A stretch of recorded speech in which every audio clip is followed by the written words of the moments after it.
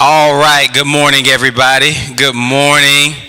It's good to see everybody who's here this morning, and I see we have some other people coming in now as I'm speaking. So it's good to see all of you who are here with us in person, all of you who are with us online. I'm sure people will trickle in as we go throughout the day, and we're just happy to be here. We're happy to be here. We're happy to have this opportunity for you all to be a part of our inaugural, okay, that means first for those of you who may struggle with that word, okay? For our first financial summit here at 13th Street, and the reason that we want to provide this is that we want to make sure that we're not only providing a benefit to our church members, in our church community, but to the community at large. We want everyone in this congregation and congregations across the country and in our community to be aware of opportunities, of businesses, of ideas that could help them grow financially. And today you'll learn why that's important. And today hopefully you'll also get an idea of how God wants us to be successful. Okay, there's not a biblical requirement that you be poor. And so the more that you do, the more that you earn. One of the things that you'll hear today is usually the more that you can do for God's kingdom. Okay, so we're going to get into all of those wonderful things. We have a wonderful, wonderful, wonderful lineup of speakers today that are going to share a lot of things that will benefit your life and will help you as you go throughout the year. We wanted to do this early in the year so that you can take some of these concepts and principles that you're going to hear about today, apply them, and use the rest of the year to kind of to be your launching pad. Use the rest of the year to be your launching pad into, the rest of your life financially. And so again, thank you guys for being here. Thank you guys for taking some time to join us on this Saturday. So we're going to have Brother Lamar Shannon open us up in prayer, and then we'll get started. All right, let us pray. Dear Heavenly Father, we just thank you once again for allowing us to wake up and see another day, knowing that you didn't owe us today, but yet you did touch us and reminded us that you are not yet finished with every last one of us this morning. Knowing that every last one of us have a purpose in this life. And just as Brother Iverson mentioned that the better that we know, or the more that we know, the better that we can do, the more that we can earn, we can become better stewards for your kingdom. And so we pray that all the information that'll be taught and discussed today, we pray that we can interpret it and internalize it the right way and put it into action so that we can get the results that you want for us. That we don't want to hide our talents, but we want to use our time, talent, and treasure to bless you and glorify you, to make you look good. So be with all the presenters this morning.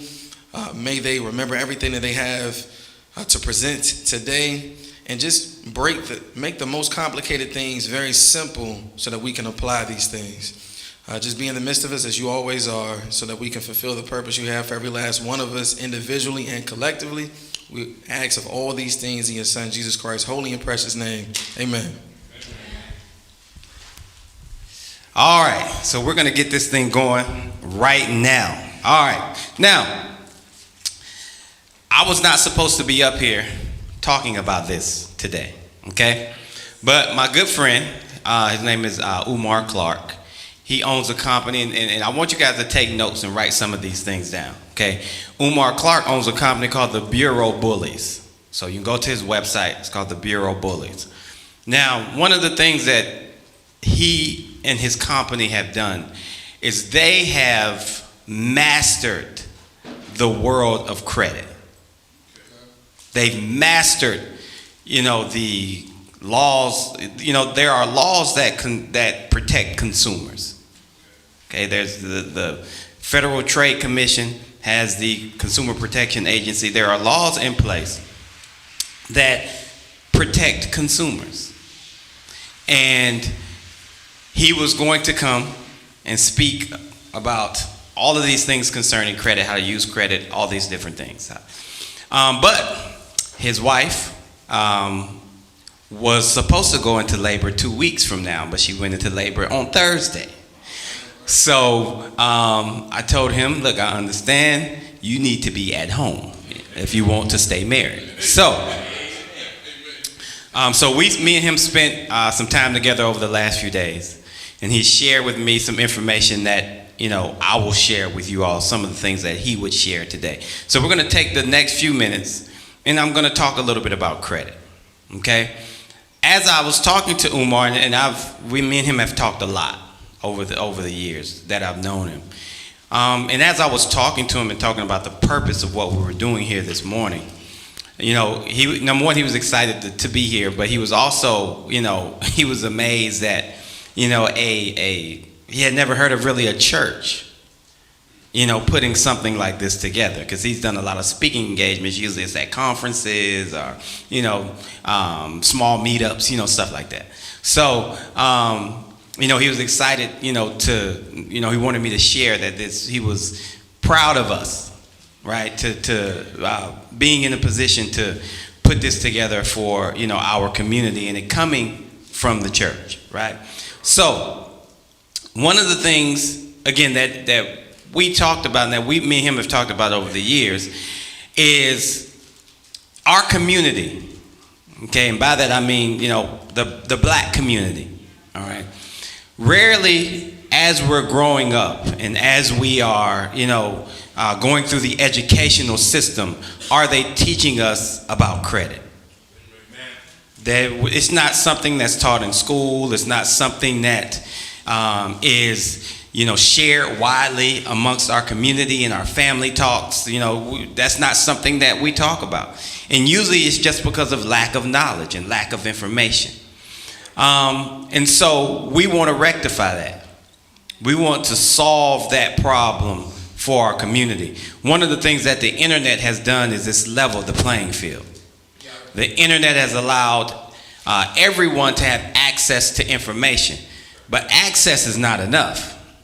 Access is not enough. You have to understand how to properly apply the information that you're digesting, and that's usually where the disconnect is, right? So we know that there are 3 credit bureaus. Okay, they call them the big 3. That's what we've been taught. There's 3 credit bureaus. You have Experian, you have Equifax, you have TransUnion. Those are your 3 major credit bureaus, and they have your information, everything regarding any credit transaction that you may have ever been involved in, or obtaining credit, filling out an application, all of these different things that we do to try to obtain loans or credit in this country. Okay? Now, first and foremost, these are not bureaus. That's just the name that's been given to them. Now, when we think of bureau, what do we think of? What's the first thing we think of? FBI, the Federal Bureau of Investigation. Okay? These are not, by definition, bureaus. What they are data collection companies. That's what they are. And they're not the only data collection companies in the United States. You and I could literally leave here today, go start a business, which I'll talk a little bit about here later when I get up. You can go start a business, and you could start a data collection company. And what would happen if you started to build the right kind of data, collect the right type of data, one of these credit reporting agencies, which is really the correct name for them, will reach out to you and say, hey, look, we see, you guys are collecting information that could be beneficial for the service that we provide. We'd like to contract with you to get some of that information on. Okay? That's how it works. We could have a credit reporting company ourselves and contract with Experian, or they can't collect all the data that they need. or all the data that's required to properly keep up with our current credit system. Okay?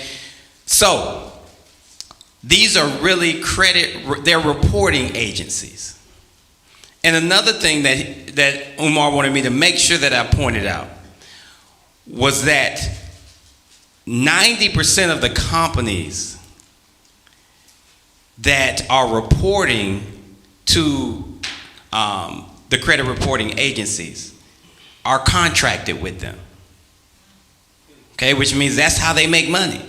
Equifax, Experian, TransUnion, they make money by contracting with these other Bank of America, Wells Fargo, all your national banks. They make money because they provide the score, okay, that's needed for you to get either approved or not approved for a transaction. Okay, so it's to the benefit, not to you as an individual consumer. They're not looking out for your best interest. They don't want your score to necessarily be high, right? Because you understand this, the higher your score, the less interest you pay. The less interest you pay, the less money they make. They don't mind giving you credit. You walk in there with a 580 score, sure, oh yeah, come on. Yeah, come on, we'll give some credit. Now it's going to be 23% interest, but we're going to give you this credit. Go out there and buy you some new shoes, and, as soon as you leave here, you go to college. Okay, on the first day you get there, you're not even moved into your dorm yet, and they got all these tables and all this stuff set up. Get you a credit card, Capital One, Chase, come over here and fill out this application. Okay, you don't know what you're doing. You haven't been taught this information. You're thinking, oh, this is free money. You're going to give me $2,500? You've never learned about credit. Unfortunately, your parents didn't teach you about credit. You definitely didn't learn about it in high school. So now here you are, a brand new freshman at the university. And you're like, oh, so this credit card, yeah, you've heard about credit cards, yeah, but you don't know that, hey, you got to pay this back. And if you don't pay it back, they're going to report that information to one of these agencies. It's going to follow you. And now you kind of start behind the 8 ball with your score. Okay, so these are credit reporting agencies. They have no affiliation with the government. Zero. These are not government agencies. Equifax, Experian, TransUnion, these are corporations. These are not government entities. That's another, falsity that's spoken about a lot in our community. Oh, we believe that they have some type of authority. You don't pay this bill, we're gonna come arrest you. No, they don't have that type of authority. These are corporations that provide a service. Okay, they are not government entities.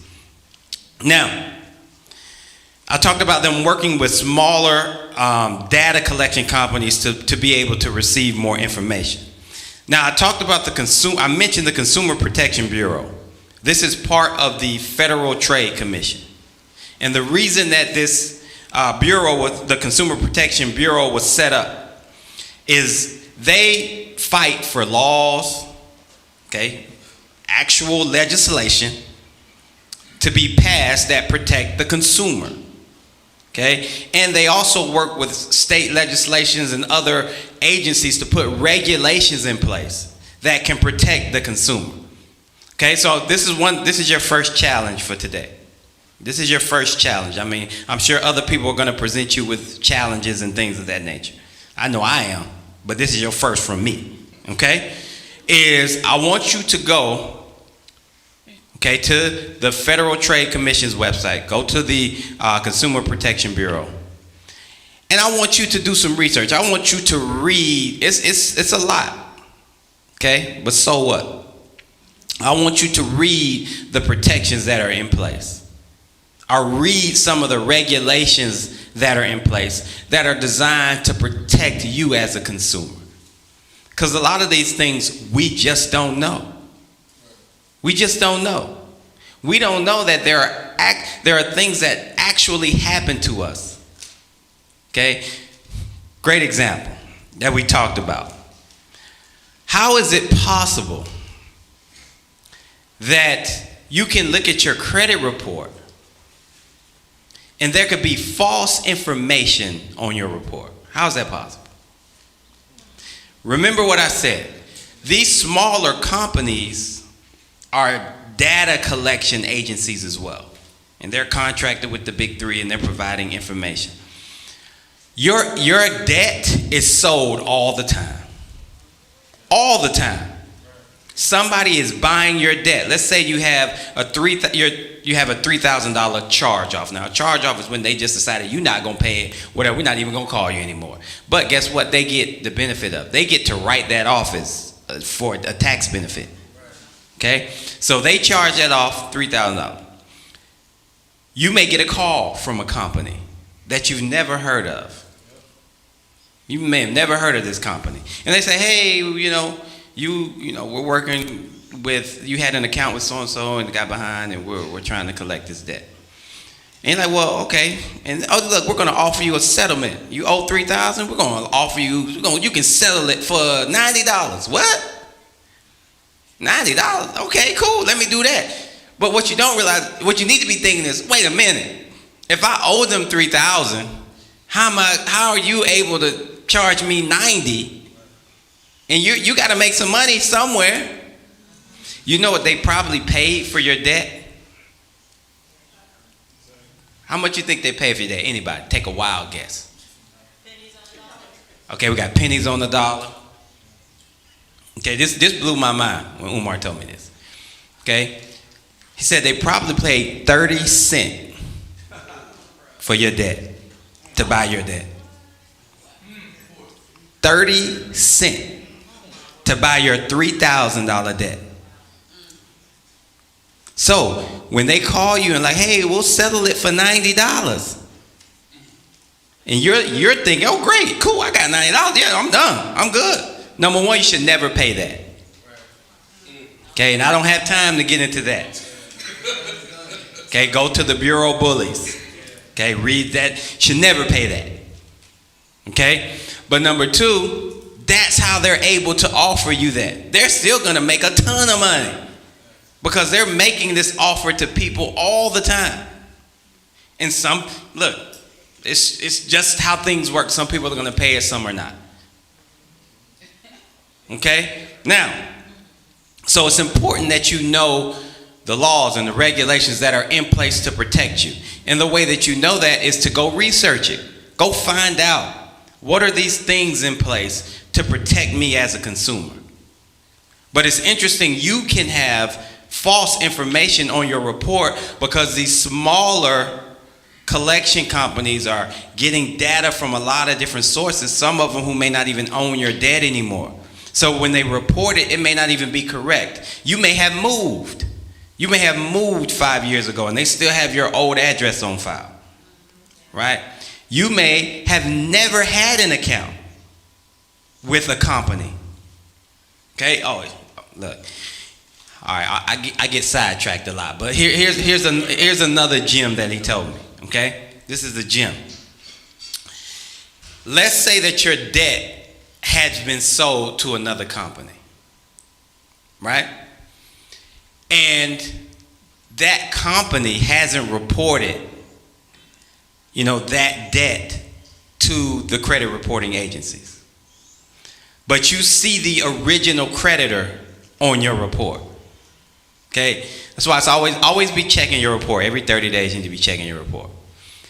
You can reach out and say, hey, I got a call from, you can reach out to the reporting agencies. I got a call from, ABC company telling me that, I owe them, but AT&T doesn't own this debt anymore. I need this taken off my report. They immediately, not 30 days, okay, they are in violation of the Federal Trade Commission's laws. If that stays on your report, they immediately have to remove it.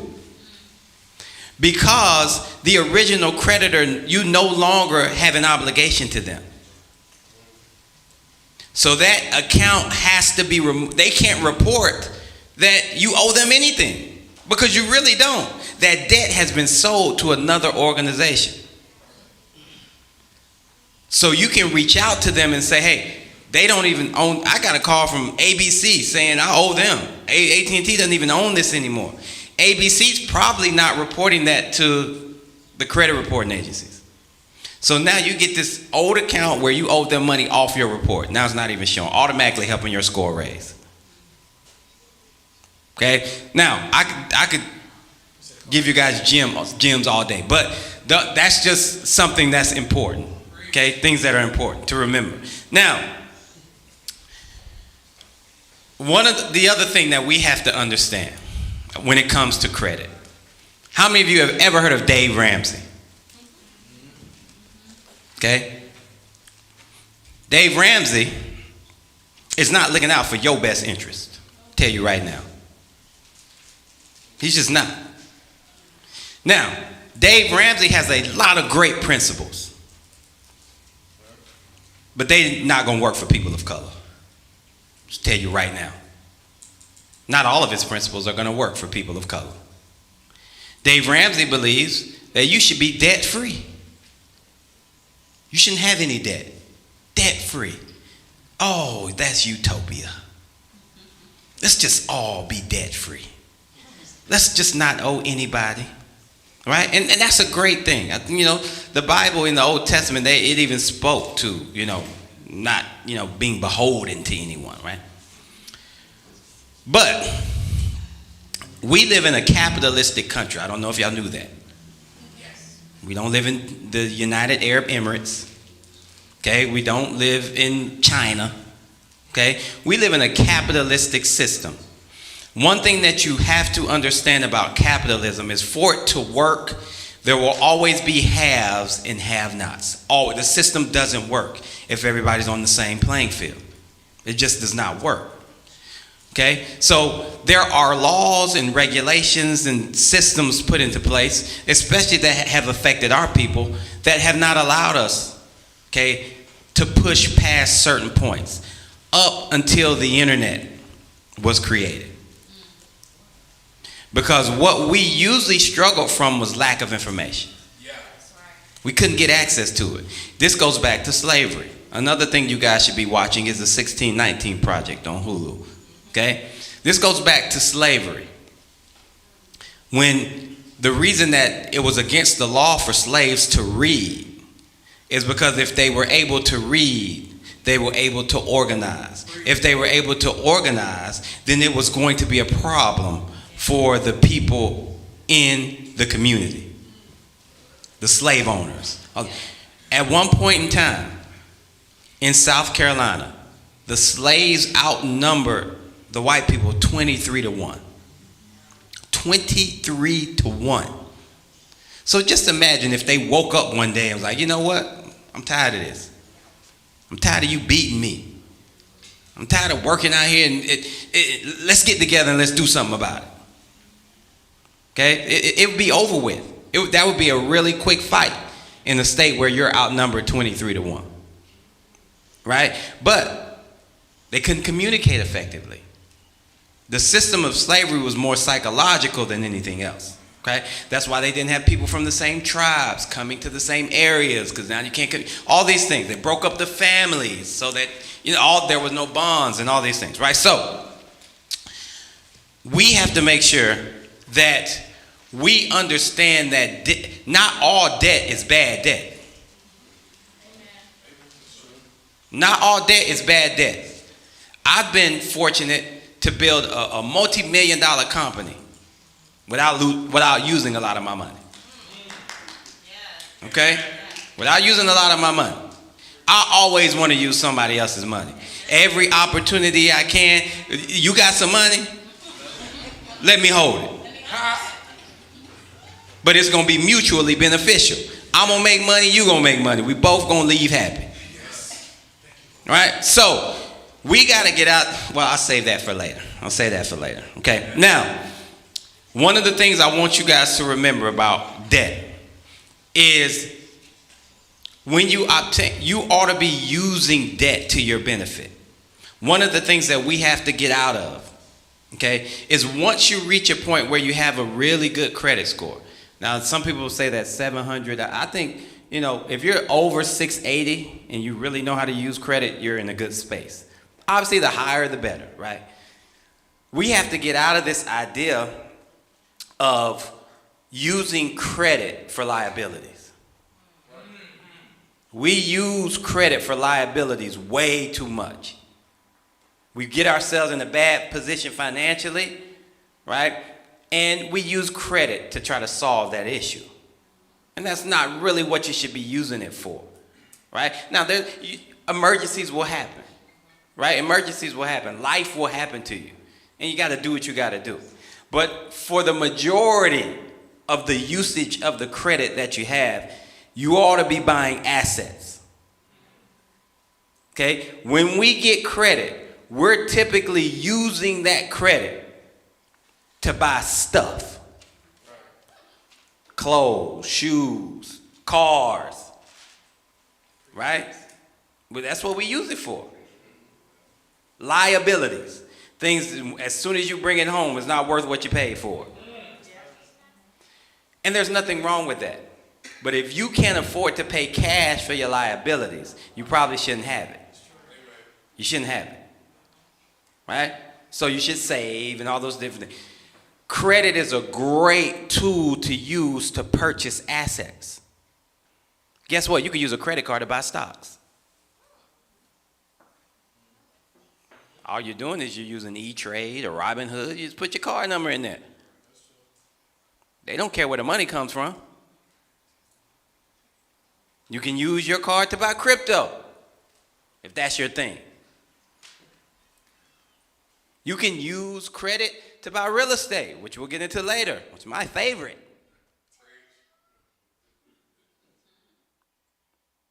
You can use credit to start a new business. Guess what? That's an asset. That's an asset. That's something that you're building that you own instead of going to work 40 hours every week on somebody else's dream. So we have to start to change our mindset. And I'm going to speak a little bit about mindset a little later on, so I don't want to get too deep into that right now.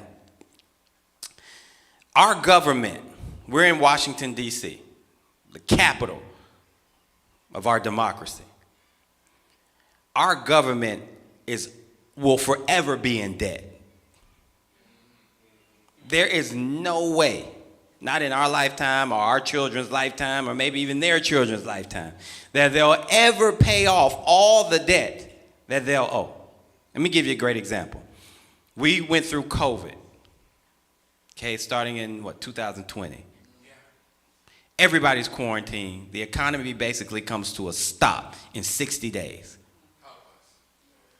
Okay, restaurants close, malls close, movie theaters, everything closes in a 60-day span. We learned about COVID in January, started the spreads in China. Oh, don't be that worried. Trump saying drink bleach, all this type of stuff.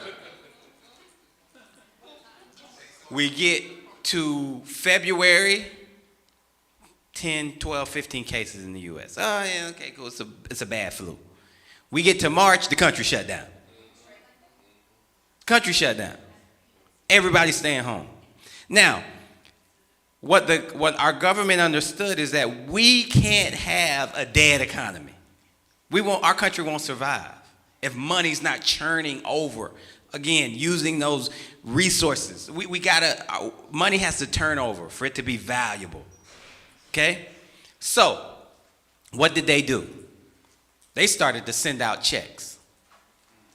Now, you may not be able to go shopping, but you can order food. You can go to Amazon, right? Amazon stock went through the roof. Delivery services, Uber, Grubhub, through the roof. Right? You can still buy a new house, right? You can move. You refinance, get some equity because, equity is going crazy, right? They sent checks out. Okay, where did this money come from? Where they printed over a 2.5 year span trillions of dollars. Okay, they printed the actual money. trillions of dollars to send out to people, to send out to businesses. PPP loans, people in jail because of that now. Some people got millions of dollars worth of PPP loans, right? Giving away money. Some of them you don't even have to pay back. You don't even have to pay back if you qualify. They printed trillions of dollars to give away. They're not paying that back.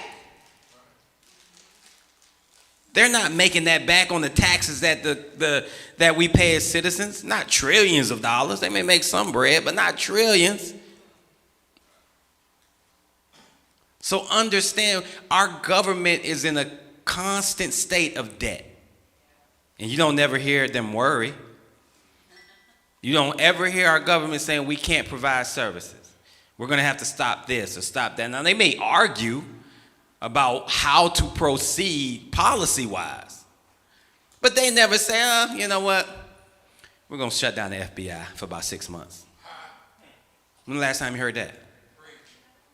When the last time, you know what? Yeah.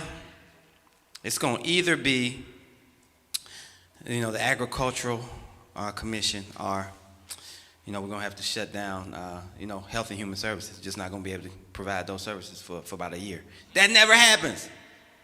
There always seems to be money to keep these things going.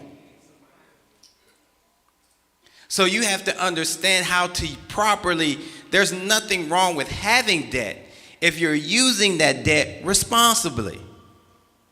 There's nothing wrong with that. But you have to know how to responsibly use debt. And the easiest way for me to put it is you should be using debt to buy assets.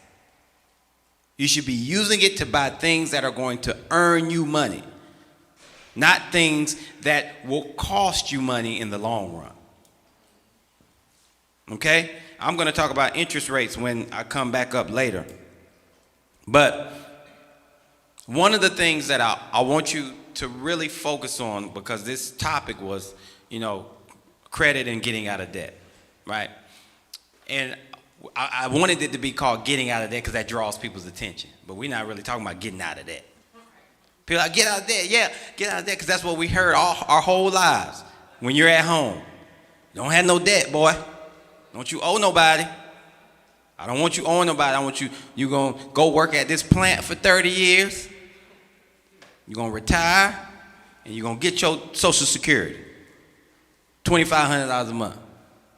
That's how you're going to live. That worked in the 1950s and 60s. That was a great plan. For some of our people, it was the only plan. But we don't live in those times anymore. You're not getting Social Security, I tell you right now. Forget about that. It ain't coming. That $12 a month, you can't do nothing with it. You need to have a plan B, and that's why we're here today. You're here today for your plan B.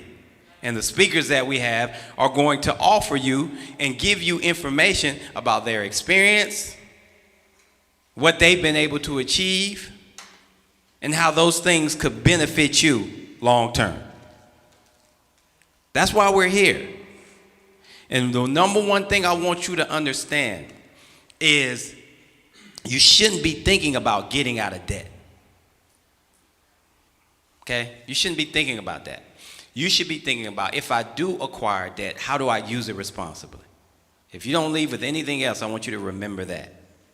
And I want you to remember, okay? I want you to remember, I see you. I want you to remember, I'm going to give you this mic if you have any questions. I want you to remember that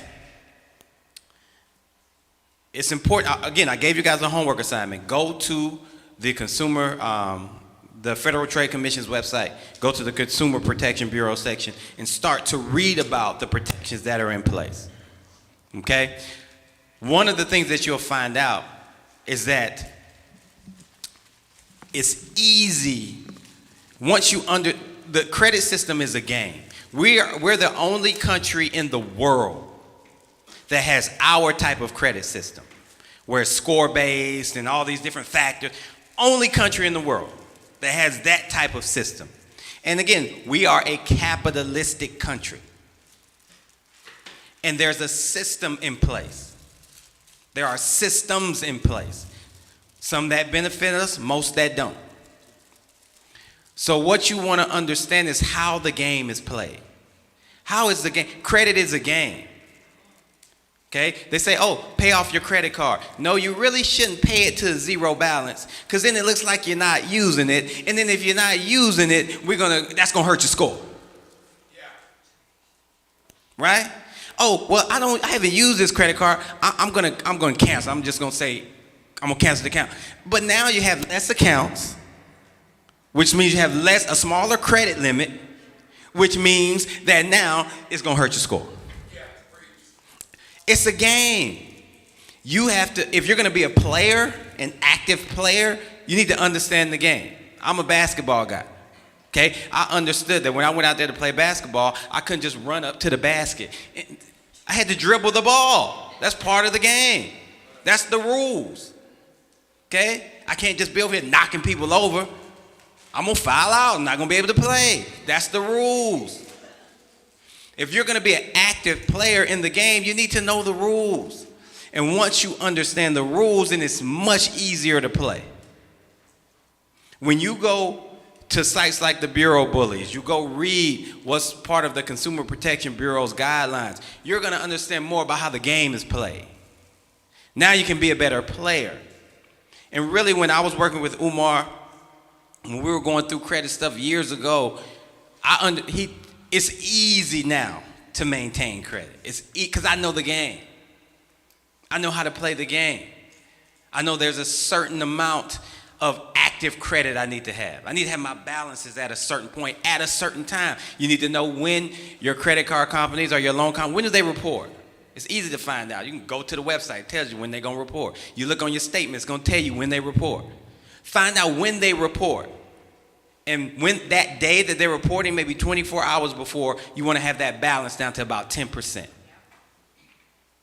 Don't pay it off, because then you're not using it. Now that's going to hurt you. Right? The only one you really have to pay off is American Express. But American Express isn't a credit card. It's a charge card. It's different. Okay, credit card, they're extending you credit. Okay, a charge card, you have to pay back per charge, right? But you get an American Express the day you're approved and it reports, your score goes up 60 points. 60 points the day that they start to report. Because it's a charge card. So they know, hey, you start to mess up, it's going to go down real fast. You want to pay this balance. We're going to help you out early, but you don't want to pay this balance? Okay. There are all different types of things that you can learn about the game of credit, right? These are just, I don't have time to get into everything, right? But you need to learn the game. And you need to want to learn the game. This is for your long-term benefit. Why wouldn't you want to know? Why wouldn't you want to know? I mean, you want to be able to make your life better for yourself and your family. You want to ease burdens. Okay? A long time ago, I heard this statement that, money doesn't make you happy, but it's a great down payment. It's true. It may not make your whole life happy, but it's going to get you going on that way. One of our most famous poets, Notorious B.I.G., had a song called More Money, More Problems. Right? I want them problems. I want the more money, more problems.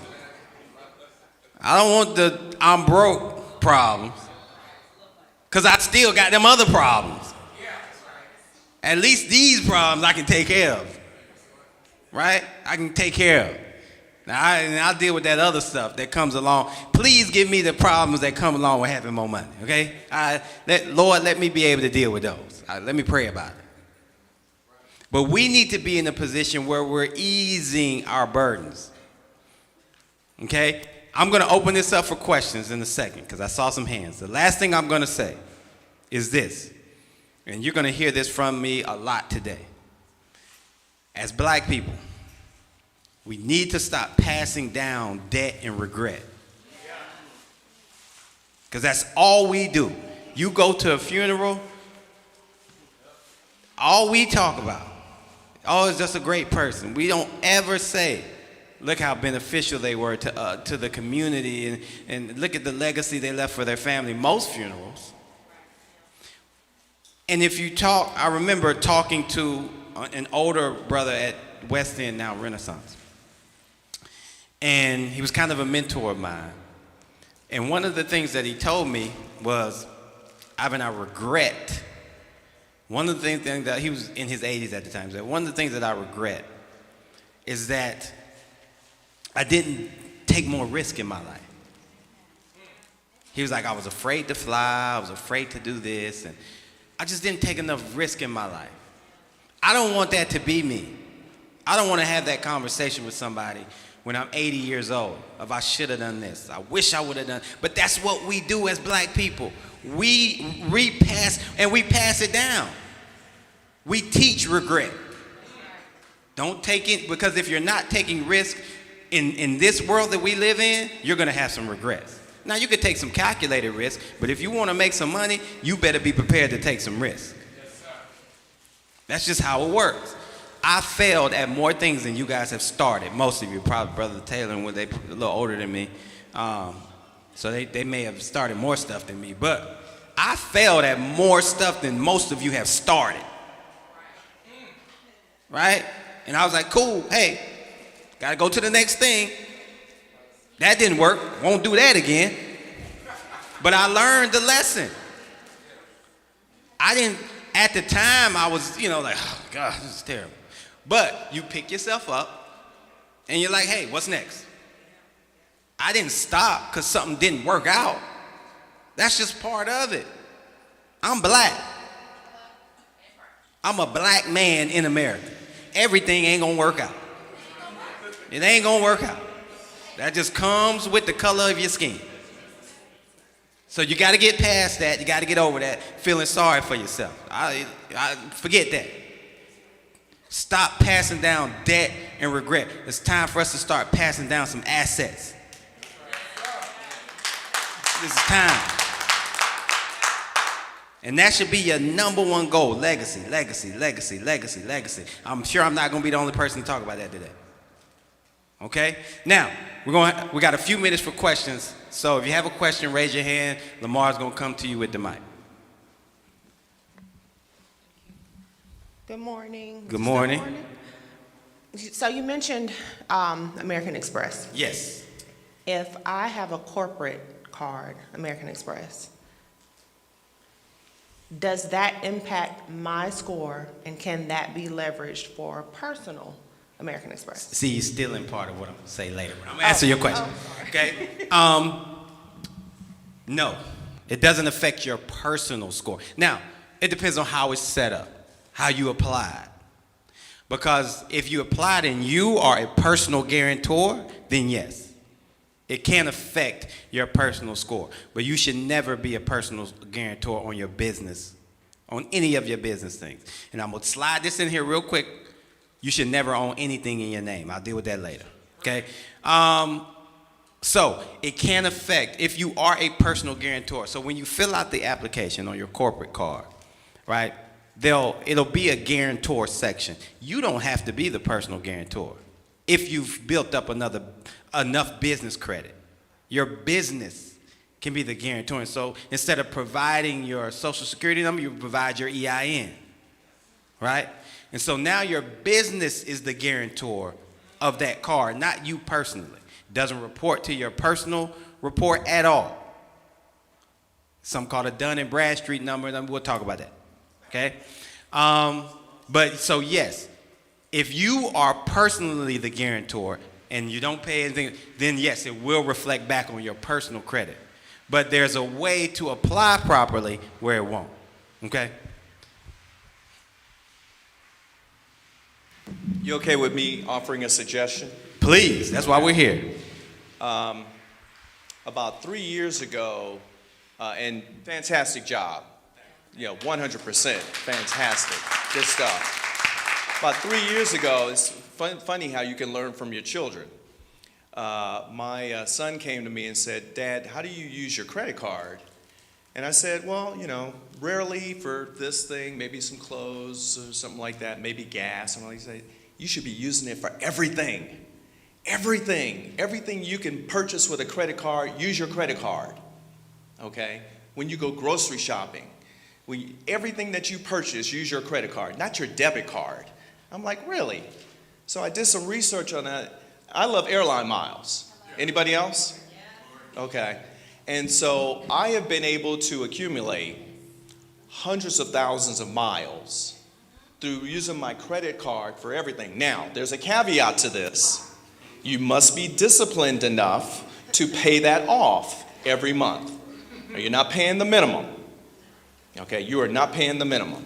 So that means that your finances have to be together to be able to do that. However, if you're disciplined, I would seriously suggest that. And we're talking about I've been able to fly free a lot by using that technique. So I just wanted to share that. Thank you, Brother Steve. We have another question.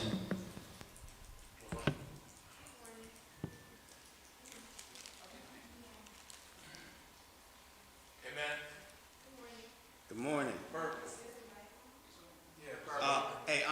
Take. I think we're gonna have to test. It's on. Okay. Okay. We're talking about using credit in a way that I have not heard before. I am of that generation where they say get rid of all your debt. If you are at a level where you are more than 10% of your available credit, can you give some advice on that? And if you hold a mortgage, is that sufficient for playing that credit score game without having a credit card? Okay, now, what she's asking is, the ideal balance that you want to keep is around 10%. If it's 30% or below, that's usually pretty good as well. But you want to be as close to 10% as possible to help your score stay at a certain level. Okay? If you're 30%, you can still have a really good score, right? But what you don't want to be is over leveraged, right? Because if you get to the point where, you're 50, 60, 70% of your balance, then they look at you as over leveraged.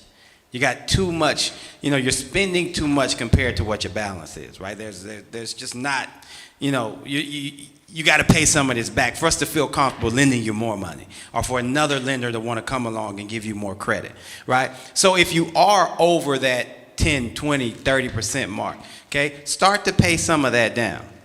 That may be easier said than done, but you pay for other stuff. You find a way to go to Chick-fil-A. You find a way to pay $8 for Starbucks. You find a way. So you can find a way to save and start to pay that down some. Discipline, like Brother Steve said, discipline. Okay? So that's number one. Number two, you need to diversify your credit. Having a mortgage, that's great, but that's just one type of credit, right? You want to have what they call revolving credit as well, where you're paying things off every month. That's a mortgage. Okay, you're paying that every month. It's a bill that's gonna come, right? But you want to have a mix of different, things that you're using credit for. Car loan, okay? Lease, right? Well, you should really be leasing, but lease, right? Paying that, right? Okay, in your business name. Okay, that's nothing. But lease, all right? I'm paying that. Okay, that's one type of credit. I have a mortgage, that's another type of credit. I have credit cards, that's another type of credit. When they look at you, they look at, oh wow, this person has a diversified mix of credit, right? And they're responsible with this diversified mix. So let's give them more credit, right? I got one more gem. Does that answer your question? Okay, we got another question.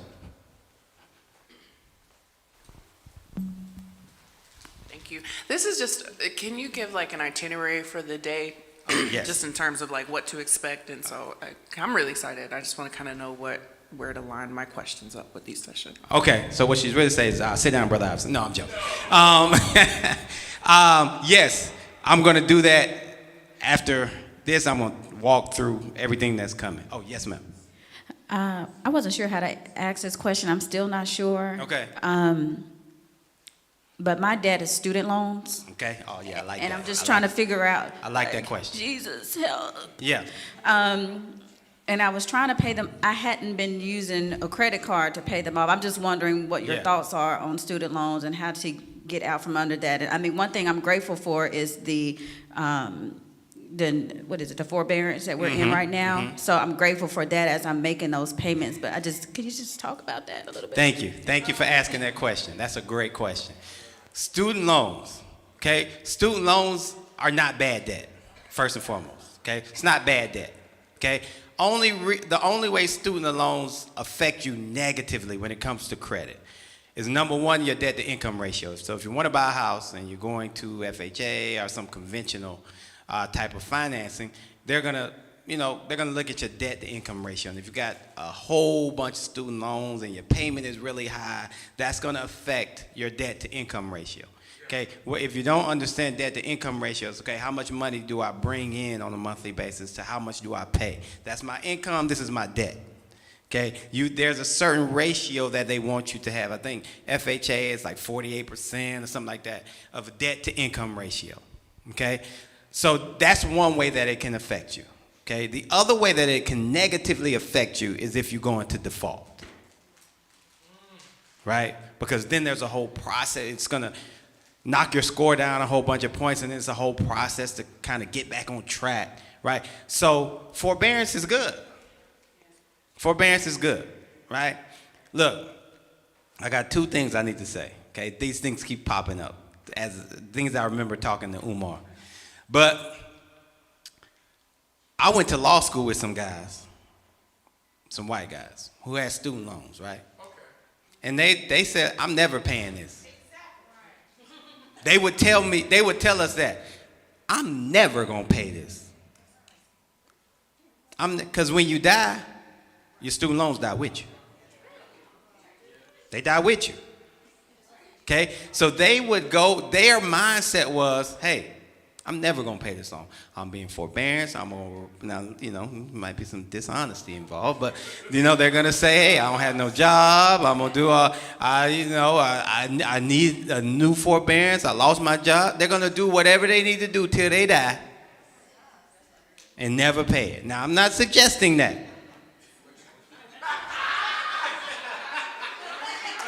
All right? I'm just saying it's out there. It's out there, okay?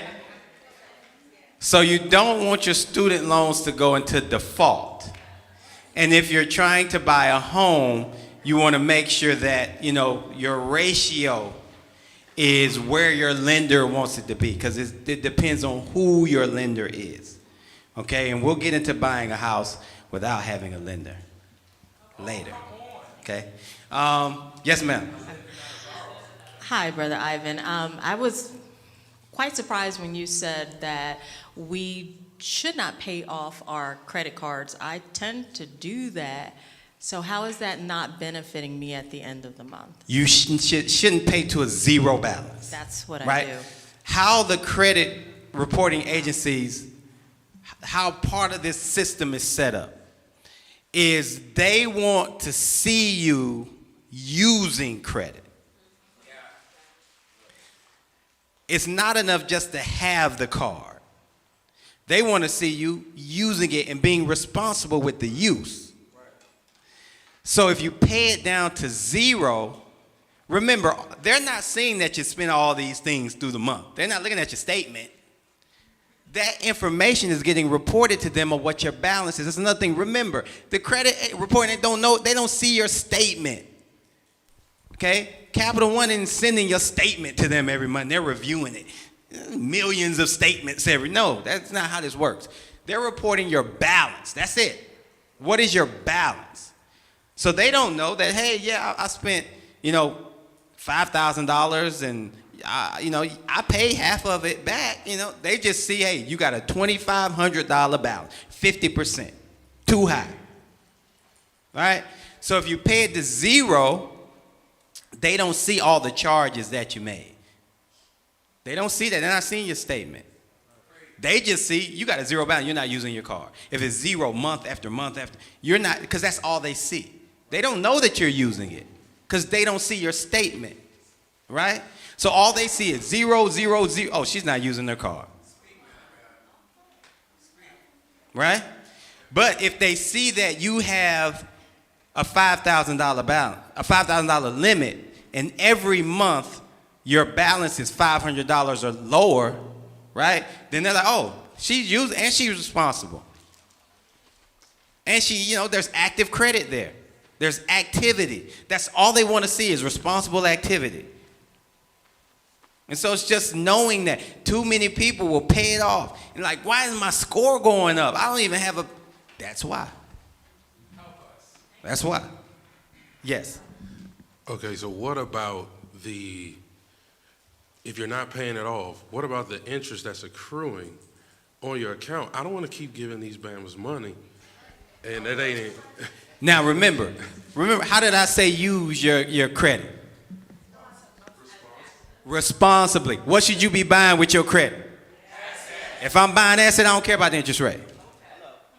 I don't care about the interest rate. My asset, if I'm making more money from my asset, then you can charge me interest anyway.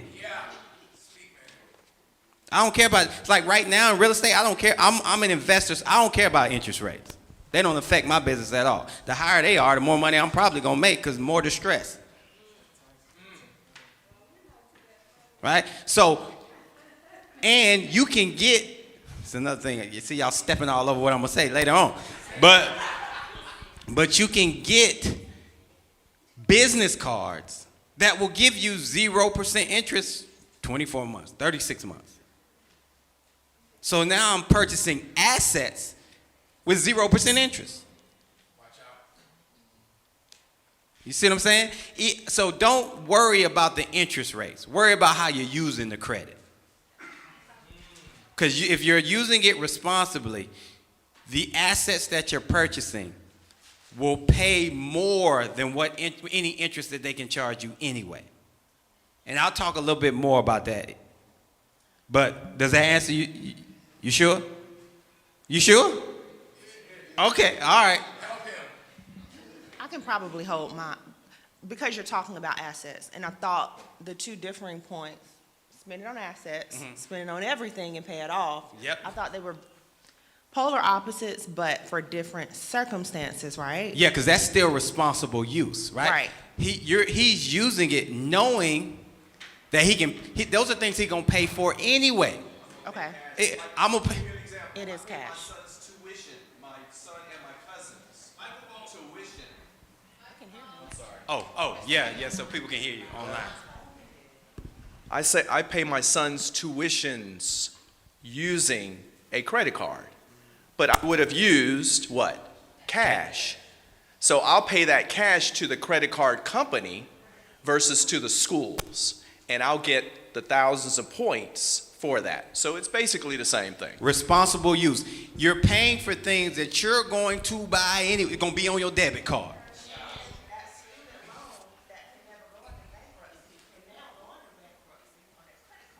Well, no. You don't want to default. Because you don't want to default. You don't want to default. You don't want to default. Now remember, you don't want to default at all on your student loans. You don't want to default, right? Okay? But that don't mean you got to pay them, okay? So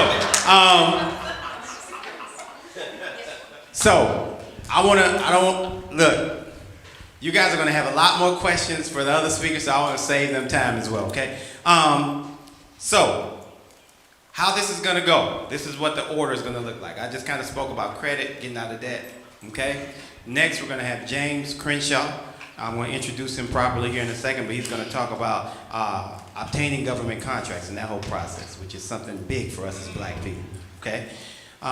Then we're going to have Mr. Willie come talk to us about insurance, another huge thing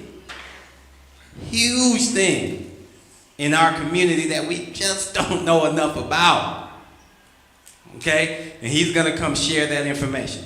And then we're going to have Sister Karis and Sister Keisha come talk to us about mental and physical health. Because it doesn't matter how much money you make if you're not taking care of yourself. Okay, you need to be taking care of yourself physically and mentally. Okay, and they're going to come talk from that perspective. Okay, then we're going to have Brother Steve come talk about how to structure and set up and the concepts and ideas behind running a successful business. Brother Steve, you guys know, is a very successful entrepreneur. And so he's going to, again, share information with you about that process. I'll come back up and talk about wills and trusts. Okay, if you guys don't know, I'm an attorney as well. Okay, so I'll talk to you about wills and trusts, and then I'll talk to you about your mindset. And I'll also talk about using real estate to buy to get to generational wealth. Okay, last but not least, Brother Bradley is going to give you guys some Bible. Okay, about wealth, success. What does the Bible say about these topics? Okay, that everybody got the rundown. So you're not going to want to leave. You're not going to want to leave. You guys don't have anything else to do or you wouldn't be here. Okay, so. All right, so we have snacks in the back, so if you guys get hungry or thirsty, please enjoy. Are you going to delve into a little bit more about D&B versus in the EIN? Yeah, I'm going to talk about Dun & Bradstreet. Okay. And, Okay. Yep. All right. So you guys ready for some more? I guess not. I guess not. We had like 1.5 people. Y'all ready for some more? Yes. All right. So, our next speaker, as I mentioned to you guys, is Brother James Crenshaw. Now, James is currently a member at PG County Church of Christ.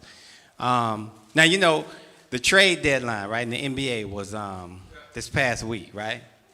And, you know, one of the things they talk about a lot in the NBA is tampering, right? How you don't tamper, you know, you can't talk to another team's player. Now, I'm not tampering here, because I don't want to steal nobody's members, okay?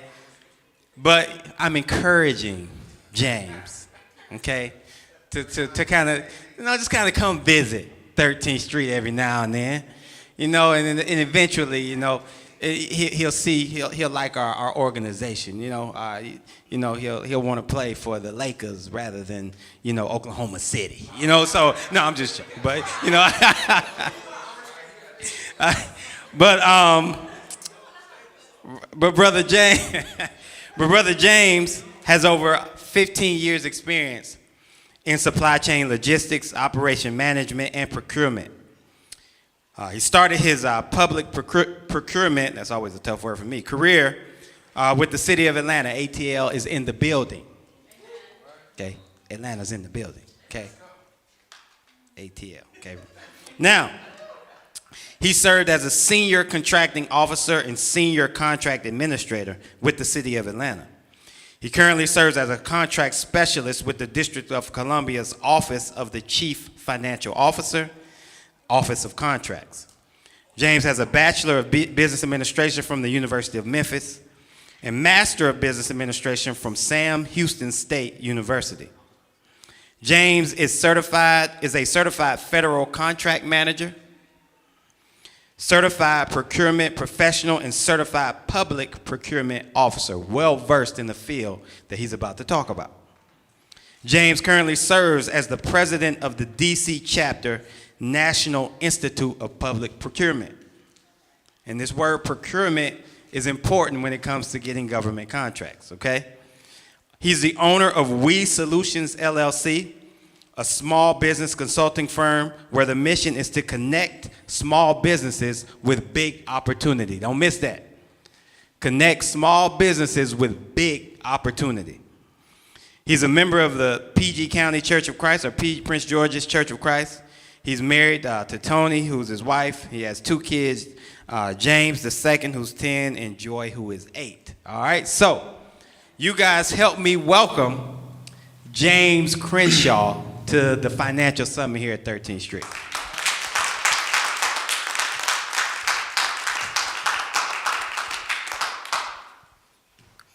Good day, everyone. It is a pleasure and an honor to be here today. A couple years back, I did visit often, and you all showed nothing but love. So it wouldn't be tampering because I already have love for this congregation. And congratulations on the beautiful facility. The renovations are beautiful. I love it here. I've shared many of Zoom worships with you all during COVID, and so I enjoyed those as well. So again, just thank you for having me. I'm going to talk a lot about, well, not a lot. One word you'll hear me say today is toolkit. Putting some tools in your toolkit to be successful. Ivan is a tool in my toolkit. He didn't mention it. Ivan is my mentor in real estate. So I do have my small business for helping small businesses, but I needed another tool to help build generational wealth. So Ivan, Instagram, hey, if you want to learn about real estate, this, that, and the other, come talk to me. When the time was right, once I finished up a few certifications, I said, Ivan, when I finish this, I'm going to come talk to you because I need to add a tool to my toolkit. And so that's what I've done. So I'm still learning. I'm still learning from Ivan. So thank you for having me. It's an honor. Ivan, thank you for inviting me. And let's just get right into it. All right, so Ivan already gave a rundown, and like you said, basically it just means I'm versed in what I do. Which one are we gonna push? Okay. Yeah, it's on. Yeah. Oh, I appreciate it. So I want to keep it as simple and as straightforward as possible. So all I'm going to talk about is the why, the who, and the how to obtain government contracts. All right. I don't want to give you anything, because you'll get to that as you get started. But I got 2 rules for you today. 2 rules. And this is what helps guide me. And I'm glad you chose the philosopher you chose of Notorious B.I.G. because I have a great philosopher that I like to quote today. Mr. Adolph Robert Thornton Jr., better known as Young Dolph. Okay? Rule number 1, first get the money. Rule number 2, don't forget to get the money. And when we think about rule number 2, the don't forget, all I'm saying is don't forget to add tools to your toolkit. Don't forget to think about opportunities to be persistent and consistent. Because when you do, you forgot rule number 1. All right? So what's our goal? When we think about our why, we think about our why. When we think about entrepreneurship, we're always talking about generational wealth. I want to leave a legacy for my family and for my kids. But my why today is, again, to bring you that tool, the tool that you need to get to government contracts. So understanding the why. Some of the things, what do we think about when we think about government? What are some of the responsibilities of the government? Anybody? Services. Right. To provide services. We think about police. We think about protection. We think about water, things of that nature. So let's look at one of the basic 7, and we're going to get there. Let's look at the 7 basic roles of the government. We're going to look at that. Now, we're not going to go in depth with it because we're going to focus on obtaining government contracts, and so we're going to look at the budget, but we're going to look at some of the basic 7 rules. Number 1, y'all said it already, providing public goods and services. So that's public defense, police, military, public services, water. What's one of the big things that we heard about some years ago that got people upset was Flint. Why? Because of water, the government was unable to provide clean water. That is a government responsibility. Why we've been getting upset over the past few years, or really our entire existence, with our protection, with our police, things of that nature. Respect to the police, we love you. But why have we been upset? Because who's supposed to protect us hasn't always been doing their jobs. But there's more to government responsibility than just police and water. What are those things? Managing externalities. That just means keeping us away from pollution, things of that nature. So like when a big corporation is putting pollution in the air, it may not affect our bottom line with our money, but it affects us health-wise. That's why you see people out there protesting there's global warming, this, that, and the other, because these are the people who say, hey, maybe we don't notice that this stuff is hurting us, but hey, government, you're not protecting us if you're letting all this pollution get in the air. What's next? Government spending. We hear about it all the time, the debt ceiling. Ivan was just talking about it. The government ain't gonna stop working, so they have to manage that government spending. Part of government spending is in small businesses, entrepreneurs, things of that nature. Distribution of income, making sure that there's no monopolies, things of that nature. We know that Amazon, Walmart may be considered a monopoly, but the government still tries to make sure that there's fair and balanced opportunity for us to do business. And that's what we're going to be talking about today. Talked about federal budget. We talked about taxation. We know what that is, income tax, sales tax, things of that nature, and Social Security, which we know we're not going to get. And that's why we want to remember rule number 2, don't forget to get the money, because we're not going to get number 7, but if we have this additional tool in our toolkit, we're not even worried about number 7. Hey, government, all I need you to do, make sure my water clean and protect me, and we're gonna get to do the rest ourselves, okay? So let's look at it. What does the government do each year? When you think about, is this possible for me? Can we do this? Well, 95% of all government contracts go to small or medium-sized businesses. 95%. It's estimated that each year the government awards 11 million with an M contracts. 11 million. And I think a lot of times when we think about contracts, we're thinking about, oh, some big building or some big land development, things of that nature. No. I'm talking about things as small as providing t-shirts to a summer camp.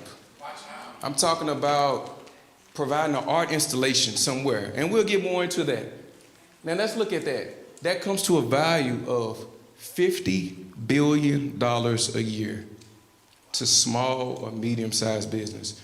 And in the average scale for a small business, it does depend on the municipality, but it's about 1.4 million or less in revenue a year. You can qualify as a small business. So it doesn't even necessarily mean the amount of employees you have all the time. Sometimes it's just about your revenue.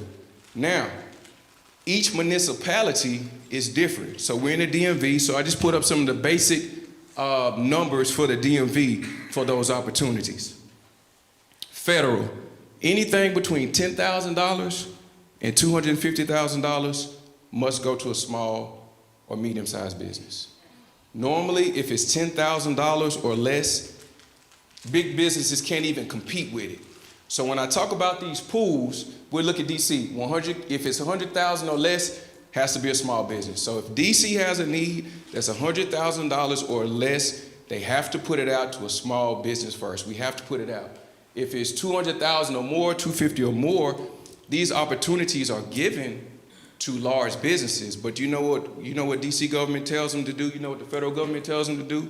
Maryland and Virginia, what do you think they tell them? Subcontract. That's it. So with the government, I'm not going to say rarely, because sometimes it is in the best interest of the government to just go with the big boy. Sometimes that's just what it is. But what they tell them to do is, hey, I need you to take 30% of that operating revenue and go get that subcontractor to do something on it. It could be from the admin, it could be from the paving, it could be from the painting.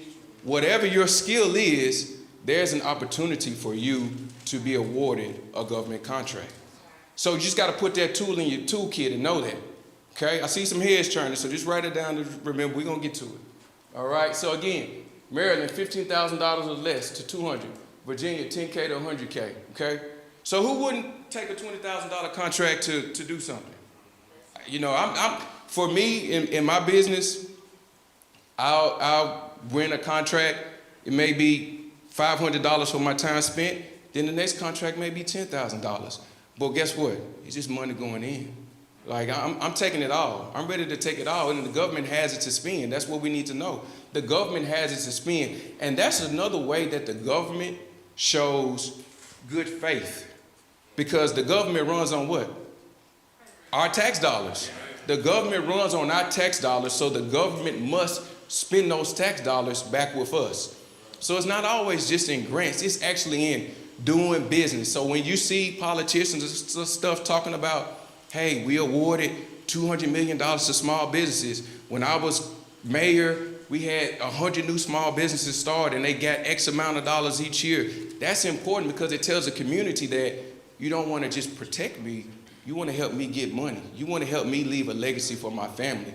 But a lot of us, the challenge is a lot of us just don't know. A lot of us will start a business, and of course that's fine, we'll put it out on social media, we'll put it on LinkedIn and this, that, and the other, and then we may get upset or something if our friends aren't sharing our business. You know, if you're my friend, hit a like or share my business. Well, right.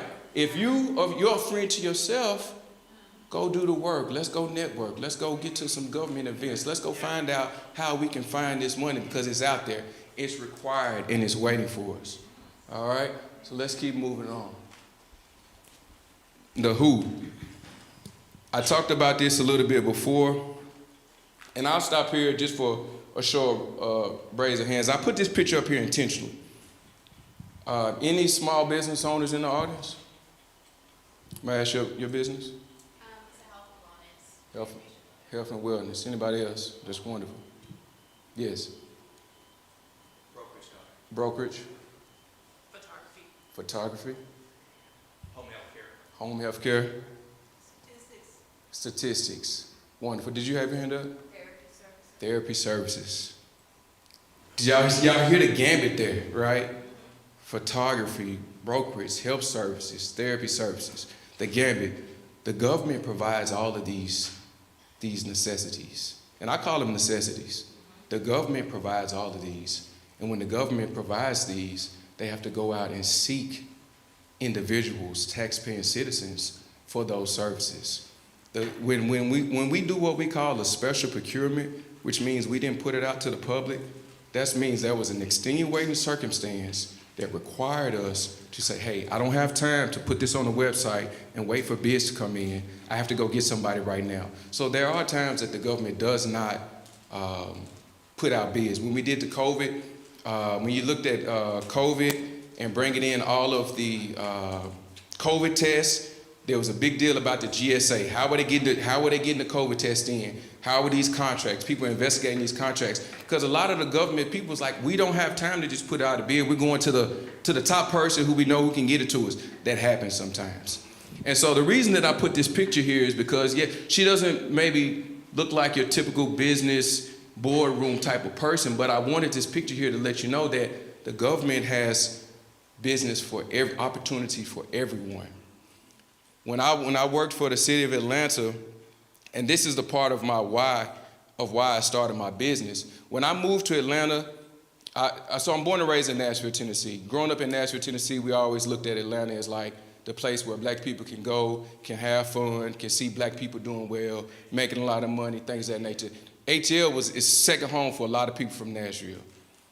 But my perception of Atlanta was just the entertainment, the athletes, the music, the hip hop, and that was my perception. And now, of course, Real Housewives of Atlanta, Love Hip Hop Atlanta, things of that nature. Right, those are your perceptions of Atlanta. And that perception didn't change until I started working for the city of Atlanta. And I awarded my first $200,000 contract to a black woman-owned engineering firm. Never even crossed my mind. Then I awarded a $300,000 contract to a black-owned janitorial company. Then I awarded a contract for cafeteria services, right? So if you are anything that you do, if you have a hobby, if you have a side hustle, I'm kind of stealing myself from some of my other sides, but I'm gonna preach on. Register that business. Register that business, and it's another toolkit because the first thing I did when I registered my business was I started writing off expenses, operating expenses. So I started, like I said, using that credit card. I got me a business credit, using that credit card, paying it, using everything is written off because it's helping me on my tax liability as well. It's a game. Use your tools. Use your tools. It's not a game, but it's a game, if y'all understand. So let's keep moving. Let's look.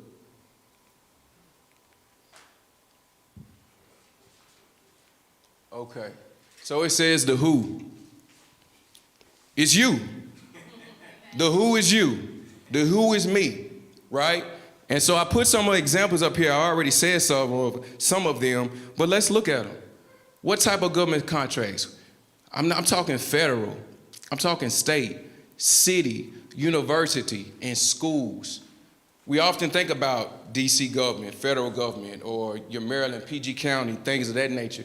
But universities, public universities, they're required to use public procurement as well.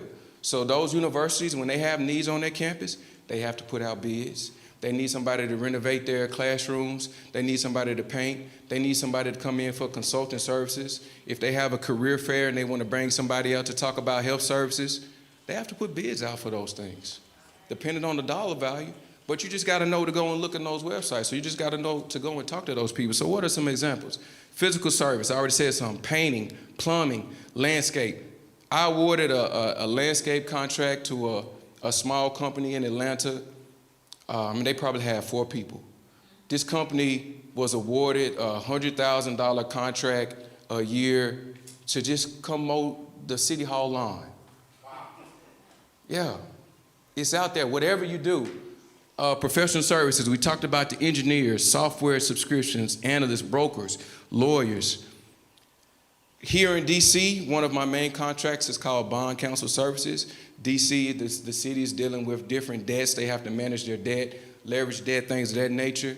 We need lawyers for that. So sometimes the city will make an agreement with a company or land, things of that nature, and things need to change. We may need to change that agreement. We need lawyers to help us with those agreements. We don't just go out and just go hire a lawyer. We literally put out an RFP, and that means request for a proposal. We literally put out an RFP to say, hey, we want the best lawyers to come in, tell us why you're good, and we're gonna pick who's the best based on your skills and your costs. And then you're gonna go do district work, okay? So every need, art, we talked about art. One of my most proud accomplishments with the city of Atlanta, we had this program called the Renew Atlanta Bond Program. And what that program was about is essentially just making Atlanta a more beautiful city. We had a new mayor. We want to make the city better. We always want to make our residents, we don't want our residents to go out to the burbs in Atlanta and things like that. We want you to want to stay here. We also want our visitors to want to come and enjoy Atlanta for all that she has to offer, right? So one of the things that we did in the Renew Atlanta program, it wasn't just paving streets and putting up street lights. It was art installations. We did an RFP, hey, who has some nice artwork we want to put in a museum over here?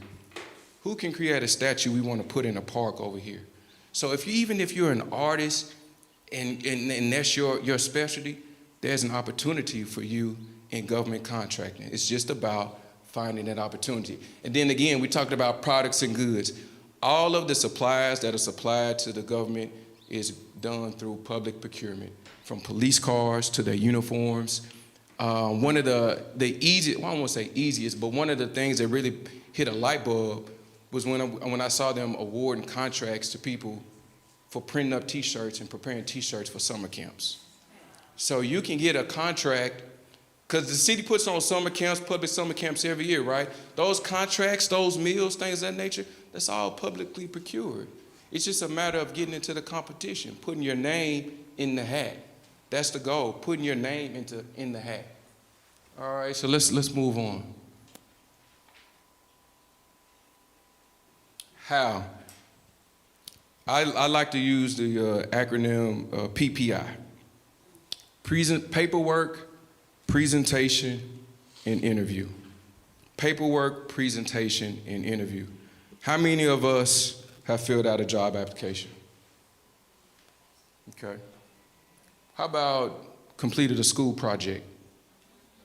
Okay. Been on a job interview? Okay. Well, you can do it. You can do it. What you have to do is get your business registered, as we already said. Just register your business. If you don't know how to register your business, that's one of the things that my company does, and I also have peers that do that. We'll get you registered. When I started my business, I didn't want to go through the, I would say, rigmarole. Maybe it was lazy, it cost me money, but time is money. You can register your business on the state website, state comptroller, things of that nature. I just use LegalZoom. It was about $400, $500. I spent the money. I just let LegalZoom do it, and they keep me up to date. So if you want to go that route, that's fine. But what you're doing, that for me, that was an investment in my business, right? Then I turned around and wrote it off as a business expense, okay? So those are the opportunities, right? But once you get your business registered, you can play. But you can't go to summer camp without signing up. You can't go to school without signing up. You can't participate in RFPs unless you signed up, unless your business is registered within that state. So get your business registered first. Just do that. Number two, then we talk about paperwork. I'm going to hone in on the paperwork for just a second. I have seen and I have awarded contracts simply because one person's paperwork was complete and correct and the other person's was not. They have this term called responsive and responsible. So to be responsive, that means you just need to be able to fill out their paperwork exactly as the entity has instructed.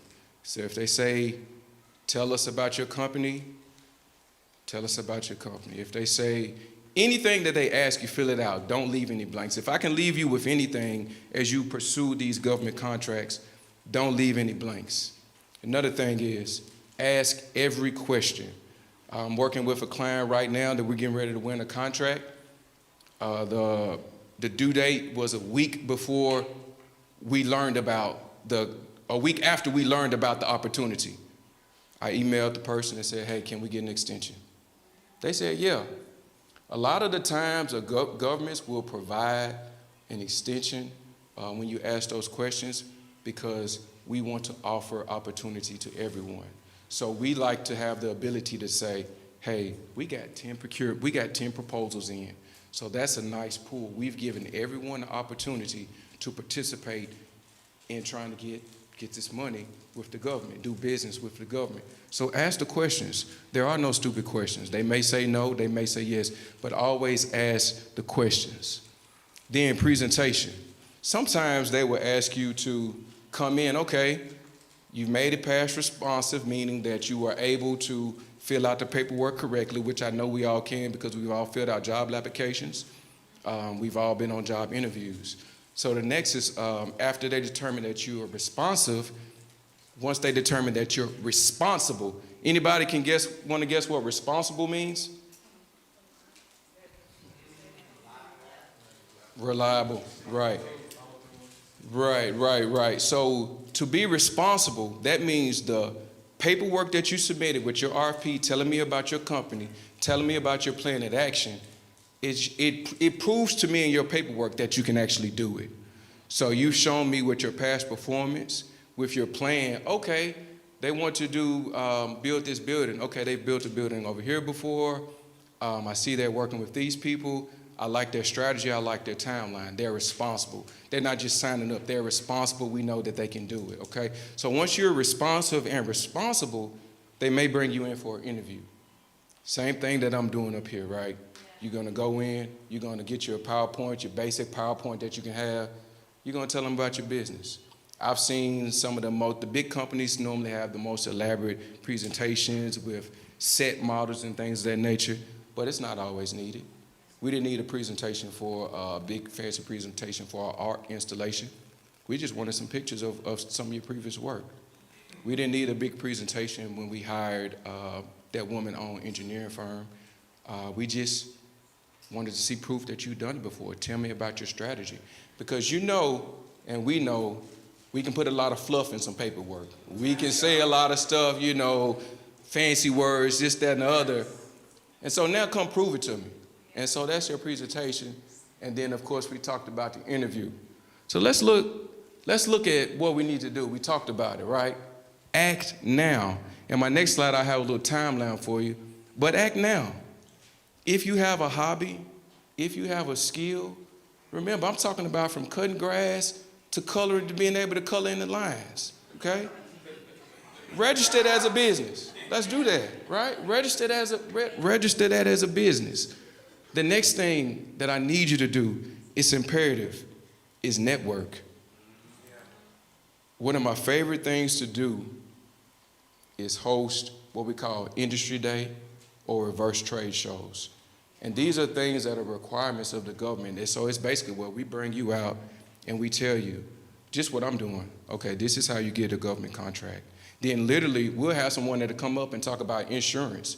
Here are our insurance requirements. This is what you need to do to have the proper insurance to work with the city of Atlanta or DC government, right? Those vendor fairs also, one of the most important things is we talked about subcontracting. The big boys or the big women, the big firms are there. You rub elbows. Hey, I know that there's this $2-3 million bid coming out. We want to team with you. Can we have a meeting with you so we can explain to you why we know you're going to be required to get a subcontractor, why we should be the ones? So you build those relationships at those industry events. But what else do? You meet other people, other small businesses. You learn about when new opportunities will come up. I just had a meeting this week. I kid you not. If you're not on LinkedIn, I recommend LinkedIn and I'm very active on LinkedIn. LinkedIn has allowed my career to really take off. A company messaged me in my inbox. They saw my profile, all the stuff that I haven't read, and they said, hey, how do we do business with DC government? We just want to have 30 minutes of your time to do business with DC government. Now, me as the president of the NIGP chapter here, it's two-pronged approach for me because I also want to bring those guys in to be sponsors for some of my events. So I'm always going to take a meeting because I'm also trying to bring in some revenue for my chapter. But what happened in that 30-minute free meeting with them? They found out that, well, right now they can't get a contract with us because our contract doesn't expire for another 2 years. But what does it allow them to do? They were excited after the call. Okay, now we can plan for when this RFP comes up. We can forecast what we're gonna need. Now we can look at what you guys are doing and we can cater. Y'all ever hear people say, cater your resume to the job? Yeah. Now we can cater our timeline and our plan to your pending procurement that's coming up in year 2. And also we can look at a new tool maybe that we can get in on the side if you need some additional help because they found out something that other people who hadn't talked to me didn't know. We recently let go of one of the contractors. So now nobody knows that. We don't put that out there when we let go of a contractor, but their first question was, okay, well, how can we take their place? Who do I need to talk to for us to take their place? So that networking is key. Going to those events is key. Meeting with people, conferences, things of that nature.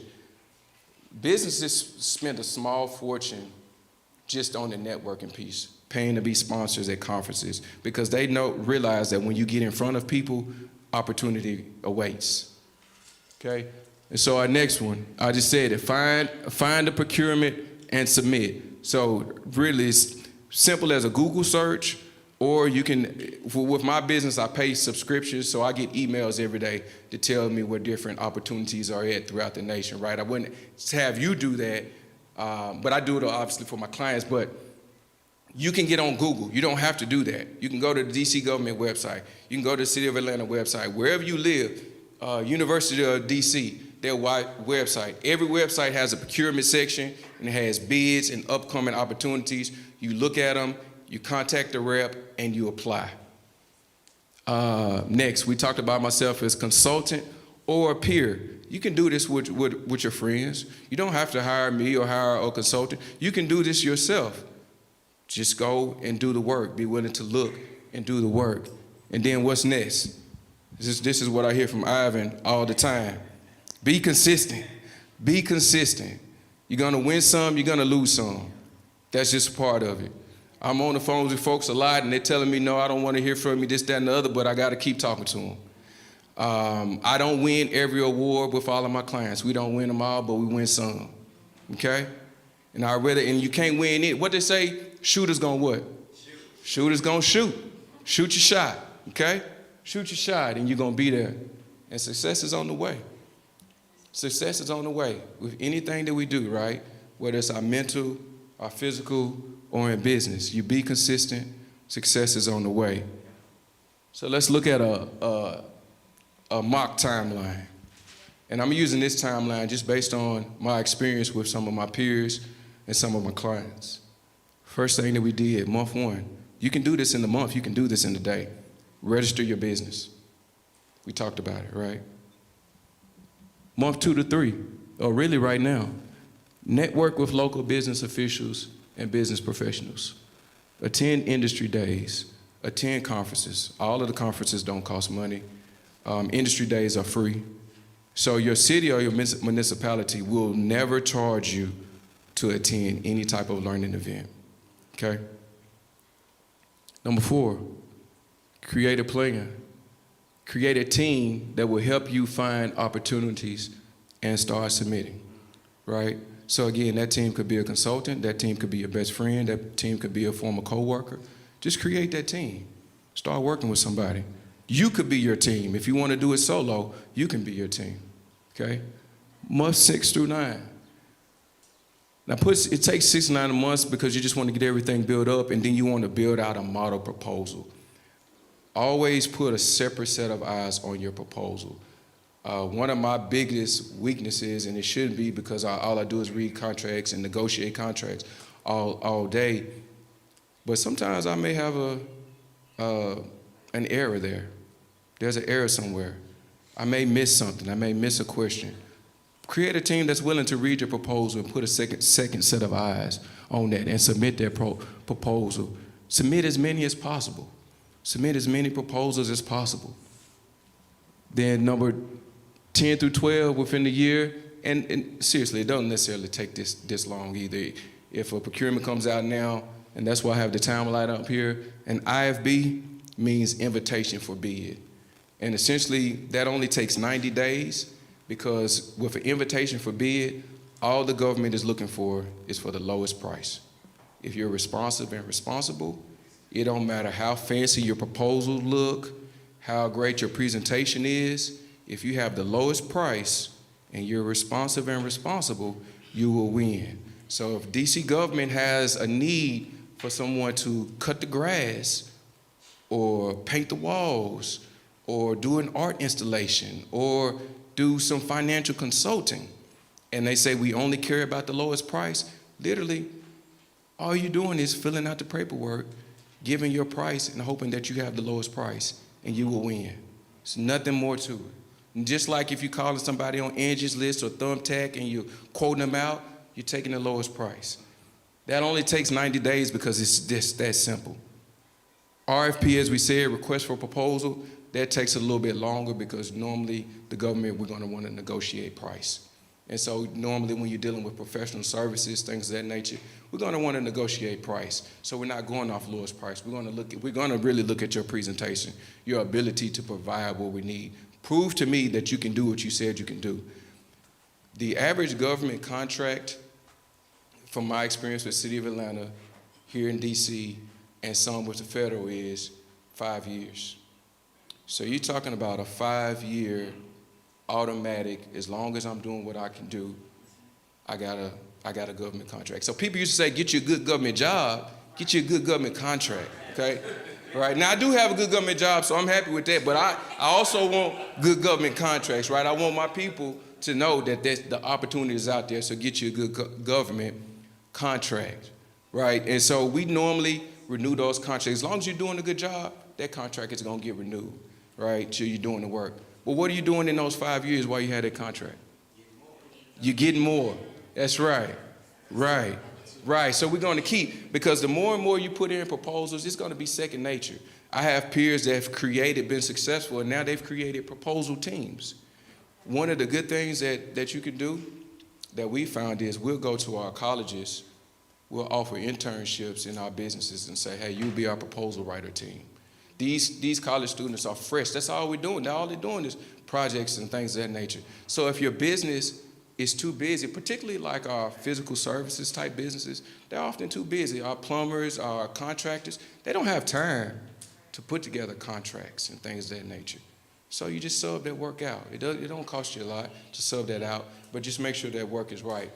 And then you'll have it. You'll be able to obtain your government contract.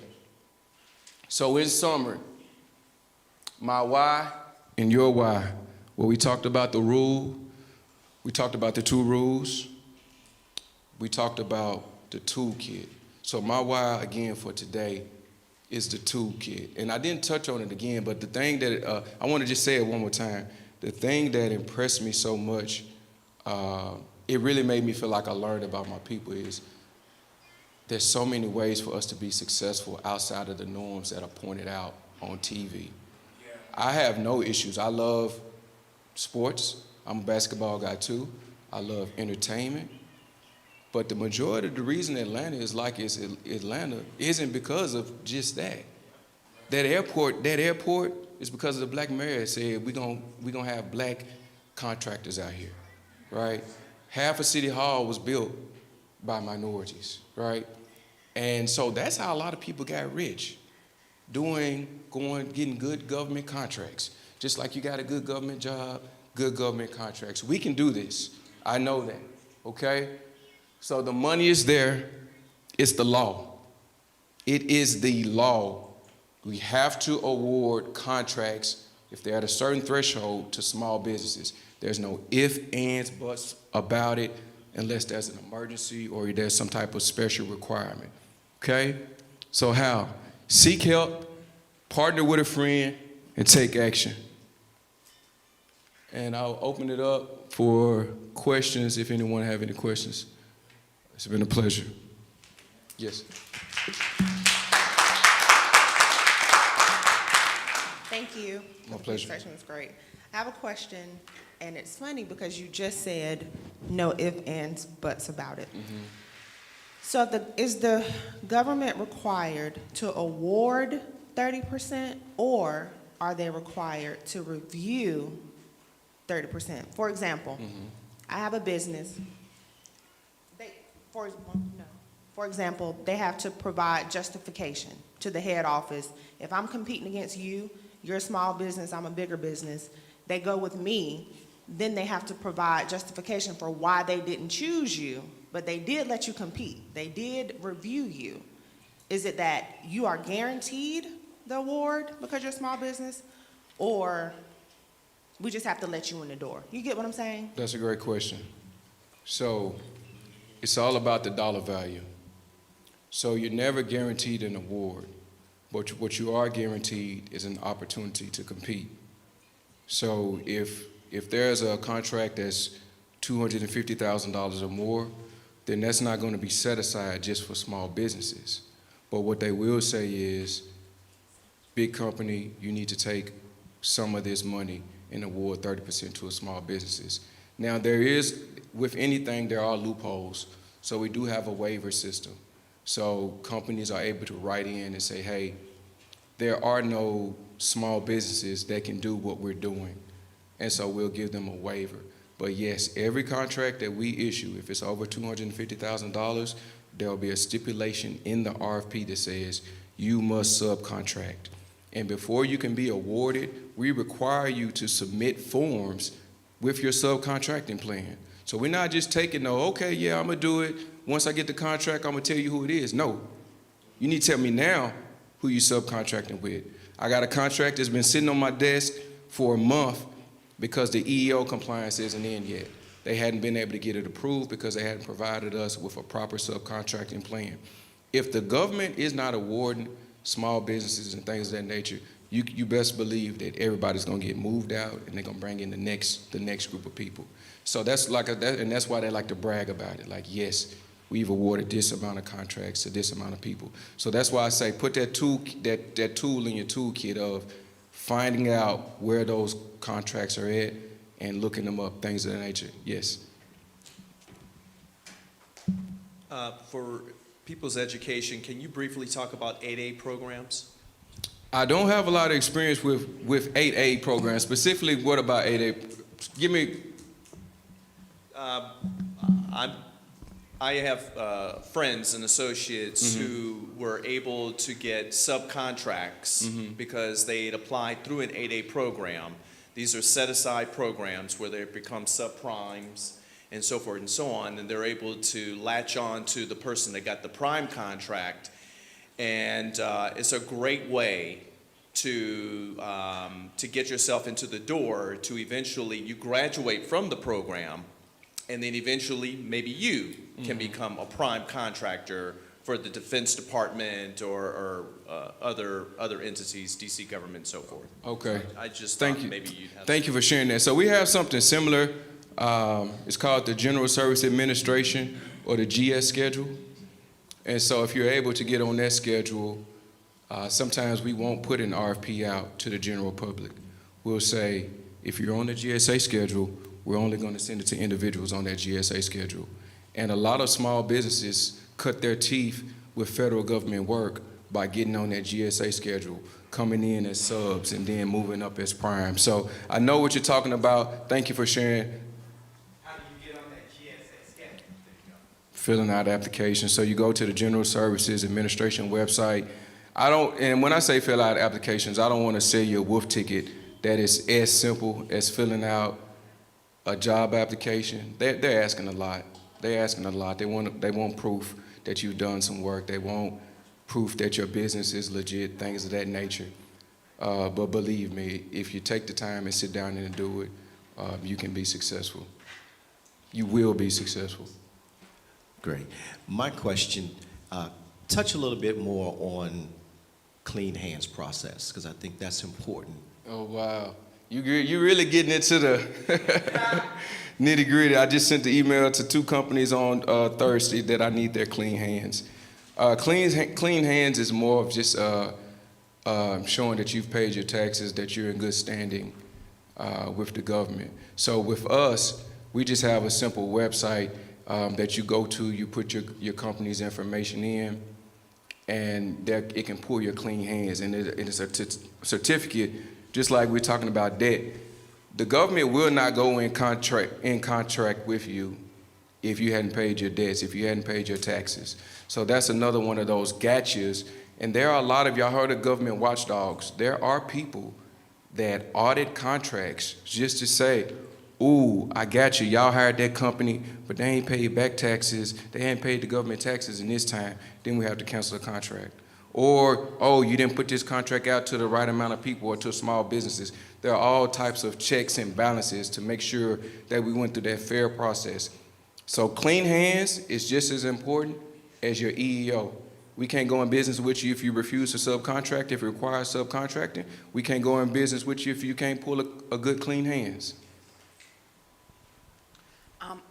My question is around like kind of the subprime, subcontracting space. Is like, is it like, I guess like with the primes, are they typically like when they need to subcontract out, is it like, do they usually need to subcontract a small business in like a specific area for that contract, or just like anybody that can kind of latch on? Like, and I think for me, like as a photographer, like it's hard for me to conceptualize like all what I could do like in the government contracting space. I know it's there, but like for a prime, would I just be able to be like, hey, I'm an easy way to fulfill that requirement, or are they looking for something a little different? If that makes sense. That's a great question. So everything in government contracting revolves around the dollar value of the contract. So for instance, in DC, if we have a contract that's going to be $100,000 or less, we require those to go to CBEs, Certified Business Entities, within DC. So that means you have to be a small business in DC to get that contract. As it relates to subcontracting out, no, it just has to be a small business, and you just have to show proof that you're able to do that. And so for you as a photographer, places that I would look, again, summer camps, even if they don't have them up there, hey, who's taking your summer camp pictures this year? Who's taking headshots of universities? Who's doing the headshots for your university portfolio this year? Who's doing those things? Okay, oh, y'all only award that to small businesses? How do I get on your list to compete, right? So those are all of the type of opportunities. Literally, who's cutting your grass? When is that contract up? Okay, but what about that park? I saw that park was over there. Or we know when we get off the easements in certain neighborhoods, right, the grass and stuff is way up here, right? You can go and talk to somebody about that, right? It's a public service requirement, but oftentimes public services contract that work out. I have a question. Yeah. Is LSDBE still, you say you work with the district government, right? Yes. Is the LSDBE still a requirement for small businesses to locals, be on right? To be on, it is still something that needs to be done? Right, so you would need to be either certified as a certified small business or LSDBE, for those who don't know, it's local, small, disadvantaged business entity, right? And we all in this room qualify for that. So it's just a matter of signing up. So depending on the dollar value, depending on the contract, because sometimes those things are waived, but yes, you just have to have that certification. So if you're a small business and we're requiring small business, local small business, yes, it's required. So even if you can just say, well, look at me, I'm obviously that, if you don't have the paperwork, it's not enough. Then is there an expiration date on that? Because I qualified years ago. Mhm. Is there an expiration date on that? Right. Yeah. So you do have to keep up your certification. I don't know the exact length of the certification. Normally, it's 3 to 5 years on your certifications within the district. But those things often change as well, depending on who the council person is, or depending on what small businesses are saying their needs are. It's a great question. I just wanted to say, I am feeling really affirmed right now. Wonderful. And the reason why I'm saying that is because when I moved here to the DMV, I lived in Virginia and I worked for Alexandria City Public Schools. I didn't know anything about procurement, but my first temp job was in the procurement department for the school system. And I was a contract specialist, so I learned about all of these different contracts, like for fences, for shoes, for rugs, for all the services that people provide. I don't know why we don't know about this. So I'm just grateful for this particular part of the workshop, because it's kind of helping me see why God had me in that particular job for 5 years in procurement and in contracts. And a lot of the contracts that I helped to write was for SWAM vendors, small women-owned and minority, and there are just so many contracts for, I know, like Sisters in Christ that I hear all the time talking about the things that they're wanting to do, and they're wanting to go and be as entrepreneurs, and all of the government contracts that are out there for them. So I'm trying to figure out how to get myself even back out there as far as a therapist, and how to get use my therapy services or whatever goods that I could create or provide. I'm just grateful for this. I'm grateful for the knowledge. So I think it was just to say thank you. Praise God. Thank you. And as I close, if there's it, okay, we got. Okay. Thank you very much for your presentation. I've been working as a contractor to a sub, so I don't actually have the contract myself, which I feel like is kind of the worst position, because then my taxes are all on me, my benefits are all on me. And I was wondering, because I have not had any contracts myself, how do you get started, like building that portfolio to win a contract? And then also, I have a payment plan for taxes owed years ago. If I have that, I haven't paid that out yet, does that stop me from being able to win? Okay, so I'm gonna start with your second question first. Yes. So if you're trying to be awarded a contract, and when we pull your clean hands and this show that you owe, 99.9% chance we're gonna throw your proposal out. So we can't go into contract if you owe taxes to a municipality. As it relates to your portfolio, we're working as a sub to a sub.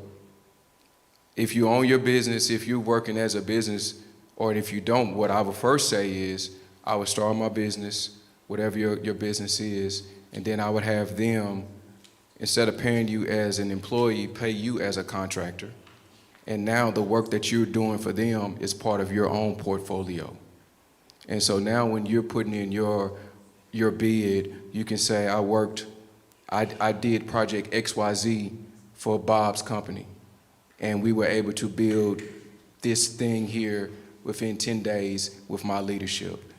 So we're not asking you if you're a sub, we just want to know what the work you've done and can you do it. So you can come in as a prime and you build your portfolio that way. The same thing with our resumes. you do it with your portfolio. You know, you make your resume.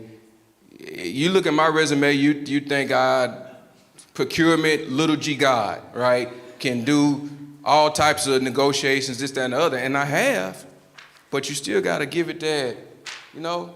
So it's the same with your portfolio. Anything you've done qualifies you. Just make it look good. Huh? Okay, so my question is about where do I have two-part question. Number one, where do I go find the RFPs, right? Second part of my question is, I know you mentioned past performance. Let's say I'm a new business, right? And I just started my business, but I have the skill set. I'm a plumber, I'm an electrician, you know, I have the equipment to cut grass, I know how to print shirts, you know, so I start my new business. But I don't have the past performance because my business is new. Does that prohibit me from getting the contract? No, it doesn't help you, but it does not prohibit you. Different municipalities have different rules. It's natural that anybody that you interview, you want to know what they've done in the past. Similar to what I've said to the young lady in the back, whoever you've done something for, if you was cutting your neighborhood yard, I was responsible for landscaping in the community of XYZ, right? I don't care if it was two neighbors. I was over the landscaping commission for this community, right? So there's an opportunity, and having them people be willing, because what we do is, it's just a form. We give you a form, we say, go get us 3 past performance evaluations, right? Go to the head of the HOA or go to that person who your next door neighbor, fill out this form and tell me about how did I do, right? Because I wouldn't advise that the government be your first shot at your work. I would hope that you're doing something, right, before you go and apply for that gov. So whatever you've done in the past, do that. You asked me something else. Okay, I know. You said where do I find the RFP? Every single municipality's website, whether it's www.dc.gov, OCP, Maryland.gov, the state, every site has a place that says procurement. Either it'll be in the financial spot, OCFO spot, Office of Chief Financial Officer, or to say how to do business with the government. That's another big one you see. Then you click on that, and all of the opportunities are dropped down. All of the opportunities. So even if it's not government, businesses, private entities, they have how to do business with us. Those, you just go there and you find those opportunities. And another good thing too is you can call people and just ask them. That's what the folks did to me with LinkedIn.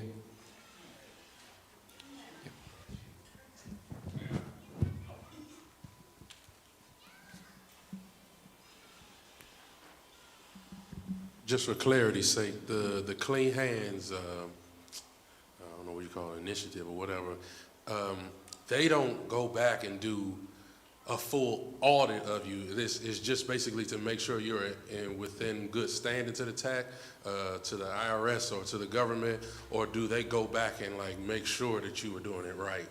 So they're only looking at your business, and so they're not looking at your personal. They're only looking at your business, okay? So yeah.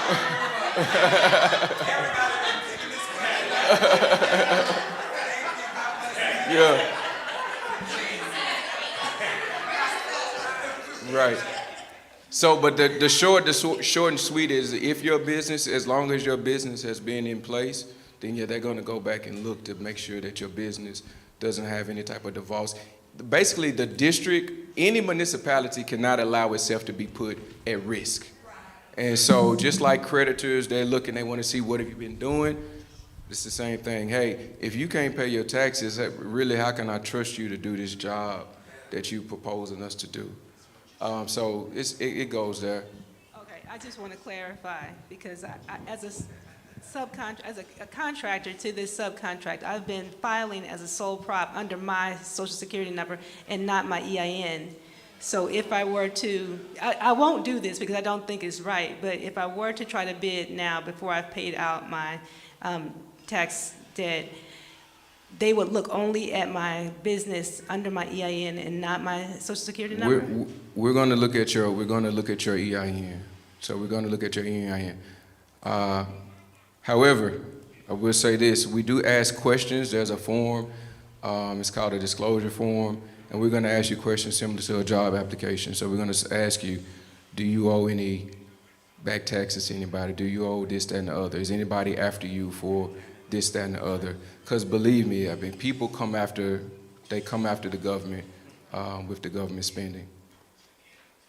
So I encourage you, if you do have challenges, we all heard what Ivan just got through talking about. Let's take care of that. Let's take it small bites at a time. Let's clean up whatever we need to clean up. But that doesn't mean you can't do any of these steps that I talked about.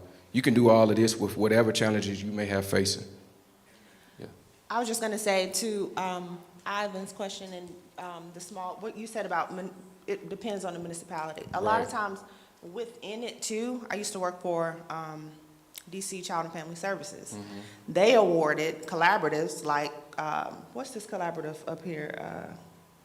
CSC, Columbia Heights, awarded them $1 million and said, go find mini grants to give out. Exactly. In that situation, photographers would have gotten $30,000, and they had their own stipulations within that contract. Mm-hmm. So a lot of times the money trickles down from DC government to Child and Family Services to Columbia Heights Mm-hmm. to the photographer. So a lot of times Absolutely. it's just baked in. Absolutely. And it's just about knowing to go out there and find it, to look for it, right? So again, I obviously didn't give you a fish today, but hopefully I taught you how to fish a little bit. There is one online question too. Do Avery, we have any online questions? Yes, sir. Brother Devery says, as a government contractor myself, I know this can be a very dirty business. I've seen people awarded contracts who didn't deserve it and or weren't able to perform the work. What advice would you recommend a small minority contractor just starting out to give them an edge? So what that brother just said is 100% true. It's no different from anything else in life. There's some unfairness in the process. I don't know that will ever change. The only thing that I would say do is to be consistent in your pursuit of these government contracts. I would also say be persistent and consistent in your vigilance in watching. So for example, with my clients, if we don't win a contract, we automatically request a debrief. And what a debrief is where the government official is required to tell you who you competed with, why their offering was better than yours, and essentially what you can do better. From there, it happens regularly. You can file a protest. In DC government, if a person files a protest, we can't award the contract until the protest is cleared. So you can stop contracts from getting awarded.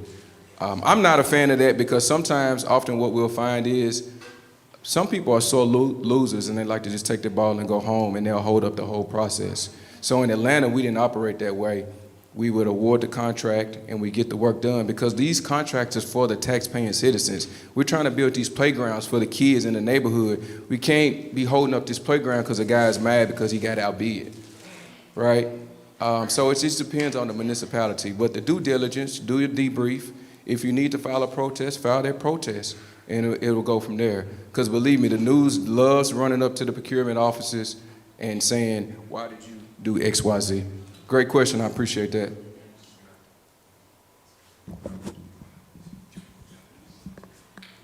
One more time, let them know if they want to work with you, with your company, to help them with the government procurement process.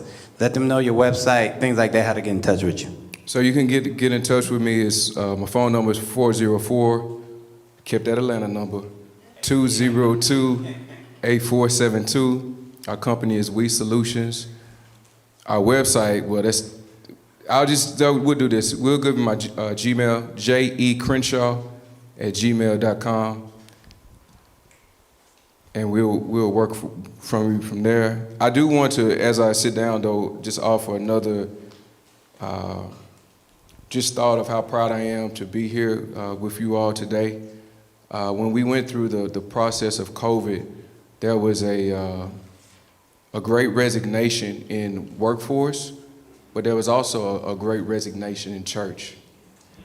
And we had a lot of conversations with people about, hey, why are you not interested in church anymore? It's particularly after George Floyd. What's going on? And what we heard was, well, what are y'all doing?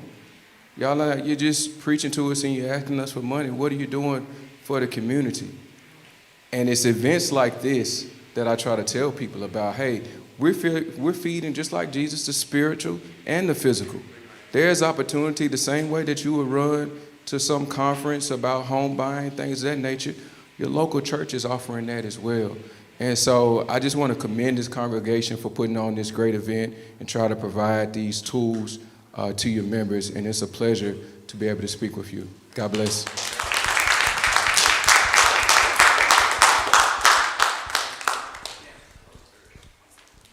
I had one last question. Governments operate on their fiscal years and everything. So is there typically a better time to be looking at RFPs, or is it a more rolling process? It's 24/7, 365. So as it relates to fiscal years, governments their money has to be approved. So the budget has to be approved, but the work is always in planning. Like literally, we're planning RFPs for 2024, 2025, similar to our RFP that I have coming up that's going to be over in 2 years. We're already preparing for the new one, right? So it's always rolling. It's really just a matter of finding the one, and that is the most challenging part. That is the most challenging part, is actually finding the RFP that I can submit for. Thank you for your question. God bless. All right, let's give it up for James. Give it up for Brother Crenshaw. Appreciate you. I got you. All right. Now look, I told you guys, you're going to get the tools, right? James talked a lot about the tool belt and toolkit, right? We're here to give you the tools, okay? Now, we can't make you use the tool, right? Some of you got some tools in your shed that have never been used, right? You got tools in your toolbox you don't know how to use. You're messing up stuff. But the tool is there, and the tool has a purpose. So we're giving you the tools. But now it's on you about the execution and the use of that tool. Okay, we're going to give you the information. Okay, we're going to provide the information from people who are qualified and successful. And now it's up to you to take some action. It's up to you to take some action. And so we want to be in the position as we are right now to give you the information, and then you take the action. You have to be motivated. You have to be motivated to take the next step and take action. Now, if you're here in the building, we got snacks, things of that nature. We'll take a break here soon. But I want to get to our next speaker. Now, we all know how important, or we should know how important insurance is, right? Now, one thing about insurance, and Willie may, disagree with me, but insurance is the biggest hustle in America, right? It's the biggest hustle in America. Think about it. You got auto insurance, right? Some states, most states require auto insurance. You can't even get your tag renewed if you don't have auto insurance, right? Let's say I never get in an accident. 30 years. Been driving 30 years. I never got into an accident. I'm a great driver. You think State Farm sending you your money back? Your $150 a month, you think you're getting it back? No, it ain't coming back. It ain't coming back. It's gone bye-bye. Right? So that's why it's the biggest hustle in the world. You're paying for something, okay, that you may never use, but you have to have it. Now, there is some insurance you need to have. You need to have life insurance. You need to have health insurance, Okay? These are things that you need to have. All right? And there's other parts of insurance where Willie is much more well-versed than I am that he's going to get into in his speech. So let me tell you a little bit about Mr. Beverly. During the past 8 years, since venturing into the insurance world, he's now a partner with GBS Benefits. Mr. Willie Beverly has achieved many successes and has quickly grown his portfolio to include businesses in varying sizes, ranging from nationwide hotel chains, regional hospitals and credit unions, to consulting firms, restaurants, daycare centers. Since 2015, Willie has been working as an independent agent with many insurance agencies to include Allstate and Aflac, among others. You've seen the Aflac commercials. Knowing that he has the power to change someone's life and standing by his conviction in voluntary benefits and what they can do to help individuals and families during a time of crisis is why Willie does what he does. The insurance industry has provided him with the opportunity to create a financially secure future through hard work and dedication, and that's what we all want to achieve. And it gives him a sense of pride, knowing that every day he's helping people protect themselves and their families' finances too. So, also important to know that Mr. Beverly was brought to us by Brother Steve Taylor. Okay, now they may be related, or they may just both be light-skinned, I don't know.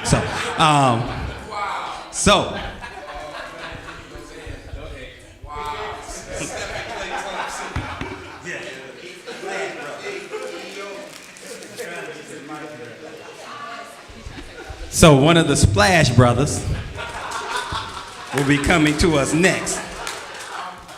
All right, so everybody put your hands together and give a warm welcome to Mr. Willie Beverly.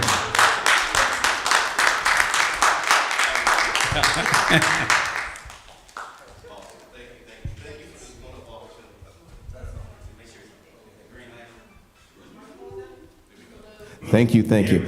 Thank you for this wonderful opportunity. I'm going to try to keep it brief because I can get into it. I mean, I get deep into what I'm passionate about.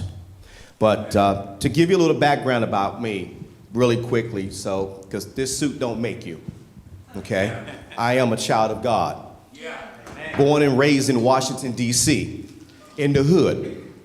If you're familiar with Green Street, Moulton Elementary, up that side of Southeast, that's where I'm from.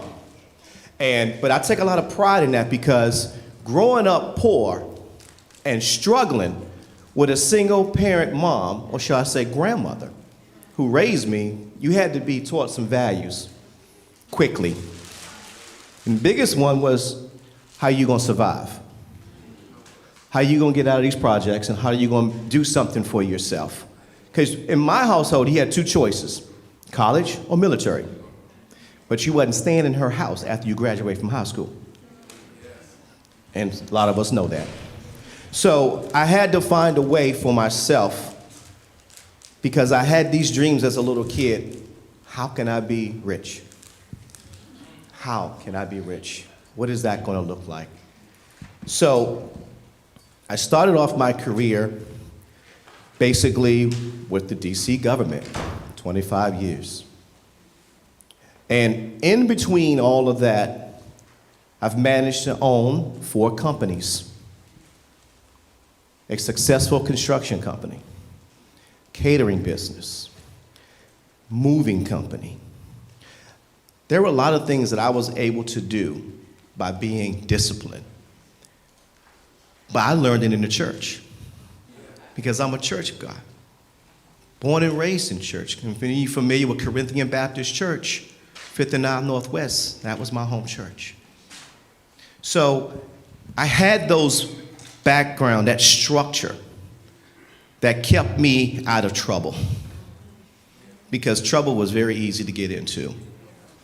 Back then we had Len Bias and we had so many things related to drugs that it was easy for you to get caught up into.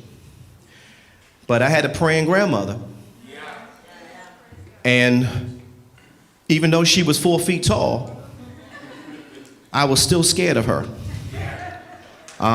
She lived to be 99 years old. But the one thing she taught me was value of self. So I got into this business when I retired, but I reluctantly got into this business because God has a different plan for everyone. My plan was not to be in insurance. My plan was to continue to be a chef. And I thought I was doing the right thing. That was my thing. That was what I loved. I loved to cook. But before I was to retire, of course, we gonna have different types of benefits at our job, at our workplace. Before I was to retire, one of my children was diagnosed with cancer. And that can change your world by itself. And so with that over me, and looking at my career and my future, what that looks like, there were benefits that I had in place that I just had. It was not a part of what the government was offering me, but there were some extra things I took out just to be safe. Those were the voluntary benefits. Of course, I've had them for years, over 20-some years. And it wasn't until you had to use it is when you started to appreciate it. So, to make a long story short about that is, when someone pays you over $80,000 of tax-free money because of a condition, that opened my eyes to another possibility. So again, I didn't choose insurance. Insurance chose me. So God took my entrepreneurship into a wholly different path. So now I have the pleasure of teaching and educating my employees, my managers throughout the United States about the importance of insurance, what that looks like to your client, and how do you position them in a place that it does not financially interrupt them. And that's important because not everybody needs everything. So a lot of times, that's the first thing we run away from is insurance. I don't want it, I don't need it, it's ugly looking, I don't care for it. But if you talk about insurance that impacts someone's life and give them examples of what that looks like, now it becomes reality. So today I'm going to talk to you about some examples, reality, and true stories of claims that we have paid throughout the years that affect us right here in our community. Because I started my journey in the community, working with local barbershops, beauty salons, when no one would go into Southeast DC to give them insurance. Because it didn't look like us. Even though I'm light-skinned, I'm still one of them. So, my topic basically is, how are we living? So, I guess my first question is going to be, does anyone here have an idea of what the #1 cause of bankruptcy in America is? Can anybody raise their hand and let me know? Yes, ma'am. Is it medical bills? Absolutely. Thank you. Can you give this young lady a $15 Visa gift card from Dunkin' Donuts? I knew I should have raised my hand. So you gotta raise your hand. You gotta raise your hand. Thank you, thank you, thank you. Medical bills. Medical bills is the #1 cause of bankruptcy in America today. See, this is how I educate my employees. This is how I educate my team. I have a team of 64 agents throughout the United States, also in different countries. It's important for us to educate, not to sell. As I had the conversation with the pastor, I don't sell you anything. If I can't educate you, then you don't need it. That's the bottom line. Because we are so busy being talked to and talked at but not educated. So if we take our time to talk to you about what's good for you, what's bad for you, then you can more appreciate the person. Because a car salesman's job is to sell you that car. He don't care if you like it or not. That's not my job, because your job is my life. And if I don't protect your life when you need it the most, then I've done you no good. And that's what we teach, and that's what we promote. But we also don't take every job, because not every employer cares about their employees. You got to think about that. So we have to be able, as my agency, as a boutique agency, because I don't need to be too big or too small to touch you. So we have to be able to be relatable, to come with facts, the facts that affect us. So we answered the question on the number one cause of bankruptcy in America was medical bills, right? So here's another fact. Who in this building can tell me the percentage of Americans that has major health insurance but still have to file for bankruptcy every single year? Can anyone in here tell me that percentage? I can try. I can try. Talk to me. About 60%. 60%. Close. 80%. Okay. Anyone else? It's a magic number I'm looking for. We got to raise our hand now. Got to raise our hand. Talk to me. 53. 53, no. Sir? 75, no. Anybody else? Come on, I've got a Chick-fil-A chicken crack card ready to go. 65%. Wait, 65%. No. Anybody else? 70%. Thank you, Jesus. Chick-fil-A, Chick-fil-A. Chicken. We call this chicken crack.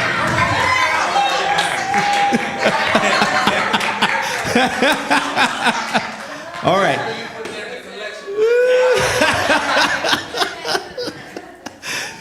70%. Let's think about that for a second. 70% of Americans today with major health insurance still have to file for bankruptcy today because of medical bills. That's disturbing, isn't it? See, let me give you an impression of health insurance. May I? How many of you have ever been in a hospital gown before? Raise your hand. Okay. Okay, cool. Now, I want you to picture this. Can y'all walk with me? I want you to picture this. You got your hospital gown on, and your doctor comes in, tells you turn around.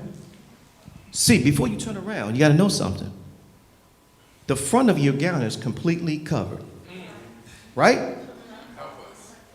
That's what you think you have until you turn around and you butt naked. That's what health insurance doesn't cover. So think about that. There are gaps in every possibility of life. There are gaps in car insurance. That's why we have gap insurance. There are gaps in life insurance. And then there's gaps in health insurance.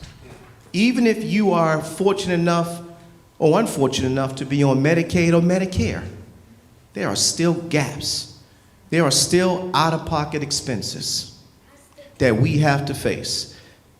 But if I've got to pay a copay, oh, my deductible is $6,000. Can anybody tell me where that deductible comes from? You. Does it ever come back? No. So, another gap. So let's think about our life. Let's think about our health. And what does that really mean to us? Because I'm just right. In most cases, insurance can be a scam because most people want to make money off of you and you never see them again. Car insurance is one of the biggest ripoffs I've ever seen in my life. That's why I don't sell it. It's because you don't have any honor. They don't care. They just want your money. There's nothing to show for it.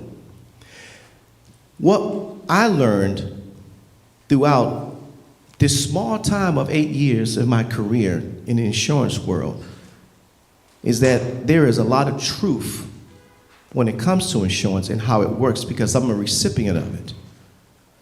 Because with voluntary benefits, as Aflac and all these other companies that specialize in voluntary benefits, there are levels to it that pay you out money.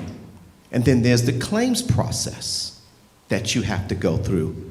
And most of the times that'll stress you out, make you pull your hair out, or you want to talk to Jesus, somebody other than Jesus about it. So that's the part that we really specialize in. It's because that customer support part is what's missing today. And so I'd stay true to when I say a boutique industry, is because you can't help everybody. But the ones that you do have, those are the ones that you help, because that is what spreads your name across the world. What you do for one, they want the same treatment. So we don't have to market and we don't have to advertise what we do, as long as you stay true to what you do. So let's go into some of the things about voluntary benefits and what does that mean. So there's a number of benefits. Question in here: has anyone ever had voluntary benefits at their workplace, like an Aflac or Colonial, those guys? Okay. And has anyone ever really understood that? Like, have you ever understood that Aflac commercial, what it really meant? What it does is it gives you the sense of security for income. Because voluntary benefits provide you with tax-free money. A lot of people don't know that. So having an accident plan, hospital plan, cancer, critical care, short-term disability, those things are important in your everyday life, whether you believe it or not. So I have another question. Can anyone in here tell me, where does most accidents happen? At home. Not at work, not in your car, not playing sports. Because most people would have said divorce, but I'm with you with y'all. Yeah. Yeah, so, but if you're at home and you have an accident, where do you think the most popular place is at home? Can anybody give me an idea? Kitchen? No. Who said bathroom? Me. Bathroom. But bathroom is not the number one. Bathroom is number two. Now, what you do in the bathroom, I don't want to know. But there's one place in the household that is number one. In fact, it's every 3 seconds, there's an accident that happens in your home. Kitchen. Nope. Stairs. Stairs. Going up, coming down. Hopefully you're not intoxicated. It doesn't matter.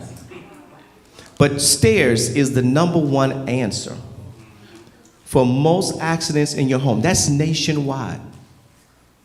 How many of us fell down our stairs and fell up our stairs? Raise your hand. Just did it the other day. Rushing, trying to get to work, right?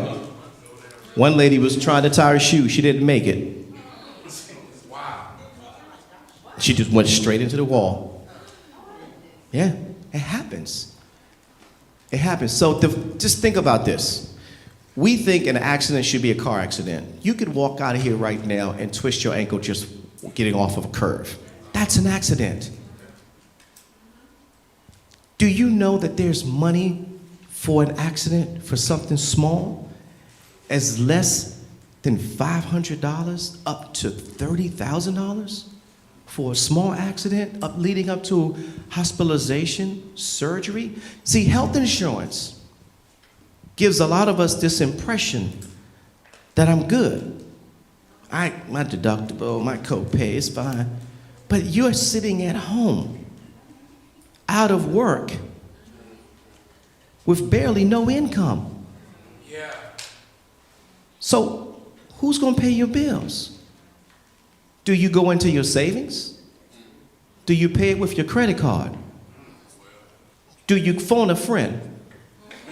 How many of us can call their family and say, hey, I need $500. I just failed, girl, and I gotta pay this light bill. No? Anybody in here got somebody give them $500 like that? I don't. Just your dad.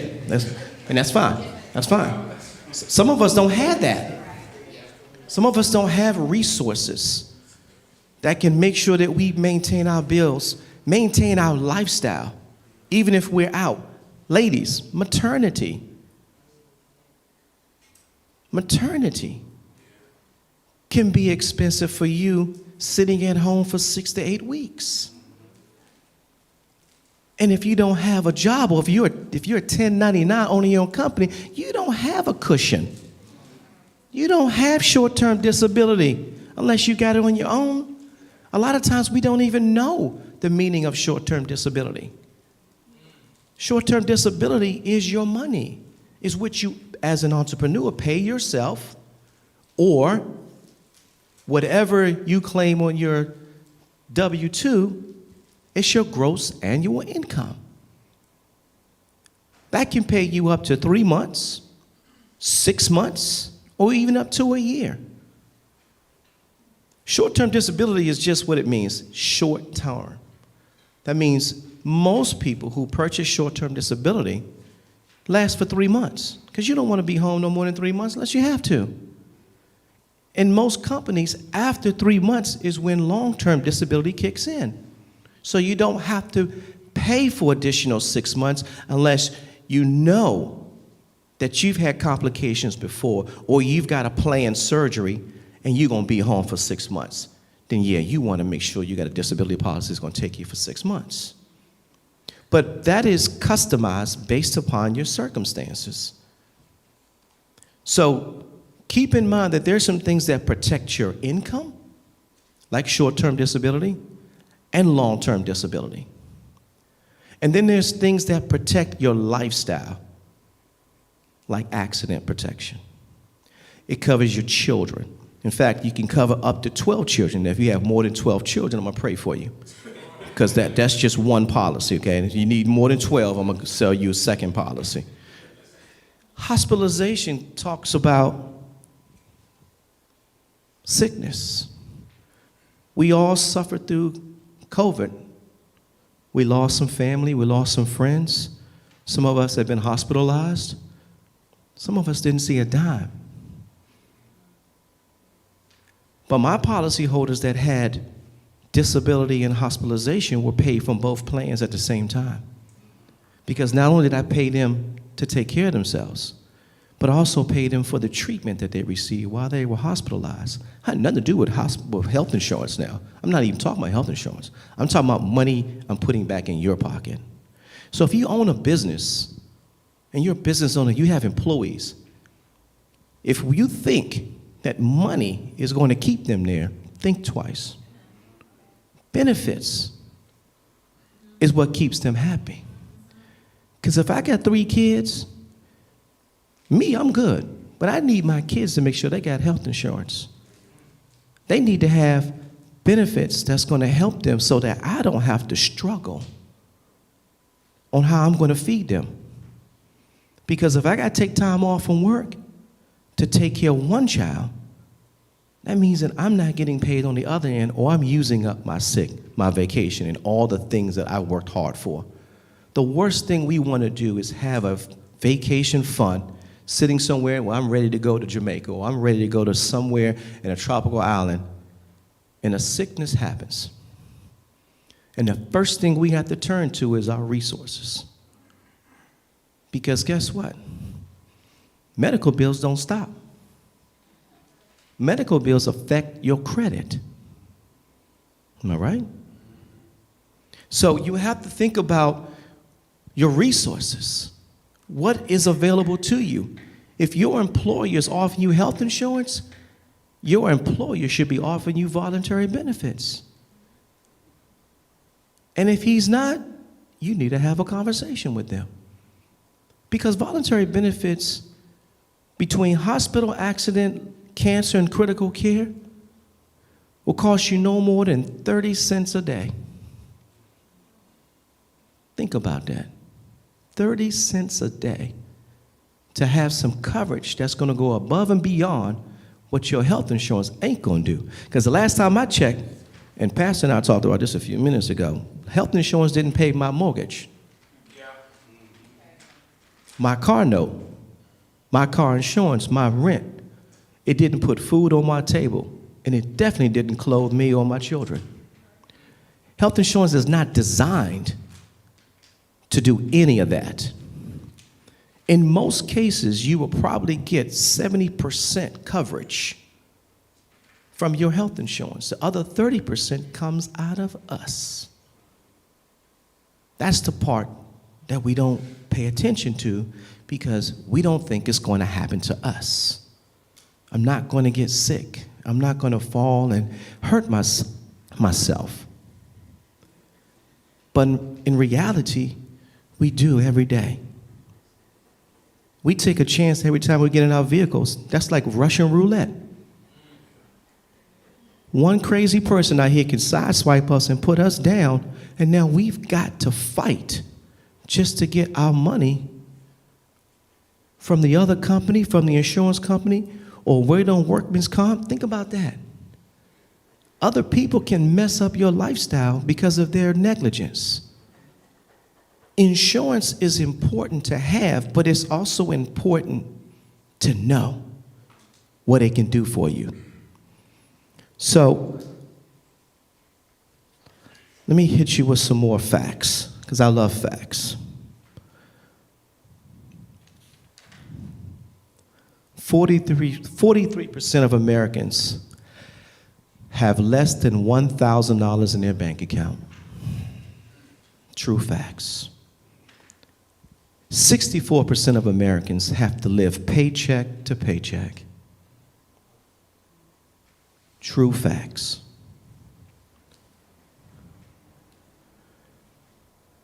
46% of Americans since 2020, I'm talking about COVID, since 2020 have suffered a financial loss leading to mental illness cases.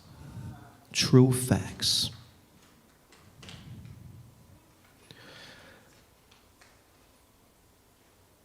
And I've got one more chicken crack card left. And I'm gonna save that in a few seconds. 46% of African Americans have high blood pressure, diabetes, cancer, or either stroke. Right now. Here are some of the conditions, and I know I'm not going to touch into your subject, but I'm going to get to some facts, because this is how we educate. What are the most common conditions that affect us, African Americans? You know what the biggest one is? Anybody, give me a clue, please. Right there. 70% of Americans suffer from depression. That affects your health. 23% anxiety. 22.8% is diabetes. And 47.4% is physical and mental health conditions. Mental illness is real, and it affects everything. And I won't have to go into that because that young lady is going to do it for me. But I can tell you on every level, our mental illness is important. It affects your work, your lifestyle, your children, your finances. It affects your health.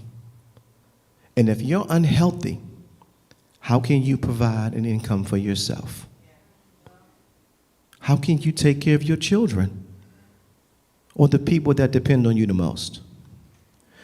We, as a black community, have to realize that we have to take action and take a stand for ourselves. And the more educated we are, the better we can make decisions that's going to help our children, because it's really not about us. It's the next generation and the next generation that needs to know that they can financially take care of themselves without spending a lot of money. But if you don't have your health, you don't have a finance to look forward to, because now someone else is going to have to take care of you. Life insurance, and that's a big one. Because if I told you the statistics of African Americans that do not have life insurance, it would blow your mind. So, let's take a poll. How many African American that do not have life insurance today in the United States of America to this day? Does anybody know? Percentage. Sir? Huh? 52. No. But good try. 85. 85 is a good one, but no. 90%. No.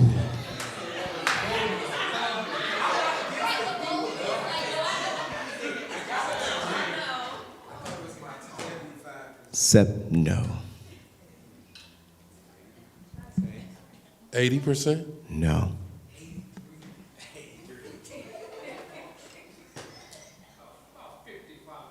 He said 55. No. Anybody else? I can't give this chicken crack away. No. 95%? No. Y'all give up? 90. Nope. You give up? 45. Then you got to come up. 50%. No. No. Oh, y'all rough today. Do y'all give up? No. Because I want to give away this card here. 87%. Who? 87? No. Ooh, I'm close though. Ooh. 88%. No. 89. No. You got to come down a little bit. I'm going to try to give y'all some hints. You got to come down a little bit. 81%. No. 86? No. Come down. 84%. No. Still too high. You said you gotta go lower. 20%. Oh, no. Oh, no. Y'all give up? 81. I think they give up. I can't give this away. Excuse me, sir. Thank you.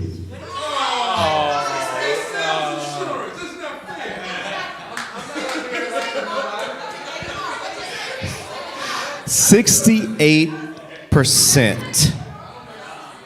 68% of us that do not have life insurance. Think about that. Do you know a life insurance policy can cost you less than $1 a day? $1 a day, less than $1 a day. I sell life insurance policies that's 24 cents a day to some of my employees. 24 cents a day. Get it while you're young. Because when you get my age, you don't want to look at life insurance. You're like, no, I can't do that. That's a whole car note and a mortgage note. We have to teach and educate our kids and ourselves the importance of life insurance. Because life insurance is not a notification of death. Because a lot of us look at it that way. Well, why do I need life insurance? What's the purpose of it? They don't need much to bury me. It's the worst thing you could think, because you do have loved ones. But most importantly, you don't want to leave that financial burden on anyone else. We are all adults and responsible adults, but we should be the one to teach our children how life insurance works. There's different forms of life insurance. You've got term, you've got whole, you've got universal index, which is what I call an IUL. You've got different forms of life insurance, and they all do something different.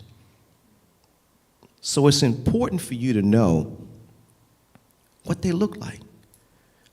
Are they affordable? And I can tell you honestly, one of the biggest elephants in the room is life insurance, because we're scared of it. We don't want to talk about it. I don't want to leave my money to my kids because I don't like them this week. Think about it. But we should be able to address this. We should be able to talk about it in our communities, why it's important. Because I don't believe in over-insuring a life insurance policy. Because most of the time when you pass away, those bills go away. So why do you need $100,000 of life insurance policy if you don't have $100,000 worth of bills to worry about anyway? So let's keep it real. Let's educate on where you are, what you need. You have children. Yes, you want to leave that legacy, because that is your legacy. You have a home and you have a spouse, or you want to leave that home to your children or your spouse, then yes, you want to make sure that things are in place. And there are certain insurances when it comes to home and your life. I'm not a fan of term insurance for my life unless I have a hybrid attached to it or something else attached to it.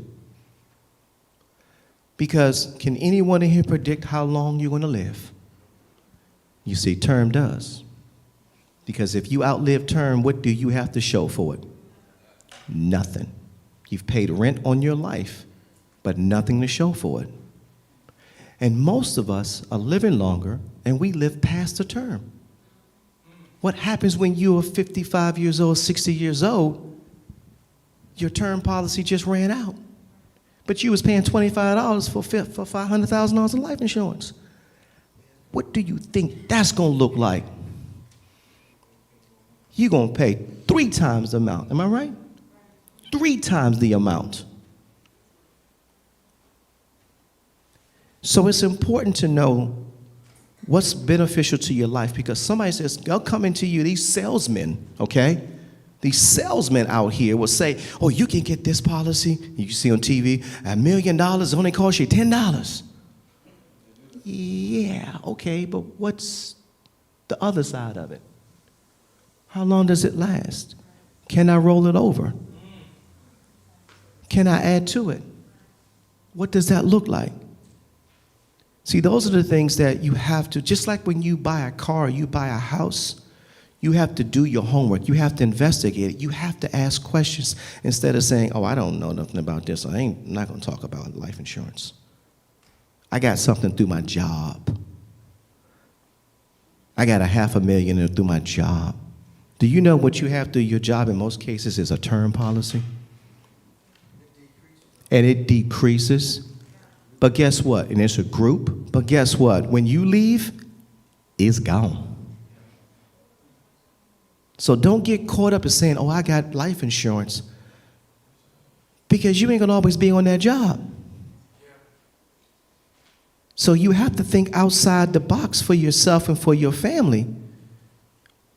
Even though that life insurance policy is cheap, it's not going to give you what you need if you leave that job. So you have to be able to educate yourself most of the policies that I sell, especially to my businesses and my entrepreneurs and my families, I sit down with a lot of families and couples, and we talk about finances. But we talk about life insurance for living right now. And living right now, those policies look like whole life, IULs. Those policies build cash value. Does anybody here right now have a savings account? How much interest do you get on your savings account from your money that's in there on a yearly basis? 0.5? Something like that? Okay.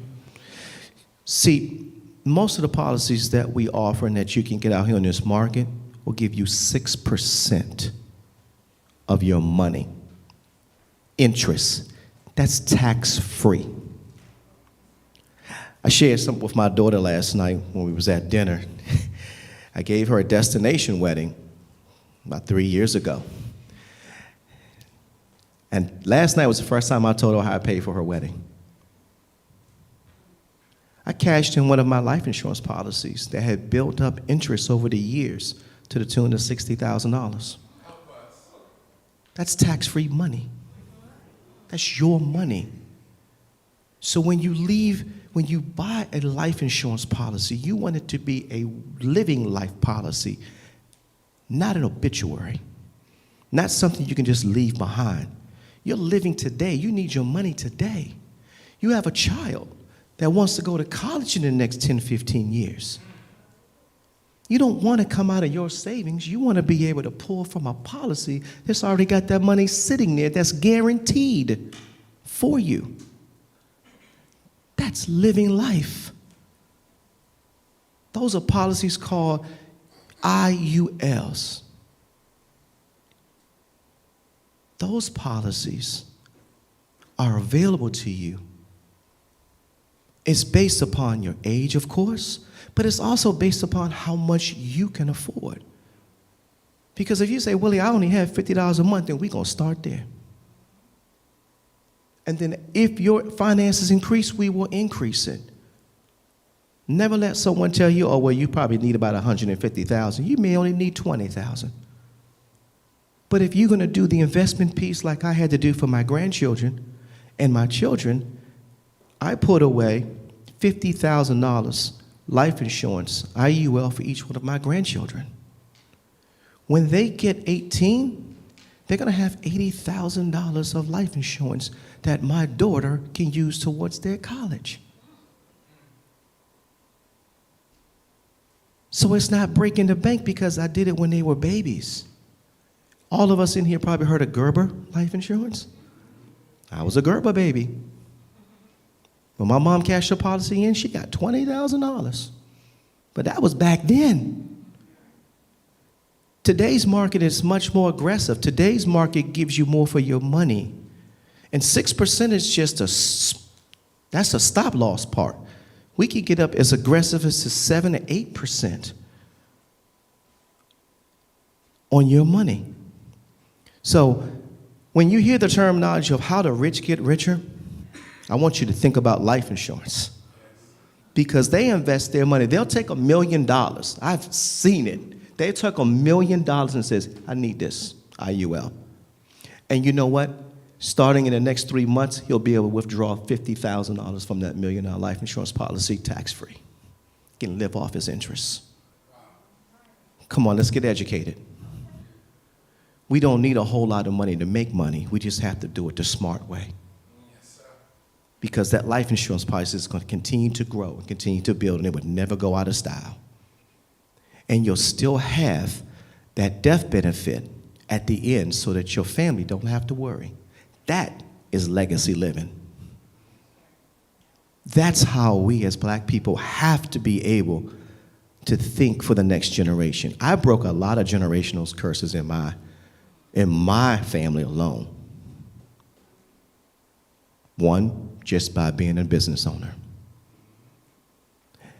So please keep in mind that there are so many things in here, even as business owners. You guys have to look at some things like buy-sell agreements. And what does that mean? Key man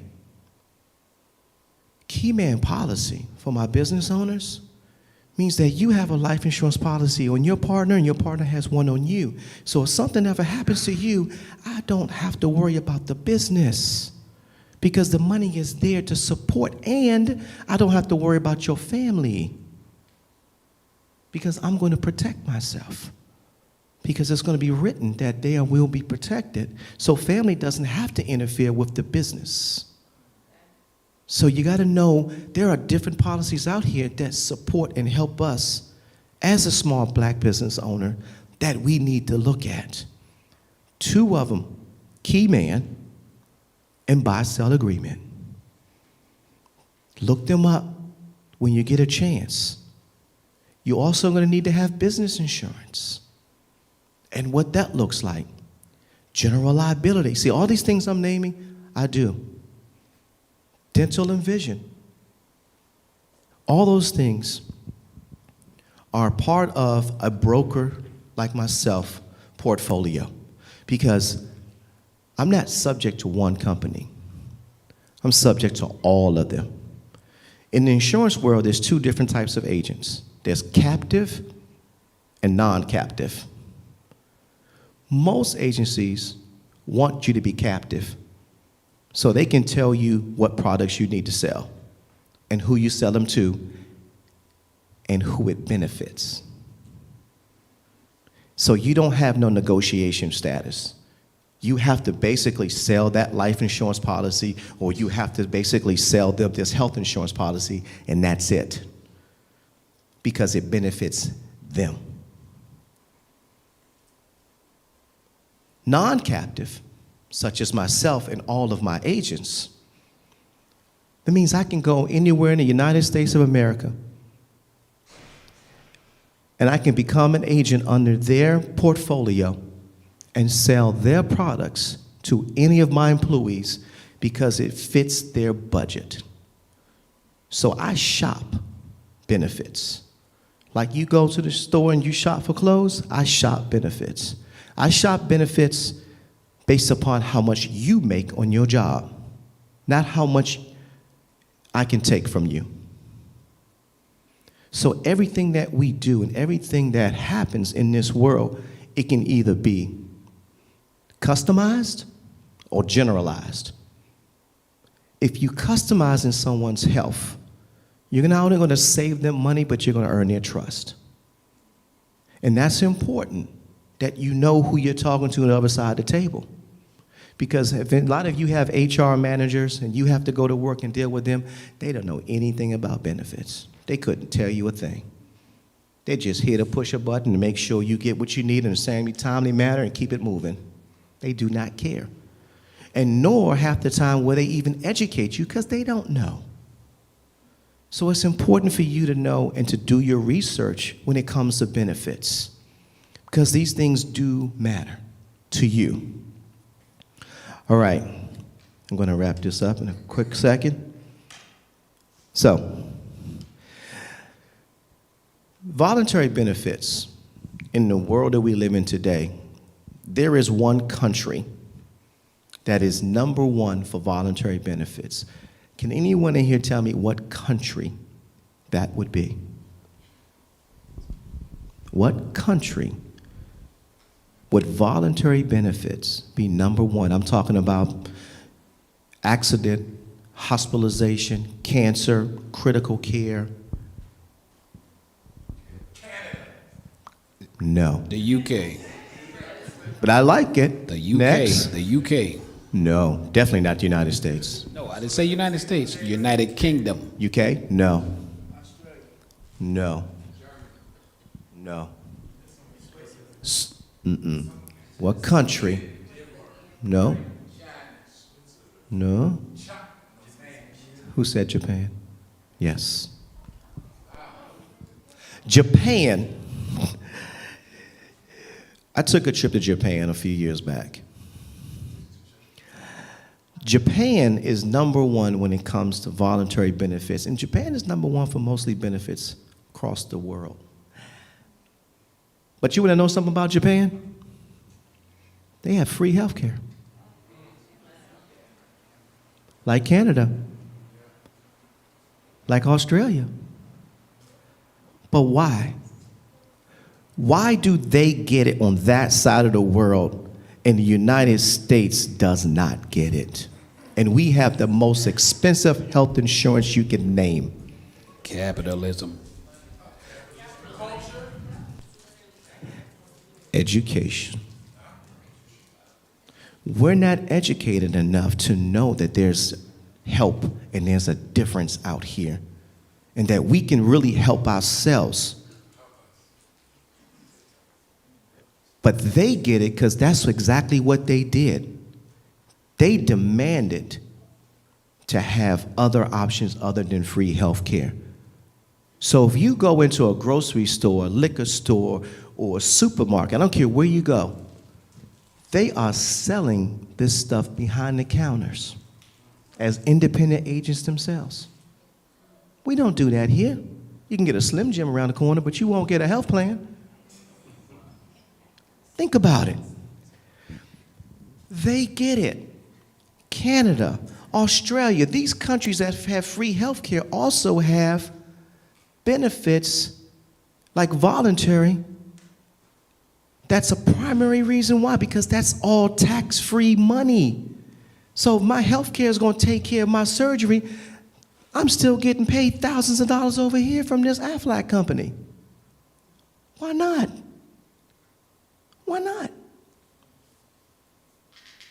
Information and education. That is what we need to have more talking about. Information and education on what's important to us, because everything here affects some of us. Diabetes, heart attacks, strokes, all these things are important in our community. But if we don't have the resources to help us when we need it the most, we are suffering in silence. And we need other people now to help us, because we don't have the resources now to take care of ourselves. When I sell a life insurance policy, you know the first thing I put on their rider is, and this is a rider, long-term care. Who in here is familiar with long-term care? Long-term care means that someday someone has to take care of you.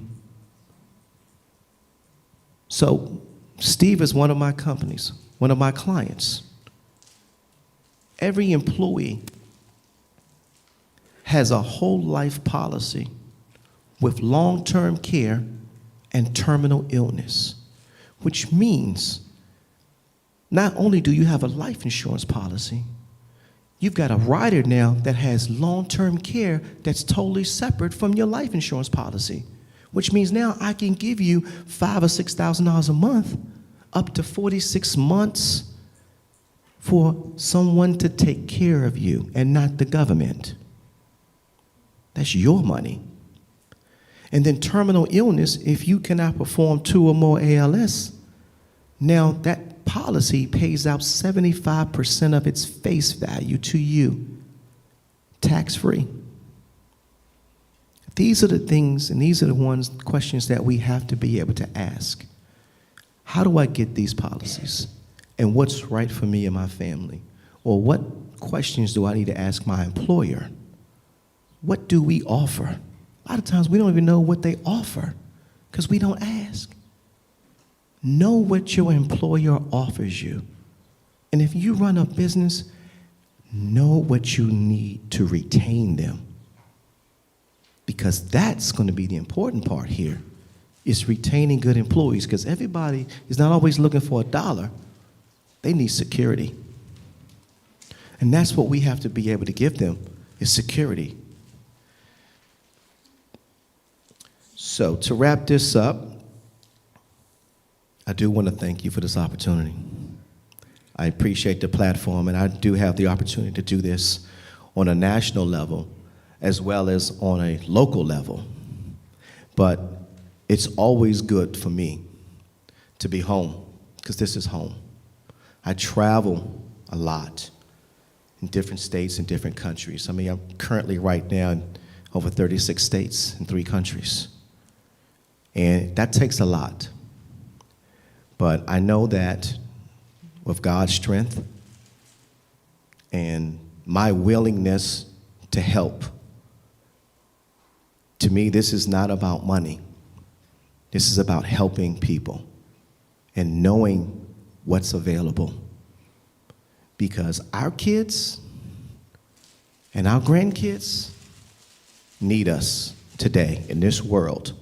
They need us more than ever. And so we have to be able to do our part, at least a small part, of looking out for their health, looking out for your health.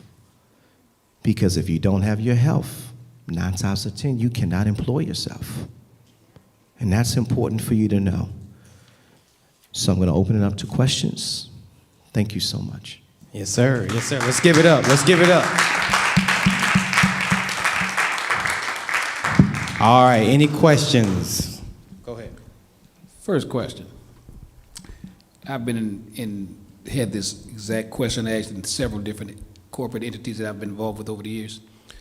If the company goes belly up, what happens to the policy? Your policies or your benefits? The benefits, correct. They go belly up with them because they're not going to pay that bill, which means that you should get a notification and that'll give you the access to get on COBRA or something like that. But 9 times out of 10, if they go belly up, they're not going to pay that bill. So you would have to seek benefits for yourself. Yes. Thank you so much for all your comments and a lot of information I had not heard before. Can you explain how that, will you please explain how the IULs work, that you can get money before you actually pass away? Mm-hmm. And then I have another question about long-term care. Okay. I have an elderly grandmother who's 87 years old, and I was wondering, could I get a policy for her to help pay for her care? Okay. So the first question is, when it comes to IULs, IUL is more of a savings account for your life insurance policy. An IUL is designed to build cash value. So in most cases, when you get an IUL, anywhere from 5 to 10 years, it accumulates enough cash value where you can pull that out. Now, you don't get penalized for having to pull your money out because that's your money. What that does is it does decrease your face value if you choose not to pay back that plan, pay back that money into that plan. But what it does is it gives you, instead of trying to save money in a savings account that's not giving you any interest on your money, I strongly recommend an IUL because that's going to give you a minimum of 6% a year on the face value amount that is accumulated. And that just keeps building and keeps building for you. So that is the best savings plan in the world that you can ever have for your children, your grandchildren, even for yourself. Because if you're 30 years old now, you say, oh, I'm going to live to be at least 70 or 80 years old. Think about when you get 50. You could have $20,000 sitting in there, tax-free money. That's a vacation. That's a car. That's a down payment on a home. So you want to start while you're young. When you get my age, you look at whole life and IULs, yeah, you can still make money, but it's going to be more aggressive for me because if I need to see some money within 10 years, I'm going to have to buy a bigger face value. But if you do it while you're young, amazing. I sold a young lady at 18 years old. I'm going to give you an idea. This is just an example. I was sitting with a young lady 2 months ago. We were sitting down, and I was explaining to her about life insurance. Now, parents, no one had ever told her about life insurance. She had no idea. She's like, I don't know what this is. Why do I need it? Okay, let me explain to you. When I explained to her, one thing is what caught her eye. One thing. So I said, so you're 18 years old. I said, that's going to show you one thing. When you get 30, you're going to have $62,254 in this account, tax-free. She said, sign me up. She understood money. She understood what that looks like in long term. Because no bank is going to give you $62,000 that you put away in your savings account. See, you have to talk numbers to me like I need to talk numbers to you. I need to show you what that will look like. Because if I tell you, you're going to believe me, but if I show you what's guaranteed, that then changes everything. Next question. I just have a quick question. Sure. Will you be leaving your information behind when I you... will. I have business cards to leave behind, yes. Very good, thank you. One more, I need long-term care. How old is your grandmother? 87. You will not be able to get a policy at her age that you can afford. There's only 3 companies in the world right now that even sell you a standalone long-term care policy, and they will hit you over the head. I don't even deal with them because it's too expensive. So the best thing you can do is to find a group policy. I sell a lot of group policies. Is to find a group policy if you have an employer for yourself. And those policies will have these riders built into it. Because a standalone long-term care, I don't even offer it because it's unaffordable. But if I tie it into a whole life, gloves are off, people are happy. Yes. Yes, I have a question from my mother. She said, could you get Aflac if you've had cancer or surgeries? It's a good question. Could you get Aflac if you had surgery? Now, it depends on the time frame. Because Aflac has a $30-day rule. You have to be, when you first get the policy, 30 days, one with no medical conditions. But they also go back 12 months if you've ever been hospitalized or things like that. So they have in their policy some pre-existing conditions that's set up so that you just don't jump into a hospital policy and then you're getting paid thousands of dollars. So some carriers, not all, some carriers will have pre-existing condition clauses set up so that you just can't jump into it and get paid right away. Except one plan, and that is an accident plan. An accident plan is the only plan universal that you can get right away. And even if you have a pre-existing condition and you re-injure yourself with that pre-existing condition, that plan will start to pay you. Yes. Is that like a car accident? No. Accident. Just like you fell down them steps? Same way. Yeah. Yes. I have a question about the universal life. Okay. So using the example of 5 to 10 years, 6%, great savings rate. But when are you able to touch the money? Well, you'll get a statement. You'll get a statement in the mail from your carrier letting you know how much interest has accrued. But most of the times we're going to have a contract written up that's going to tell you your money is not going to be able to be touched unless it's 5 years or more. We're going to let you know that up front. Because you want that interest to accrue. You want it to build up so that you have something to take out. At that rate, wouldn't you just be able to save that money in 5 to 10 years? Because for me, I have Universal. Mm-hmm. And I pay about $50. Mm-hmm.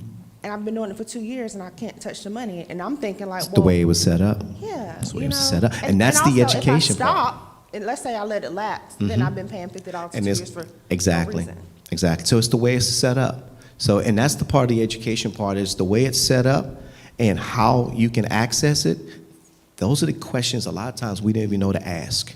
So my advice is to go back to that policy or give me a call and I'll be able to go through it with you. Because most of those policies can be changed. Okay? Praise the Lord. So like for whole life, because I know I've heard things like you could borrow or like you could take money out of like your whole life, and then you mentioned universal, which I had never Same. heard of. Mhm. So is it like is it like the same sort like of the same. thing? Mhm. And is there one that you would recommend like over the other? A whole life is designed to last you for your entire life. Correct. An IUL is more of a savings to me because it depends on how aggressive you want to be in the future with how much money you want to be able to save. Whole life is much more expensive than an IUL as well. Because remember, that's taking you for the duration of your life. And a whole life policy, depending on your age, can be anywhere from $100 to $150 a month, depending on the face value. And of course, you still have to go through your parameds. See, a lot of times when you get a certain face value, you have what these things called parameds, which means someone has to come in your home or you have to go and visit a center. They're going to check your pressure. They're going to draw blood.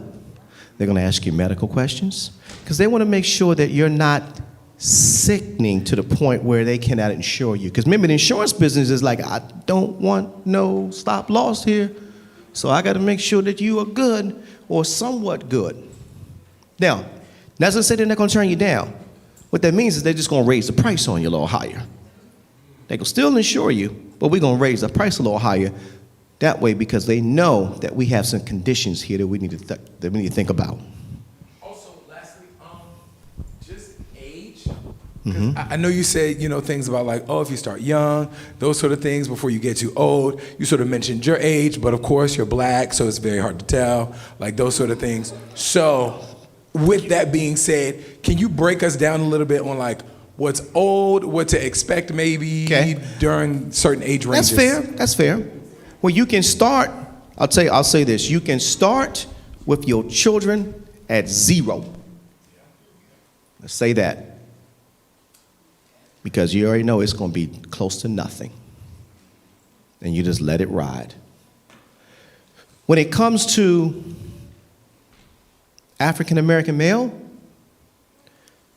you want to start looking at life insurance for yourself, literally in your 20s. Because it's still going to be inexpensive. If you missed your 20s and your 30s, it's about a 10% increase. You go to your 40s, it's about a 40% increase. You go to your 50s, it's about a 50% increase. You follow me? So you have to look at where you are in life. If you're in your 30s, I say 30s is the sweet spot. So if you're in your 30s, God bless you. But 30s is your sweet spot because it's still affordable. You still can get a good amount of face value. And your road ahead of you and that accumulation is sweet. That's why I call it the sweet spot. If I find someone at the age of 18, I am all over them because I'm going to make sure that they are secure. When you get into your 50s and your 60s, it's a little more difficult because it's going to go higher. Now you're talking about that 18-year-old who's paying $10 a week. Now you at $50 a week. And some of us in here already know that. So the older you are, the more expensive it is because the more risk you are. The younger you are, chances are you don't have a high risk. But that sweet spot between 30 and 40, now you can manage yourself. That's what I tell you, you get the most face value you can from an IUL. And a lot of times what we do with those plans is we just don't sell you an IUL. I also do a hybrid.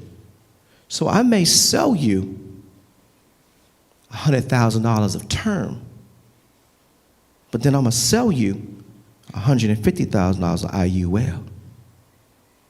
Now you just got $250,000 of life insurance. If you don't outlive that term, now you got $250,000 of life insurance that will still keep you under $100. Or you can take that term when it's about to end and then flip it into your IUL. See, there's so many things you can do with it that's going to help you. But the most important part is to make sure that you have something. And we can build from there. Because it don't take a lot of money to have a good life plan. just takes education. All right, y'all, let's give it up for Mr. Beverly. Thank you, sir. Thank you, thank you, thank you. All right, now look, he told you guys that he has his business cards, right? So you need to get one. You need to get one, all right? He wasn't able, we don't have the time to share everything, right? But this is something that you need. This is something that you need. And you need to take advantage of it now, okay? Because now that you know, if you don't act on it, it's your fault, all right? Now, I know how we are as Negroes. We need to move around a little bit, okay? You've been sitting for a little while. So, I'm not gonna give you long because y'all will disappear. So, we're gonna take about 10 minutes. You guys get up if you need a snack. Even if you wanna ask one of the speakers another question, okay, you can do that as well. 10 minutes, we're gonna come back, and Sister Bradley and Sister Childs are gonna walk us through our mental and physical health needs and why that's important, okay? So y'all get ready for that. Nobody's leaving. Nobody's leaving. Okay, we got more great information to come. 10 minutes starting right now.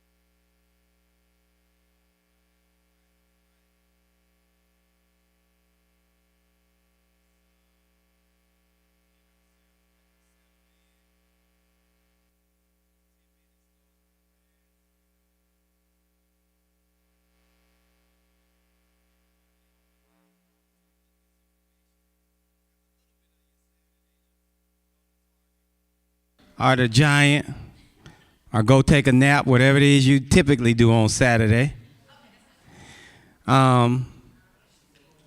So, I'm going to give y'all a chance to get your snacks and get back to your seat.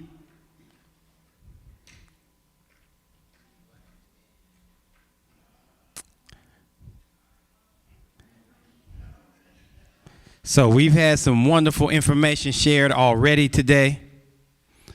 And we have great information to come. Great information to come. Okay, so you're not going to want to miss what we have coming up. Now, we've talked to you guys about, we've talked a little bit about credit. We've talked about insurance. We've talked about being able to procure government contracts.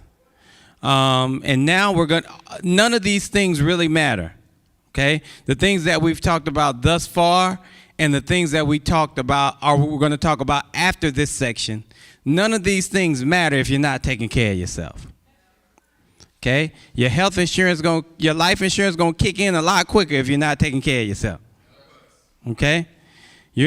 Some of us still need time to achieve these things that we're talking about. So you got to take care of yourself. Okay? God willing, you got to take care of yourself. Okay? You have to take care of yourself mentally. We're coming out of a time when we were locked down for 2.5 years, where all you had were, your spouse or your friends or your family or your roommate or whatever it was, and they were stressing you out. And now we're coming out of that, trying to get back to a sense of normalcy, trying to get back to being around people and going to events and, getting back to some sense of normalcy with some part of COVID still hanging over us. Okay? So you got to take care of yourself mentally. Every day we hear about so-and-so committed suicide because just couldn't take it. Or we don't, we never know what's going on in somebody's life. And so we have, we're going to start off with the nurse of 13th Street Church of Christ. Not only the nurse of 13th Street Church of Christ, also, if we were a denominational church, we'd say the first lady, right? That's what they say, the first lady, right? She, she would usually be sitting on stage with her hat on, feathers sticking out, right? But also our minister's wife, and I personally, being a minister's son, know the burden that a minister's wife has to carry. So we love Sister Keisha here. She is a registered nurse. She is well versed in the field of health. And we all know that already, but this is just for the world that may be watching. And so she's going to come up at this time, and she is going to talk to us about taking care of ourselves physically, our physical health, okay, physical health. And we have a duty, because this body doesn't belong to us. We have a duty of taking care of ourselves, right? So everybody, let's give it up for Sister Keisha Bradley.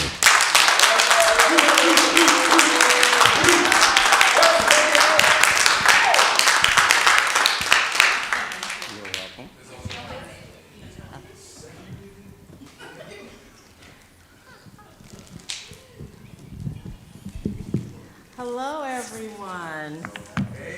Let me just make sure I set my timer here because I want to be very cognizant of my time, since Karis and I are both sharing time, and I don't want to take any time away from my sister because I saw her presentation and I can't wait to see it in action. So, oh, okay. Which one? Right here? Yeah. Okay, awesome. Here, let me just sit this one down here. Oh, thank you, Brother Ivan. Okay, so when Brother Ivan called, he asked me to speak on the physical implications of health and how it relates to wealth. So when we were on the phone, I was like, the first thing that came out of my mind was like, oh, well, isn't health wealth? And he agreed with me. He was like, absolutely, absolutely. So are we having any problems with my PowerPoint? Thank you. Okay. So my topic today is health is wealth, health and the cost. So there was a phrase that was coined by an American philosopher. His name is Ralph Waldo Emerson. And he said, the first wealth is health.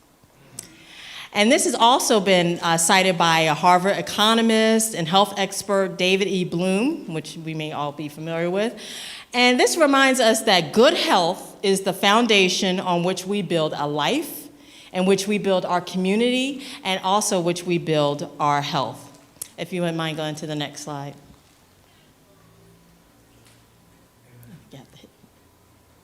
Okay, so these are some of the points I'm going to hit on today. Cost of being unhealthy, the increased medical costs and the effects of those costs on our health, the cost of poor health, I know it's a lot of costs, the cost of being healthy, and then some healthy tips.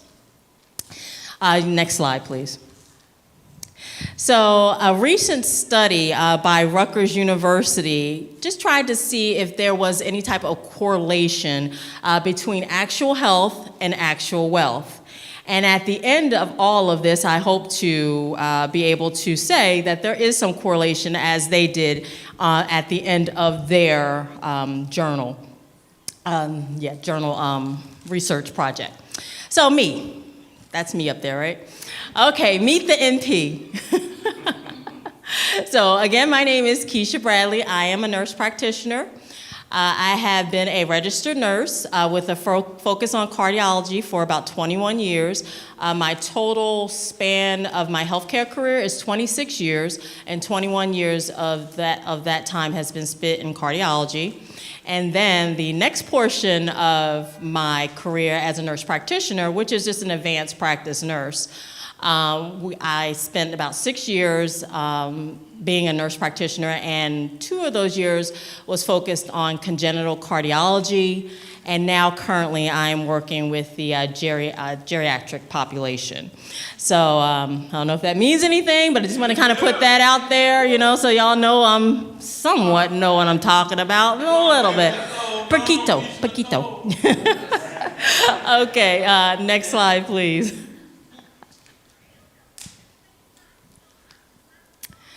Okay, so 1 Corinthians 6:19 through 20 tells us, or do you know that your body is a temple, and I think Brother Ivan pointed on that, is a temple of the Holy Spirit, and within you whom you have from God.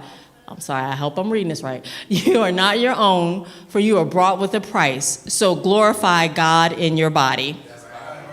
Amen. So how do we do that? Next slide, please. Practically, how do we do that? So, do you know that there is a cost to being unhealthy? I think a lot of our presenters did touch on that, if not really explained it very, very well with some figures on how being unhealthy can cost us, myself and you, a lot, and also the government.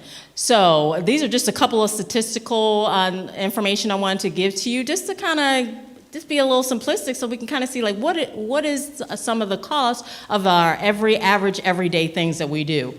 Do you know that junk food and smoking can cost an American about $10 a day? Which could be, when you add it all up, about $3,600 annually. So if we think about this, that's $3,600 that you could add to your life insurance. You can add to your savings account, your high yield savings accounts, that you can help to put down a down payment on a home. So these are actual, literal costs of having a junk food and or a cigarette habit. Also, there is a cost, unfortunately, to being bigger. So when we're overweight, there is a cost to that. When we have, when our BMI is 30 or more, our body mass index, which, okay, there's some controversy about that, and rightfully so, because we know who was studied and how they get this information. But that's where the data comes from. So the cost of obesity can be anywhere from $2,200 to $5,300 in your lifetime cost of your medical care. I know, that is something to think about. So, those are things that, we need to take into account when we're thinking about how we treat our bodies and how we are and the things we need to do to be more healthier. So we also know that in the African American community, some of the bigger diagnoses that we have are diabetes, hypertension, heart disease. And I think a couple of people touched on that as well. And that costs the American consumer thousands of dollars annually. Okay, next slide, please.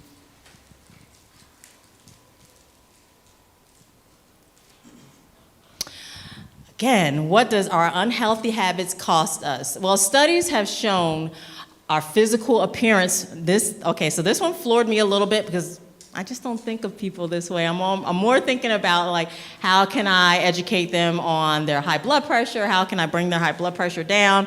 How can I help them to maintain their diabetes and things of that nature? But it was a little bit of a shocker to me to know that when you go to apply for a job, or that when you work at your job, there is an implied bias on if you're smaller or bigger.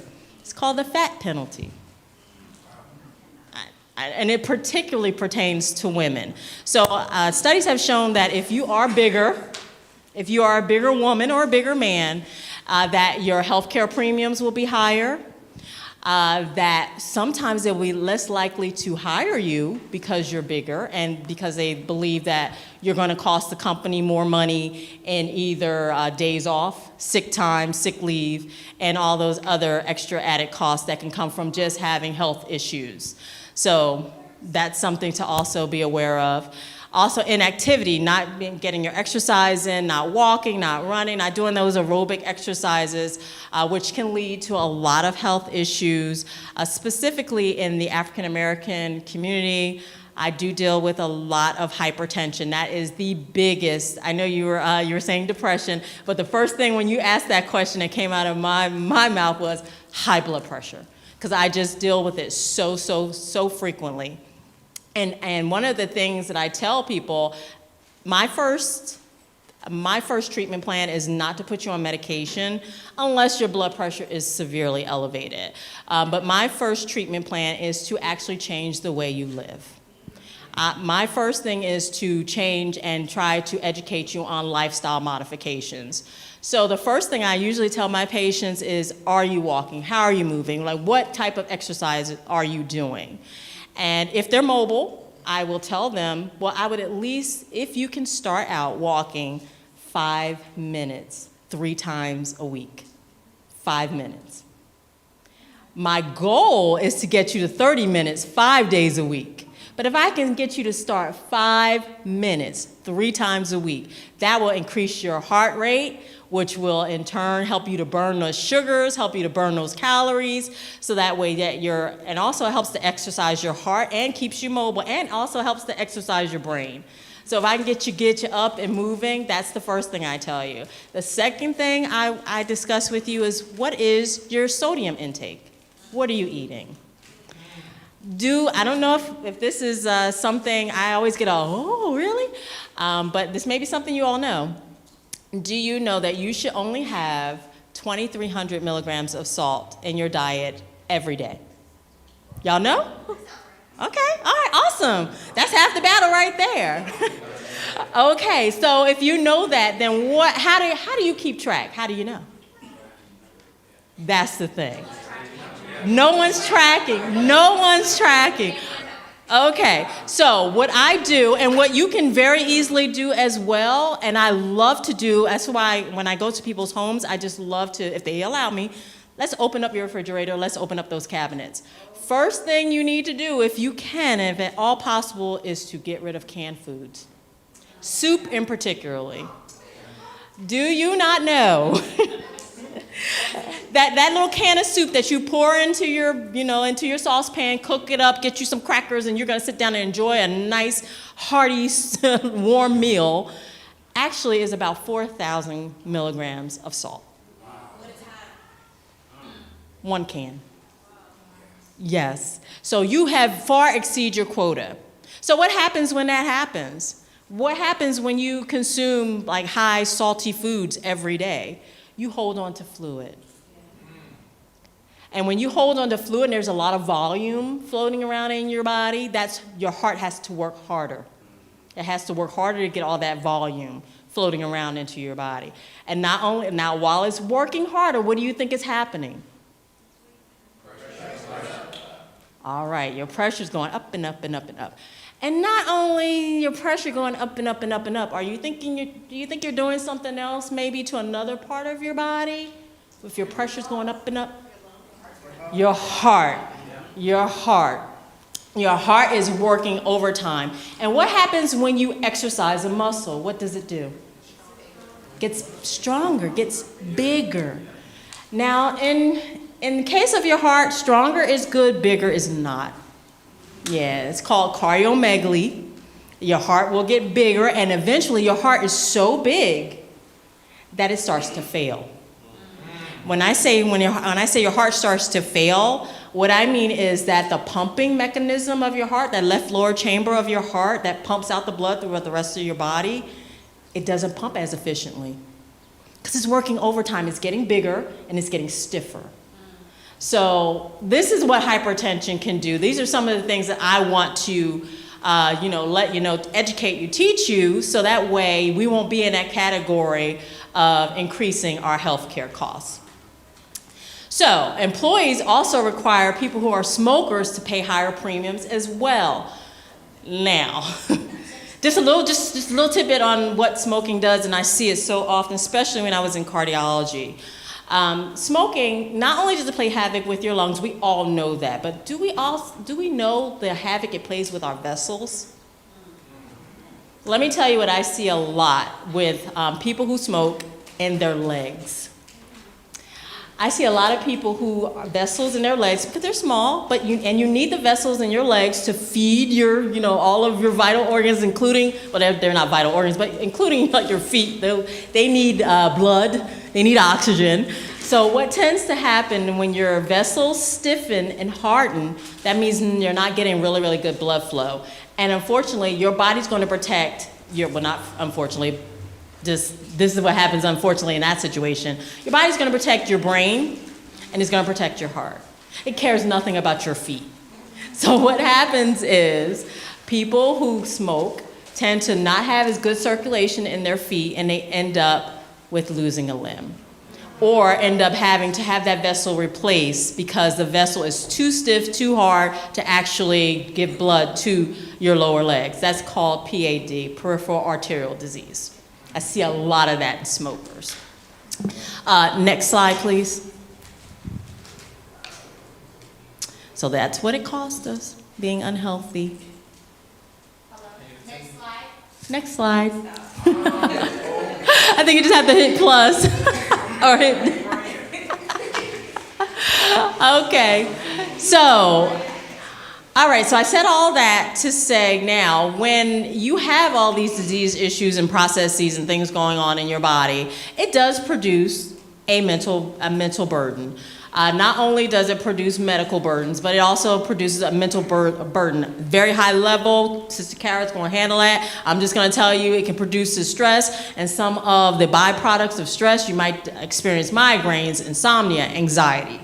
So those are some of the things that you might experience, and because of that, people will try to either self-medicate, go to a doctor, do whatever they need to do to get rid of those things, so hence another cost.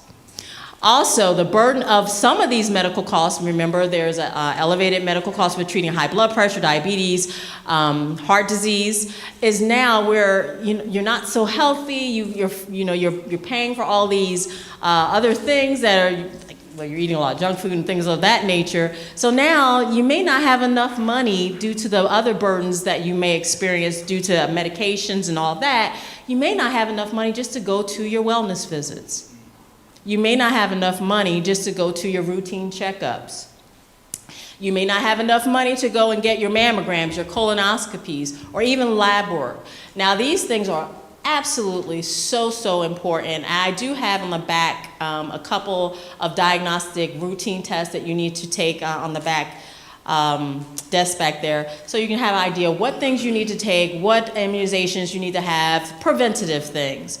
But definitely for women, mammograms are very important. We need to make sure we're doing our yearly mammograms, as well as our colonoscopies for both women and men. And if you don't know, the age now for colonoscopies are 45. So you need to get them done. Just real quick, do you recommend even younger if you know you have a history of? Absolutely. Yes. Great question. So if you know you have a history of colon cancer, or if you have a history of breast cancer, I can share with you, I do have that history in my family. I've already had biopsies. I've already had mammograms. That's something I know as for myself I need to keep up with. So knowing your family history as well as you can is also good. Now, if you have a history of colon cancer in your family, absolutely talk to your doctor, talk to your primary care provider, and see what age should you be before you start getting colonoscopies. But like the age starting now, just because we know that younger people, 30s and 40s, are starting to develop colon cancer at a much younger age. So, the national recommendation is to start younger. Okay, so also, I'm not sure who said it, but I wanted to raise my hand, but medical costs can contribute to poor credit, bankruptcy, and just a reduction in any type of savings. I think I already said that you can have. But one of the things that I was shocked about when I was going through and just kind of going through, just learning a little bit about statistical data, is that in 2001, half of the bankruptcies in the United States were due to medical issues. Half of the people that filed for bankruptcy. So, medical costs can be astronomical, and they can definitely affect our wealth. Next slide, please.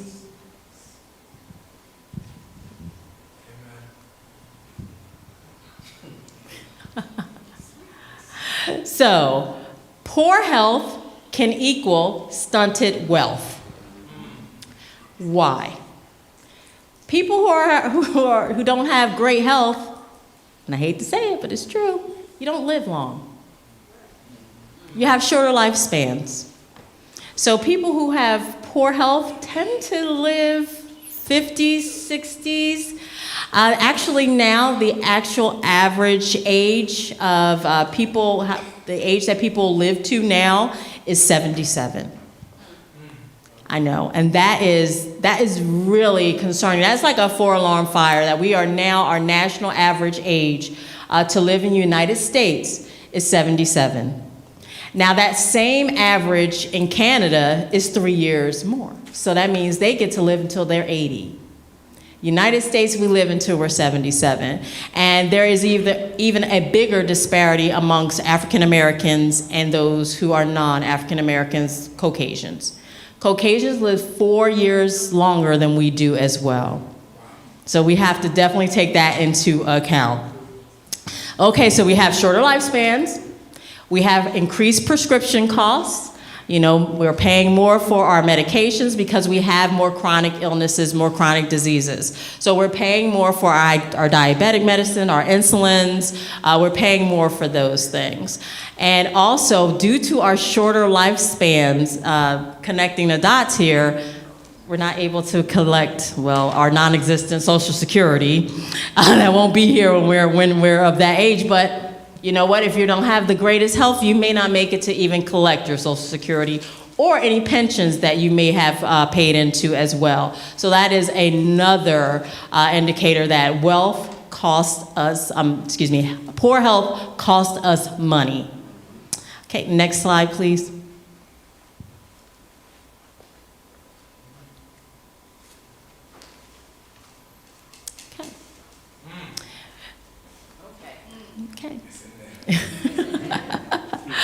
Dear friend, I pray that you may enjoy good health and that all may go well with you, even as your soul is getting along well.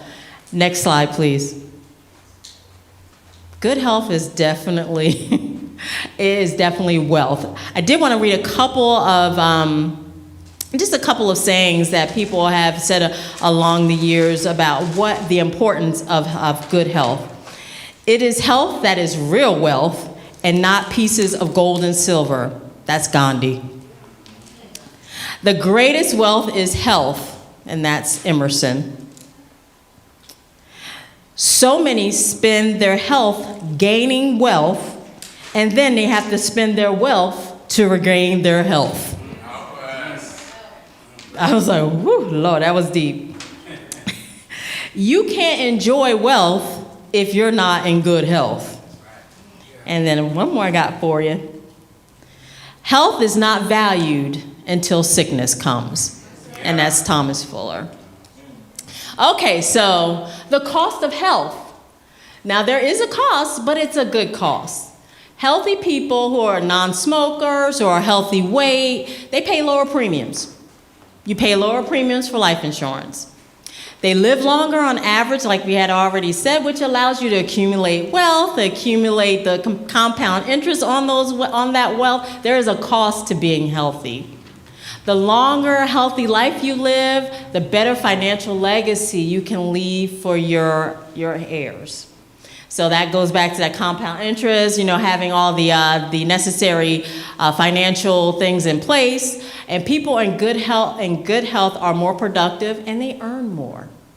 If you are in good health and good mental health, you tend to work harder, you make better decisions, better life decisions, better health decisions, and that in all turns wraps up to better quality of life and better health.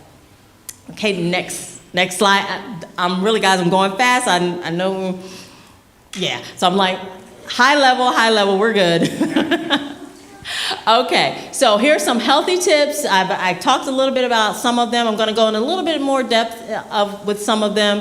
But yeah, I kind of talked about them, but like I said, I'm going to go a little bit more into depth. So regular physical exercise, we talked about that. Aerobic exercise, walking. I'm telling you, walking, if you can get out and get in that sunshine and just get some walking going, using those arms, really, really beneficial to your heart, your blood pressure, and also diabetes. I like to tell my patients that when you get out and you walk and you have diabetes, actually what your body will do is use the sugar that would normally be floating around in your body, causing all types of havoc. It'll use that sugar for energy. So get out and walk. So maintaining normal body weight, that's also important, especially for like any type of musculoskeletal health. The more weight you have on you, just like the more issues you may have with your joints, your knees, things of that nature. So also making sure you're drinking plenty of fluids, just flushing out. That also helps with diabetics, just flushing out all those extra sugars. And just to accompany that, being very aware of what sugary drinks can do. Now, I know we don't talk about this a lot. People drink and they're like, okay, I got all my fluids in, but what type of fluids are you drinking? So sugary drinks like soda, fruit juice, sweet tea, oh Lord. Oh God. Okay, sweet tea increase your risk of heart disease. And not only in people who are overweight, but people who are thin. It can increase your risk for heart disease and diabetes, and also it uniquely affects children. Children who drink a lot of sugary drinks, actually their body starts to behave like an adult, and they develop high blood pressure and diabetes. Yeah, so just be a little bit mindful of that as well. So also limiting processed foods, those foods that you can pop in the microwave, foods that you can kind of open up a box and eat the cookies and the candies and all that. They are just such empty calories. They don't give you anything except to put that extra fat and extra sugar in your diet. And these also can increase your risk of diabetes, high blood pressure, and heart disease. And I can't state enough too as well how important sleep is. Sleep is very, very important to your health. It's that time when your body rejuvenates itself, it renews, the cell death happens, and cell death and cell life is happening. This gives you a chance to rest your mind and all of those things that there's such great benefits to sleep. And not getting good sleep as well can also play into, believe it or not, sleep apnea, high blood pressure, diabetes, as well as being overweight. Not getting enough sleep can play on that as well. Okay, so you saw all those up there, quit smoking, get sufficient sleep, at least 12 hours. I'm in 12 hours, oh my God, I'm thinking 12-hour shifts. At least 8 hours, not 12 hours. But at least 8 hours. So you see all those tips up there. If we can move to the next slide with tips on it as well. I think that's all yeah. Okay. So whether you eat or drink or whatever you do all for the glory of God. So if you haven't caught the theme here, your body is your temple. It matters what you put in it. It matters how you take care of it. It matters because in order for you to serve God properly, to serve God with all who you are and all that you hope to be, having good health is very, very important and adds to the quality of that, of your worship, the quality of your mental capacity, the quality of your life. Next slide, please.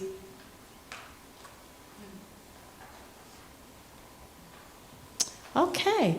So set that, get healthy, do at least 30 minutes or more. I'm just gonna kind of read through it. I at least drink 8 glasses of water, no sugary, no sweetened teas. Well, okay, let me just say this. I'm not gonna tell you no, because no never works. What I will say is limit. I'm gonna say limit. Whenever I tell people, when I tell you no, no.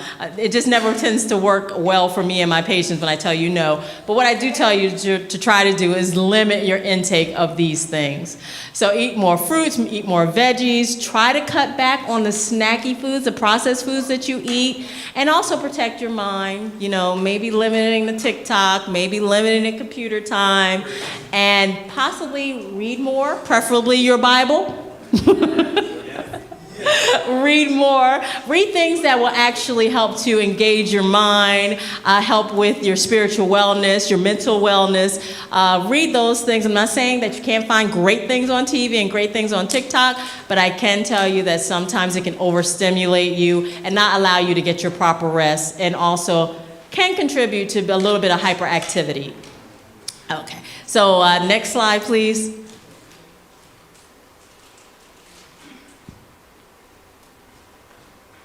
Okay, and I'm pretty much done. So I'm hoping that we see that there is a correlation between how healthy you are, your lifestyle choices, what you do with your lifestyle. Do you exercise? Do you eat properly? Are you trying to maintain a certain weight so that way you can at least manage certain chronic diseases or not even get certain chronic diseases? So that will help you in your overall health, wealth journey. All righty, and that's it, I'm done. All right, let's give it up, let's give it up. All right, we got a few minutes for questions here. Oh, yes, Sister Bradley, great job. Do you have any tips for if a person has a heart murmur? Is there anything diet-wise or exercise-wise that they can do to help that, or is that something that is really nothing you can do much about? Great question. So it all depends on where your heart murmur stems from. So if you have a congenital heart murmur, you were born with that heart murmur, it's really not much you can do. And basically what a heart murmur is just turbulent blood flow. There's the opening and the closing of the valves in your heart that keeps the blood flowing from one chamber to the next. And what you typically hear is if there is any issue with your heart valve, like if it's a little too tight, it doesn't open as wide as it should, or it's a little too thick and sluggish, then you're gonna have like just some interruption of the flow between each chamber of the heart.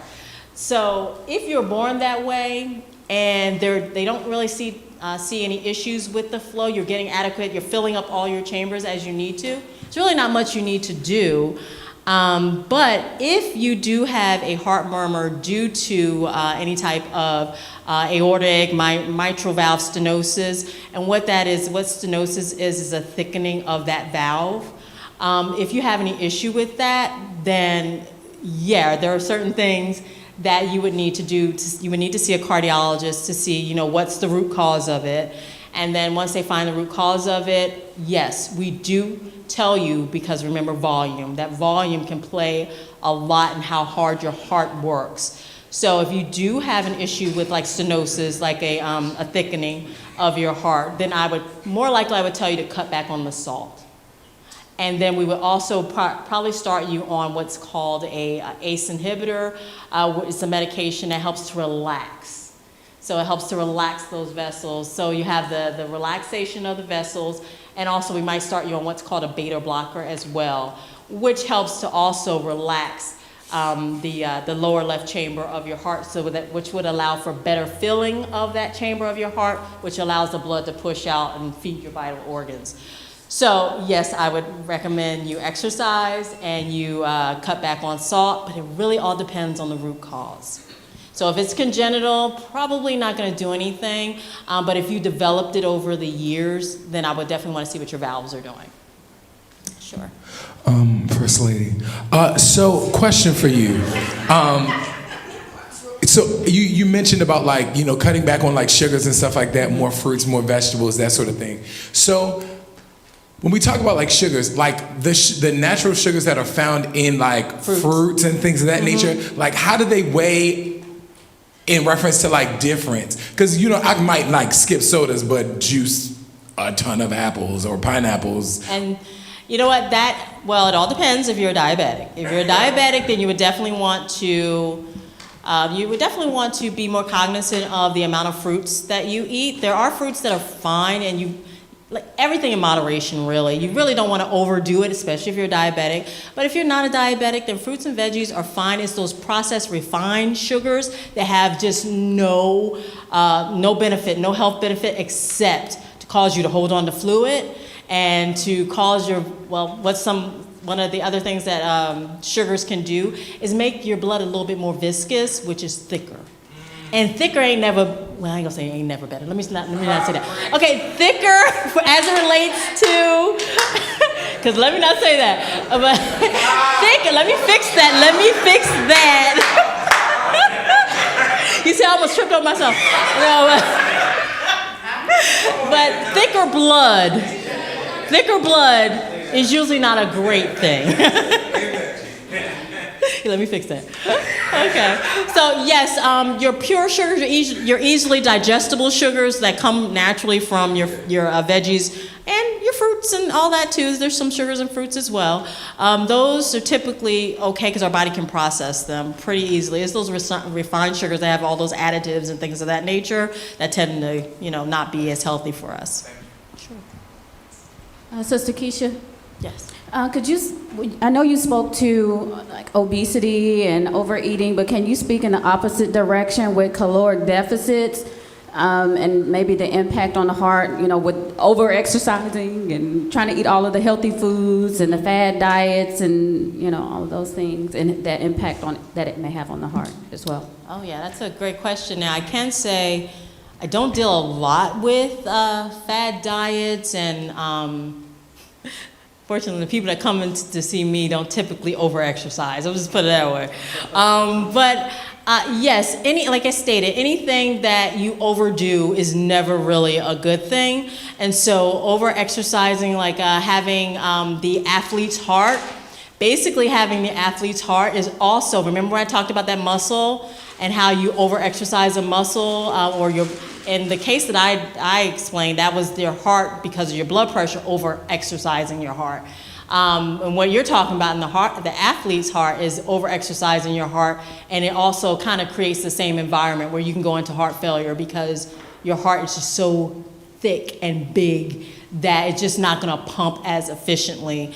And of course, I wouldn't recommend any kind of fad diets because typically with fad diets, the foods that you're eating may not be as healthy, probably have a lot of refined ingredients in them as well. And then that going up and down in your weight can also be detrimental to your heart too, because you're bigger one minute, you're smaller the next, and that just plays in how your heart has to pump to get the blood throughout the rest of your body. So no, I wouldn't recommend fad diets, but I have to say that I have to study a little bit more on Melanie to really tell you all the pathophysiology behind it. That I don't know, because I just never studied it. So. I was thinking about how sometimes people do like the fasting as well, and just all the extra.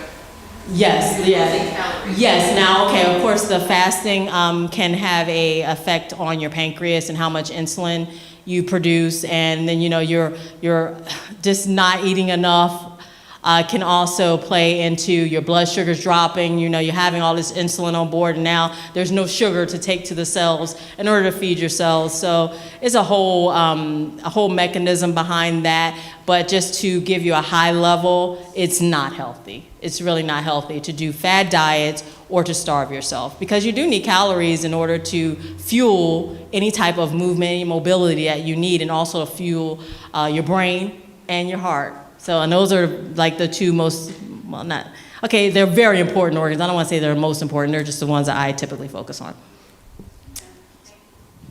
All right. Let's give it up for Sister Bradley.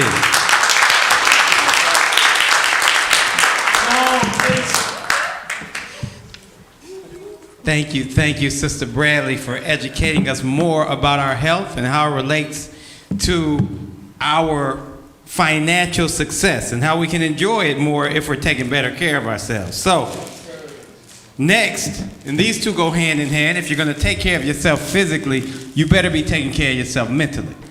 And so now, we have Sister Karis Childs, another member here at 13th Street Church of Christ, who is a native of Yorktown, Virginia. She currently lives in Alexandria, Virginia. She is an alumnus of Eastern Virginia Medical School, where she received her master's in public health with a concentration in epidemiology and Doctor of Health Science degree.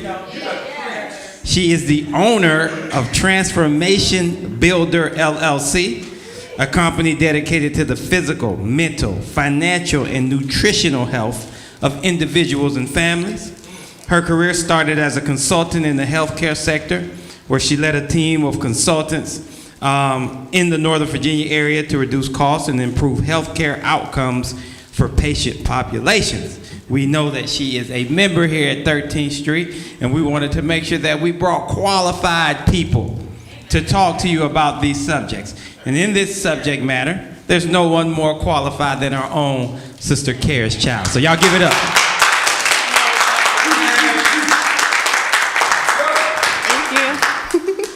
All right, thank you so much, Brother Ivan, for that introduction, and thank you for giving the opportunity to speak. When he reached out to me, I was like, oh, this is my forte, because because I started off my career, as he mentioned, within primary care physician offices, and so I was right in their offices, making sure that I was giving them strategies on improving their health outcomes for the patient population while helping them to decrease costs. And so that really takes a community, because it wasn't just on that physician, because oftentimes, unfortunately, in the medical field, physicians, even healthcare providers, are not taught of how to look at costs. They're just looking at the outcome, how they're going to help that patient. What are the outcomes as far as maybe even helping them to avoid the ER, but they're not really looking at how that cost may impact the patient. And so that was my job, that was the consultant's job, to make sure they were aware of that, how to reduce pharmacy costs, how that's going to impact their families, but most importantly, connecting them also too with other sources within the community, caseworkers or local care coordinators, any other individual that may support that. And so thank you, Brother Ivan, for giving the opportunity. All right, so next slide, please. All right. So as Brother Ivan mentioned, just a little bit about myself. I am an owner of Transformation Builder, but also too, in my first career path, I actually had the opportunity to also to engage with a lot of hospital systems as well, C-suite members. And so that takes a bigger approach of the healthcare, because we need to look at the health policy side of things. We need to make sure that we're advocating for our communities, especially for African Americans as well. because we're not really effectively educated on how to advocate for ourselves. There is still health disparities out there. I'm super passionate about that. I'm not going to touch on that in this presentation, but there are so many different factors. Health and finance are so interconnected because we have, health of food deserts. Do you guys know what a food desert is? Okay, and so one of those things is so highly tied to your income, your zip code where you live. Just a one zip code over can change your health outcome. Just as simple as that. So it's breaking it down by zip codes, what your structural community looks like. If you have the access to a healthcare physician or a primary care physician, whether or not you have access to an ER or urgent care. And so all of those factors really do impact your overall health, but also too, if you can afford it, okay? And so next slide, please. All right, so I have a nice little topic list here. All right, and so first we're gonna go over financial illiteracy. It is an epidemic, and so usually that's typically tied with health outcomes, but it's just literally saying that, financial illiteracy is a high amount of that within our society today. Of course, that's why we're here today. Connection of financial literacy to health and COVID-19 as well. Preventative care, which is so hugely important, what Sister Keisha went over as well. And the impacts of, just making sure that we're making the right choices. And also too, I did put a little slide in the biblical portion of, making sure that we're putting those factors in for self-care as well. So that's the topics for today. Next slide. All right. And so let me just kind of paint the picture for you guys. And so as I mentioned, financial illiteracy is an epidemic, okay? And so a portion of that, on average, U.S. adults lost about $1,800 due to personal financial errors in 2022. Okay? And so when we kind of calculate that to make sure we're looking at 240 million American adults, that rounds up to about $436 billion. I'm just going to pause. Let that set in for a little bit. All right.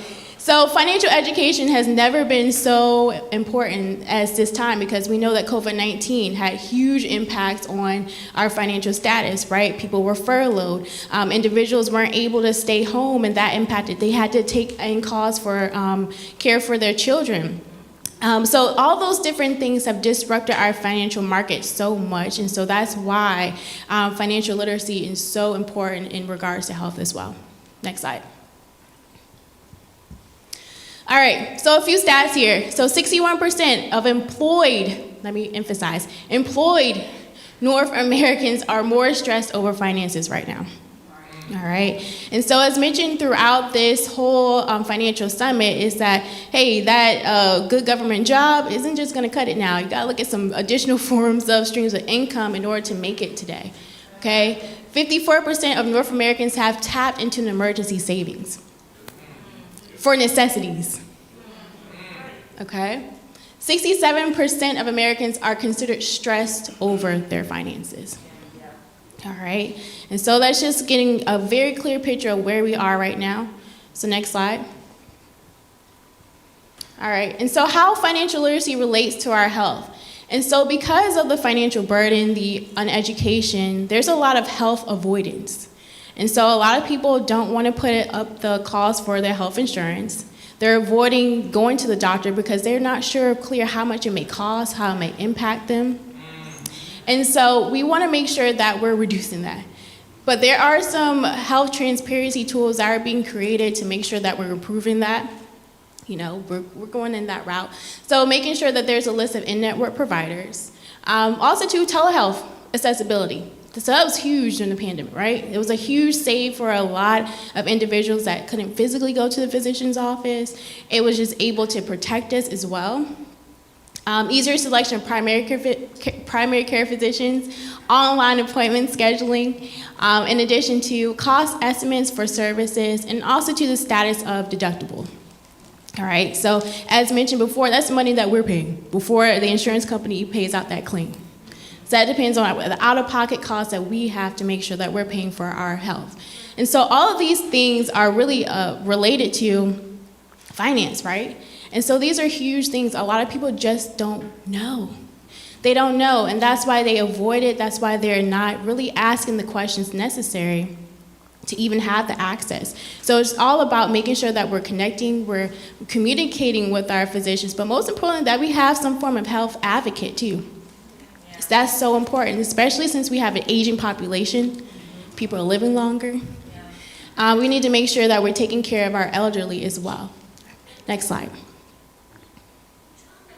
All right, so prevention is key, all right? That's the main thing. So this is kind of tough though, because as mentioned in our society, we are in a capitalistic society. Physicians are being paid based upon treatment. They get paid less, literally, for prevention. And so, but there are things in place that are helping to prevent that. In my experience, I worked in the Patient-Centered Medical Home Program.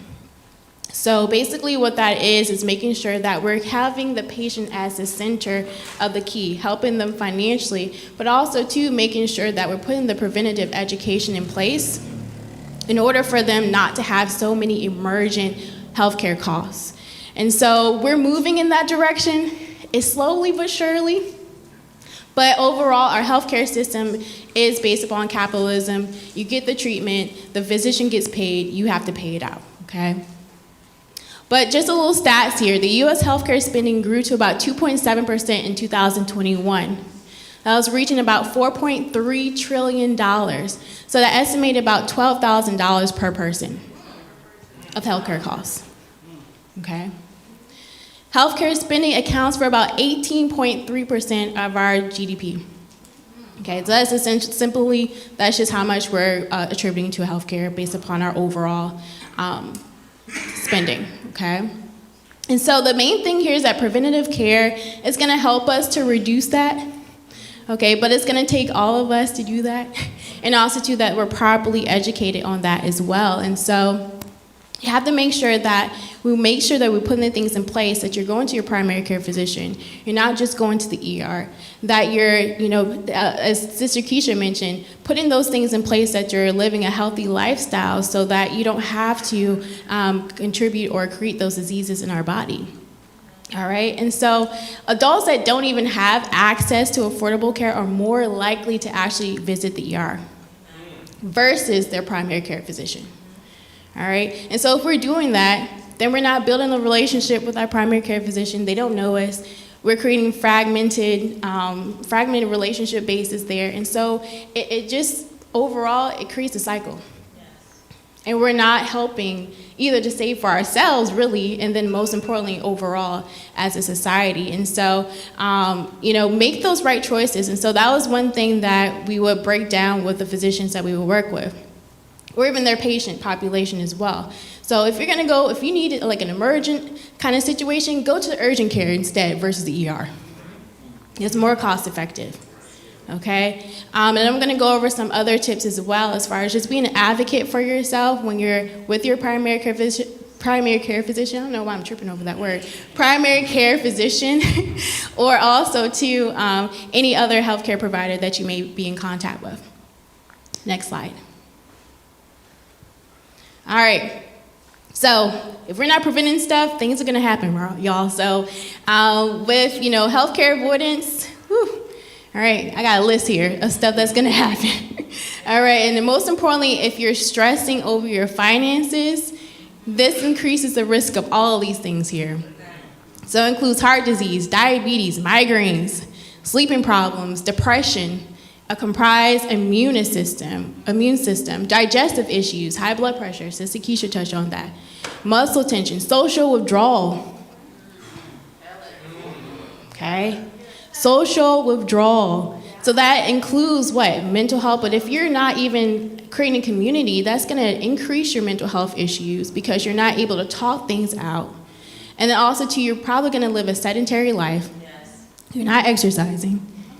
You're not doing the necessary things. And so it's all important, y'all. It's so important. Relationship difficulties. Finance, we know that. And unhealthy coping methods. So drinking, gambling, overeating. Okay? So then that has a further impact on our healthcare costs. Whether we can even access that. So all of these things are so tied in together. We just have to make sure that we're doing our part on a day-to-day basis to do the necessary things, that we're living a healthy lifestyle, that we're advocating for ourselves, that we're reaching out to the individuals that can help us and educate us as well too, because it's so important. All right, next slide, please. All right, so I'm all about prevention, all right? That's the key. Like Sister Keisha said, making sure that you're eating a healthy lifestyle, that you're going to your primary care physician. Why am I tripping on that word? Primary care physician. But let's keep it real. We have diseases out there, and prescription drug costs is real. All right? And so, as I mentioned, pharma is a huge business, okay? Pharma is huge. I would go into practices, they would bribe physicians with dinners so that they are using a specific drug that they're trying to push. They would give them gift cards, send them to basketball games, whatever, you name it. And so it's a game. I would have to attend some of those meetings. And then on the back end, be like, y'all don't believe them. Okay, they're just trying to sell you something so they can get more money. It's all about money, really. All right, so next slide. All right, so pharma and health. Spending on prescription drugs increased from about $30 billion in 1980 to about $335 billion in 2018. Okay, it's huge. So what does this mean? I mean, that's great, it's a number. So what can we do about it? The main thing as a consumer, ask your physician if he's utilizing or if she's utilizing the generic form. Because there's most likely a generic form. But most importantly, ask if it's best for your health and your condition as well too. Because sometimes the brand is more effective. Also too, making sure that you go and opt for a mail order if you can. That's also too a more cost-effective way if you need to take some medication. And also too a 90-day supply versus $30-day supply. And so that can be a simple savings of about $15, but just think of it, if you're utilizing that medication on a monthly basis, that can add up in a year. Okay? And also too, there are some prescription, card savings out there. So GoodRx is one, I just put one up there. Hope that's big enough for you guys. But just ask your physician about the options that you have, because you can be an advocate for yourself and seeing how you can be that front runner of helping to decrease the cost for yourself, because it's going to have a bigger impact on your life as well. Next slide. All right, so I gotta talk about some health policy. The government is trying to help us a little bit, but again, it's about us doing our work on the front end, educating ourselves, making sure we're making that difference. And so President Biden, he did put in place the Inflation Reduction Act, which is looking to help to reduce pharmacy costs, specifically the Medicare population, on some high-cost drugs in that situation. But as mentioned, I want to make sure you guys are informed, but we got to do our part as well. All right, next slide. All right, and so with all of this, finance, making sure you're advocating for yourself, making sure that you're doing the things necessary. But also too, let's keep it real, financial stress, it happens. And it is related to mental health. And so we need to make sure that, we're taking the time to make sure that we're doing the right things, because it is cyclical. If we're not taking care of ourselves, and then if we're not taking care of our finances, we're putting ourselves in a cycle of even worse mental health. All right, and so we want to make sure that, we have a healthy relationship with finance as well. Because if you're spending too much, you get that high, like, woohoo, I just bought that new purse. And then you're like, oh, wait, hold up, I can't pay my light bill. It's like, what sense does that make? So make the right decisions, but also too, there are certain diagnoses such as hypomania and mania, whereas you're getting this high off of impulse buys, And that can also too be, unfortunately, a habit that you may have. You're getting this high, you're like, I feel great, but then, oh wait, no, I can't pay this. And then you isolate yourself. And then you don't want to go anywhere, right? And then you're not treating yourself well.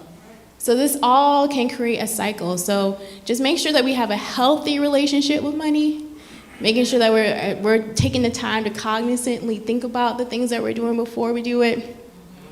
And also to make a plan too. I want to talk about some goals, writing down goals. I'm huge on that. So it's all important. Take care of ourselves. Next slide. All right.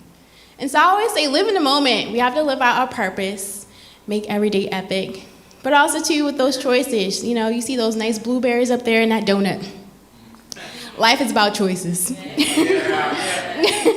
Okay? And so, as Sister Keisha said, it's all in moderation. Yeah, you can have that donut. Absolutely. Just don't have it every day. Okay? Making sure that you're putting the right things in your body, that you're making the right choices as well, because it's going to impact your future, your legacy, the next generation as well. Because your kids are watching you. You may tell them something, but they're seeing what you're doing. All right? And so if you're buying sodas every week, they're going to be like, oh, it's okay. I can do that too. Oh, wait, I'm making that impulse buy. Oh, just whatever without thinking about it. They're looking at you. All right? So next slide. All right, and so, living out your life, you have to have it and live it out purposely. And so really, as a community, as a church family, it's all about coming together because it can improve our lifestyle. It's evidence-based. Anyone that has a faith-based background, they either have a healthier life, they live longer, they have a better quality of life. Okay?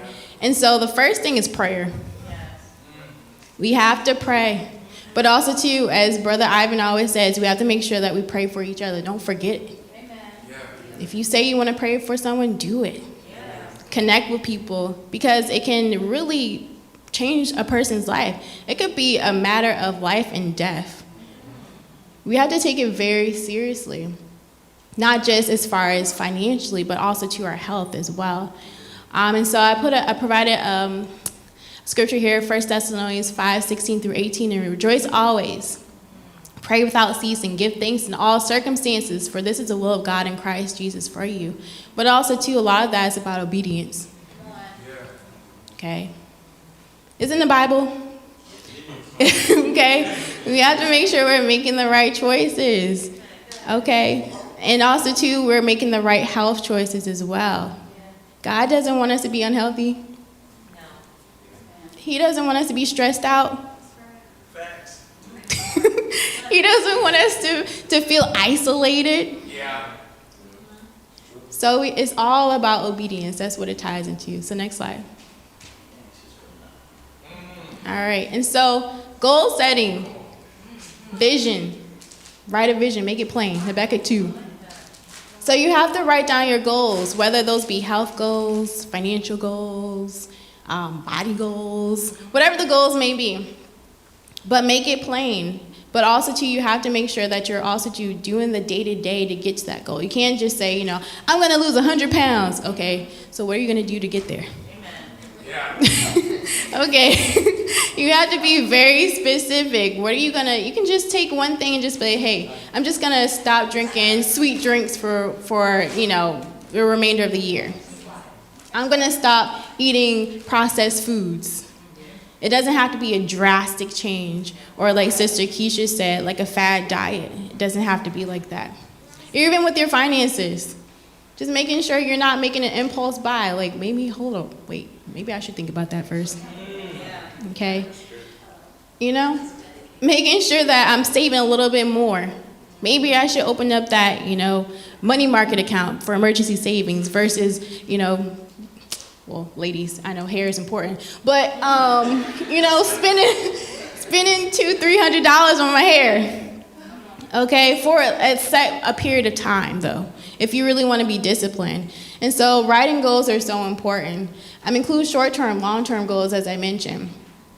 And also to refuel yourself. Sister Keisha mentioned this as well, so we definitely need sleep. We need to exercise. We need to make sure that we're hydrated. We're eating the right things. Okay, you can splurge a little bit on that donut, that fried chicken, that sweet tea, here and there. But we need to refuel ourselves, okay? And then most importantly, seek advice. Seek help and seek advice. If you're not quite sure what to do, ask someone. Ask someone that you see that is, great within their sector, whether that be finance, spiritual. You have Brother Bradley, he's great. Sister Keisha, a spiritual mom, whoever. Reach out to somebody because they're gonna help you. Next slide. All right, and so my next slide is, are you planning a life of abundance? All right, are you planning a life of abundance? And so this too takes discipline. And so Proverbs 13:22, a good man leaves an inheritance to his children's children. So inheritance isn't just financial, that's spiritual. That's mental well-being, healthy choices, okay? Because a lot of things that are impacted with us aren't just genetic, it's also too environmental. Okay, and so we need to make sure that we're really cognizant on the life that we're building for ourselves because it's gonna impact the next generation. All right, and so the next topic with that, since we're talking about finance, do you have a tithing goal? Yeah. Okay. Are you looking to increase that? Are you looking to improve that? Giving back. And also, too, most importantly, pay yourself first. When you get that, we often are taught how to spend our money versus how to making sure we're helping to grow our money. And so I remember in college, I was taught how to write a check versus how to invest that. I'm not sure about y'all. But that's unfortunate. And so, making sure that you have 3 major accounts: an emergency fund, short-term savings, long-term savings, investments. And so, oftentimes people see value in the material things, how much their car is worth, how much their house is worth, but how much is your life worth? Think about it. So what are you putting in your body every day? What are the things that you have in place in order to pass something down to the next generation? How are you treating yourself? Are you creating a community so that you're in a good mental space? Your life is so much more worth that. And so those are some things that I wanted to share with you guys. Next slide. I think I'm coming to the end. Oh yeah, that's it for me.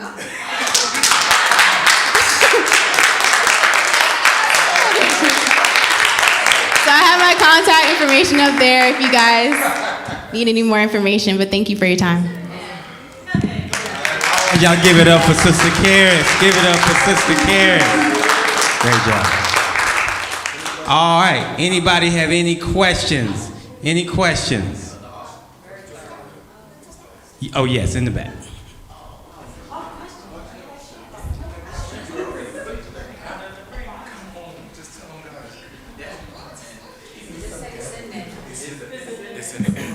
Well, thank you so much for that presentation. As Sister Keisha was giving her presentation, I was thinking about healthcare avoidance because you don't know what's going to happen when you get in there. And with inflation and, the sort of pathways you get on, you could end up spending a lot of money. And I think a lot of people, when they don't even know what's wrong with them, will be like, I'm not going. So I wanted to know, I kind of feel like this is a very middle-class conversation we've been having. I want to know what kind of resources there are for people who really are struggling and can't afford to pay, or may have high deductible healthcare plans where they would be coming out of pocket a lot of money. Yeah. So first I would reach out to your health insurance provider first. To see what options, but also to your physician. Because a lot of programs are out there, like I said, the Patient Medical Home Program are out there. You have to see if your physician participates. But I can definitely send you some other resources as well to help in that regard too, with some savings options. Is that was your question? Yeah, and just resources that people can use. Yeah. Okay. My question is around, excuse me, with the primary care appointments. I feel like I go to my primary care doctor and like have no relationship with them. It's really just like, just a required kind of thing. And so, and I never know what to ask, you know, like I'm more comfortable with like my specialist or like a gynecologist or something like that, because it's a specialized appointment. So I have like pointed questions. But with a PCP, do you have like recommended things to ask at each appointment, or like is there like kind of a checklist of things that you should be talking about with your primary care on a regular basis? Yeah. So, that's a key thing. So you say you feel like you have more of a relationship with your specialist. Okay. And so one of the main things that I worked on was making sure that the PCPs and the specialists were actually talking.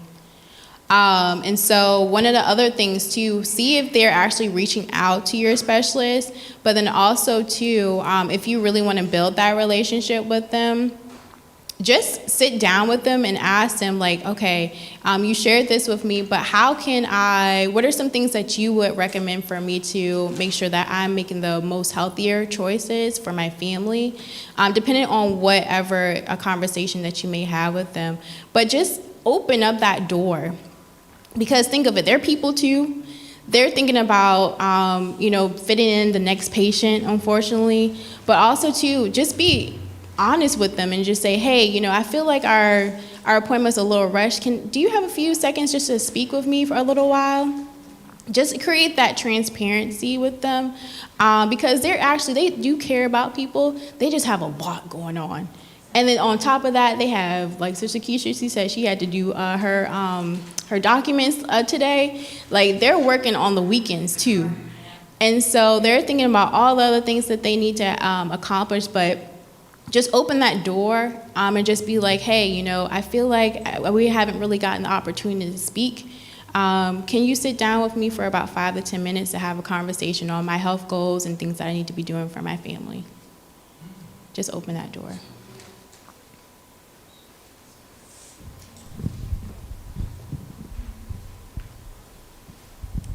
Thank you.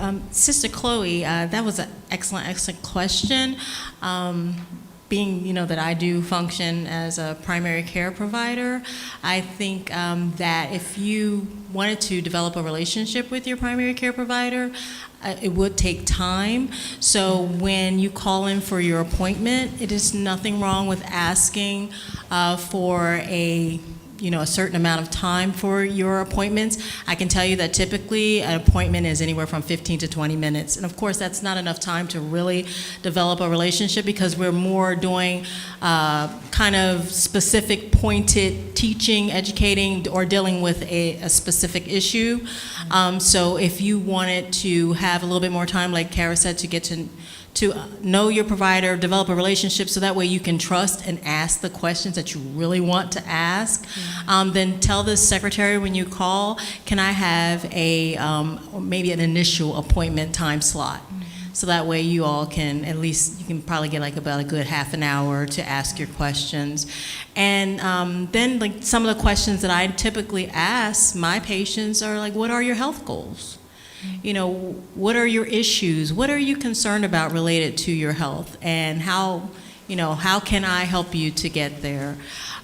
So basically, just if you want to kind of sit back and think on what some of your health goals are. And I also recommend that my patients bring their questions with them. Take a little time, write out your questions, bring your notebook. When I see a notebook, I know we're gonna have a nice, healthy visit. So, do that as well. I just wanted to ask real quick. I know there's a thing, I don't know if you can answer this. There was this thing that just came out not too long ago, the No Surprises Act. But every time I turn around, there's a surprise with the health, the health bills. I'm just trying to figure out, like, that's one of those issues that, it's your health and it's your finances. So is there anything that you can say to that to kind of help prepare? Like, you can go to one appointment and then you're getting the doctors and the specialists and the admin, all the bills coming in. So how can you like rectify that or know what needs to be, what you're going to be paying? I'm not familiar with that app. Act. Oh my gosh. Like okay. legislation. Yeah. But one of the things, I guess, to make sure that you're knowing what bills are coming is just make sure that you're reaching out to the admin of the offices and seeing if they can kind of give you a sense of when the bills may be coming. I don't have an effective, I have to do a little research on that one to see, because that's a little tough. Because that's dependent on claims, when claims are being processed. All of that is with health insurance as well too. Because sometimes the physicians don't even know when they're about to be paid too, just to keep it real. Okay, because sometimes they reject claims, just, yeah. All right. Thank you again, Sister Karis.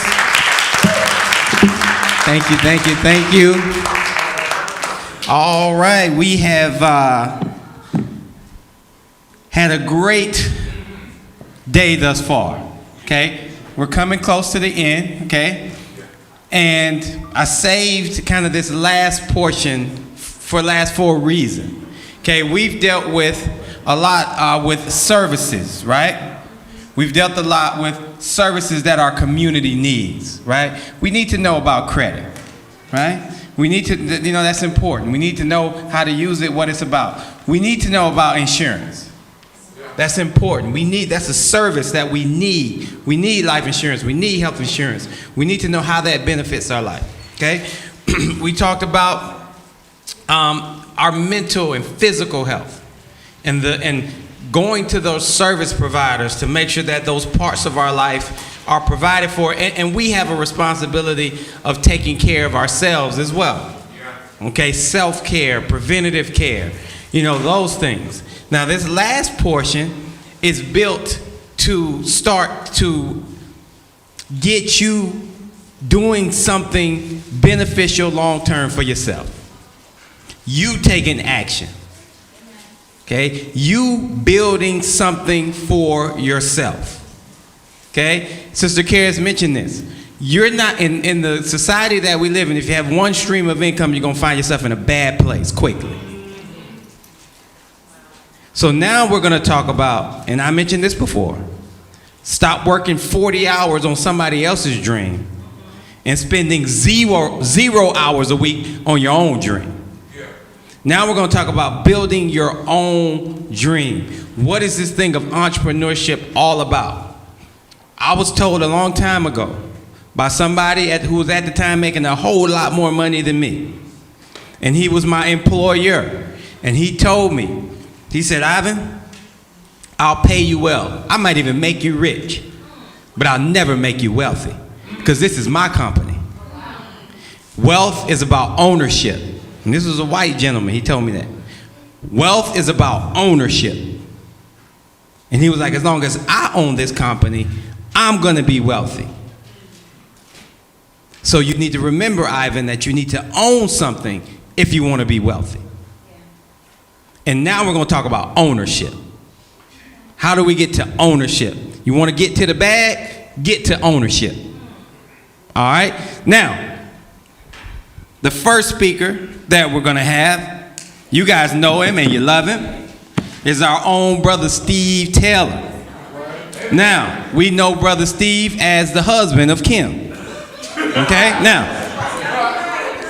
all right. Now we know his wife is on her way to being the next president, so we may have, you know, what do they call it, the first man, or you know, first husband, soon to be first husband, brother Steve Taylor, okay? Now in '96, Steve and his wife Kim founded S&K Holdings Incorporated, which is the parent company of Family Choice Healthcare, PRN Medical Staffing, Allied Care Corp, and Integrity Home Care, which is a network of non-medical home care agencies serving the elderly and disabled in Maryland, Virginia, Pennsylvania, New Jersey, and Washington, D.C. Steve is the driving force of the home care agency network. Day-to-day, his role includes planning the overall administration of these companies, securing new contracts, and ensuring the success of existing government contracts. Steve also provides direction to 35 management staff and a workforce of over 900. Let me say that again. A workforce of over 900. Mr. Taylor implements the overall roll-up of the growth strategy, as evidenced by the success of his three successful acquisitions, His companies are continuing to seek acquisition opportunities. His team has built a strong management infrastructure, ensuring the financial success of Family Choice Healthcare, PRN Medical Staffing, Allied Care Corp., and Integrity Home Care. In '86, Steve Taylor graduated from Claremont McKenna College with a BA degree in psychology and biology. Afterward, he attended Vanderbilt University School of Medicine, where for 2 years he engaged in coursework and research toward a Doctor of Medicine degree. Steve Taylor has worked at a number of large pharmaceutical companies in a senior sales management capacity until '96, when he decided to pursue business ownership. Full time. In 25 years, Mr. Taylor has grown a home-based operation to a $30 million conglomerate. Let me say that again, to a $30 million conglomerate with over 750 clients throughout the Mid-Atlantic region. He's a member of Alpha Phi Alpha Fraternity Incorporated and the 100 Black Men of Prince George's County. He's been married for almost 30 years, has 2 sons. One is a junior at Morgan State in Baltimore, Maryland. So, I told you we got qualified people to talk to you about the subject matters at hand. Brother Taylor is going to come talk to us about how to be a successful entrepreneur. And there's no better example that we can have and that we have the privilege of learning these things from than Brother Steve Taylor himself. So, everybody give it up for Brother Steve Taylor. You mind if I stand down here? Is that okay? So I can be with you? All right. Brother Ivan does not like me. He keeps putting me behind incredible speakers. Last time, when it was the men's symposium or seminar, I had to follow this brother. And now this time, I got to follow this sister. So hopefully, can everybody stand? Why don't we just kind of get the wrinkles out of our drawers and unwind and kind of stretch and stuff like that. All right, everybody good? All right, hopefully I won't put you to sleep. All right, now we got some business owners here. All right, you can sit now, I'm sorry. We got business owners here, okay? And who are the ones that want to be a business owner? Who's the wannabes? Everybody should have a hand up. Okay. All right. Fantastic. Oh, thank you. Okay, great. That's great. That's fantastic. I think you've had all the evidence there of the benefits of it. Okay. What I'm going to do is talk about the why, which I think is so much more important than the how. Okay. So if you came here to learn the how, I'm going to disappoint you. I'm just telling you right now. I'm going to disappoint you. But I'm going to give you a resource to go to where you can get the information, and I am a resource also. Okay? So I can start by doing this to prove it. Here's my phone number if you don't have it.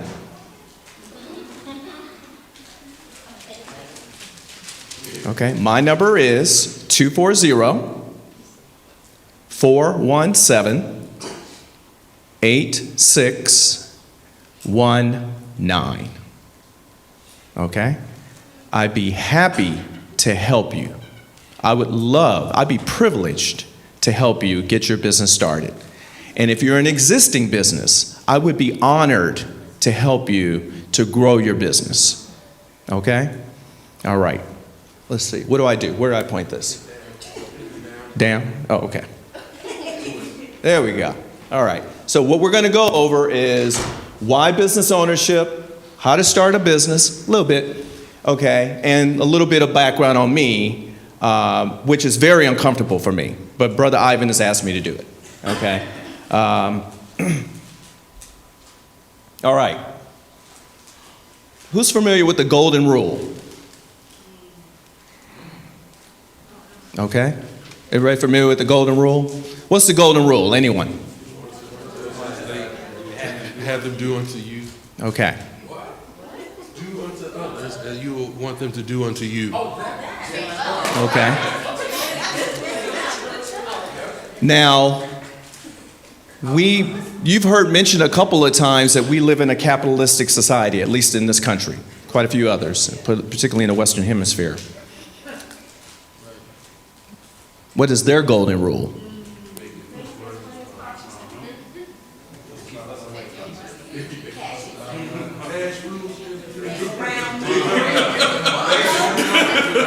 Basically, here's the golden rule. He who owns the gold rules. That's the golden rule. Okay? Look at that right there. Now, words tells it all, right? Okay? This is our challenge in our country. Okay? We want economic power. We want legislative power. We want social justice. But until we own the gold, we're only asking for it. We don't control it.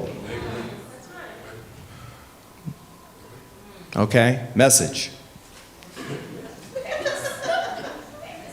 We've got to get into a position, and I'm glad, Brother Ivan, and hats off to, want to give props to Brother Chris also for allowing this to happen, because we have to promote ownership in our community, in the black community. We've got to.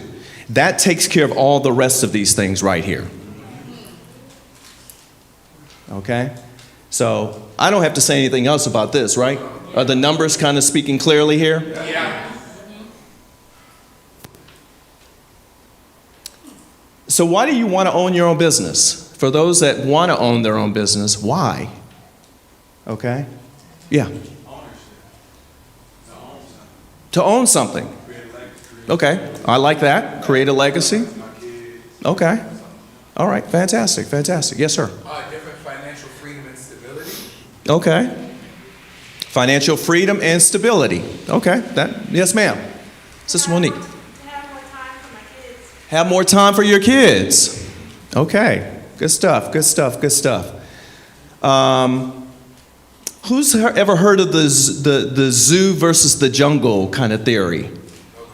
Okay, well, you about to. about to get educated on that. All right. There is a comfort that you can have by working 40 hours. There are some positives to that. Okay, there are some positives to that. You can have a very comfortable environment, cozy, predictable check every 2 weeks. Hit my Thursday, bam, better be there. Security and protection, okay, square meals, okay, very predictable, you got breakfast, lunch, and dinner, and you have people to hold you accountable.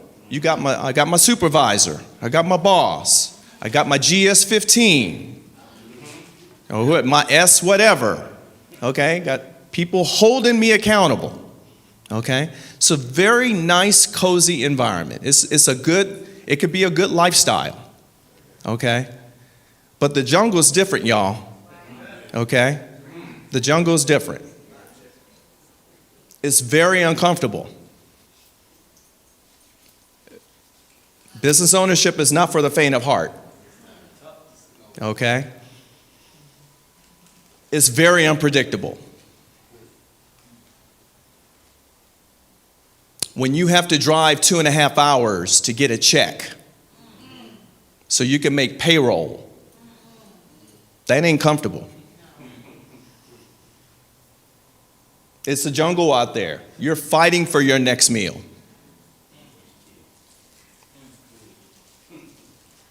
And you have to hold yourself accountable. You got nobody lording over you. You ain't got no supervisor. Look in the mirror. You supervise yourself. And that's where discipline comes in. That's where accountability comes in. So the reason I'm not focusing on the why, on the how, because the how doesn't matter. You got to have this ready for the jungle. You got to have it ready. So here we go. All right. And I got script to back up everything. Yeah. Brother C taught me right. Yeah. I ain't no smooth stone. I'm a rolling stone.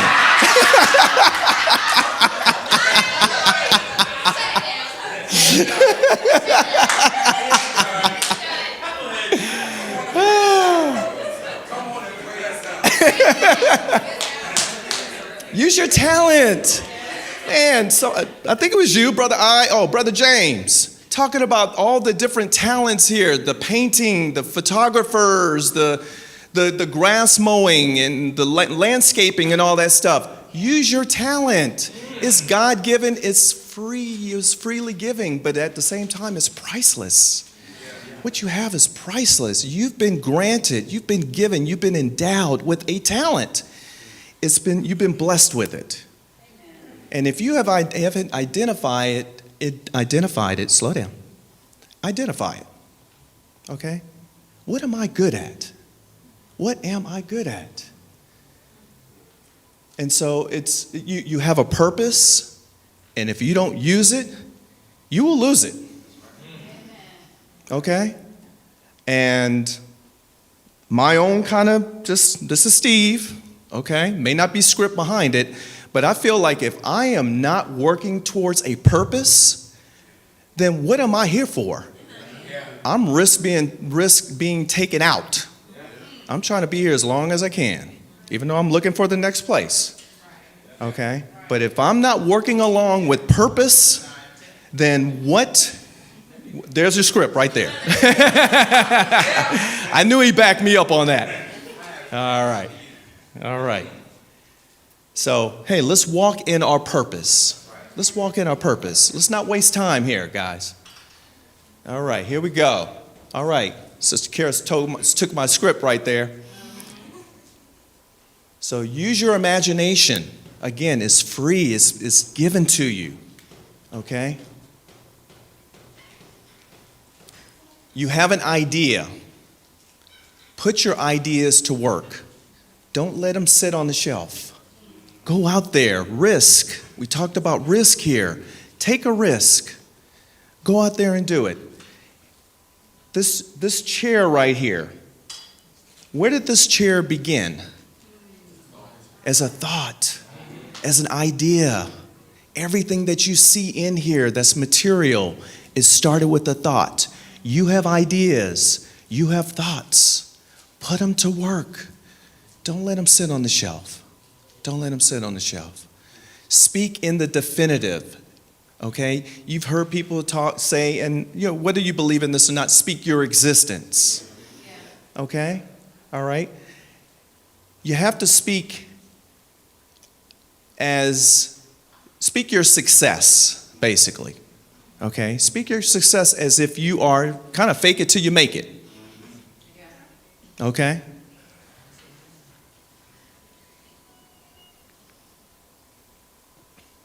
You got to have a passion. You're going to have a deep desire. That's going to push you. That's what's going to make you disciplined. Okay? That is going to discipline you, having that desire.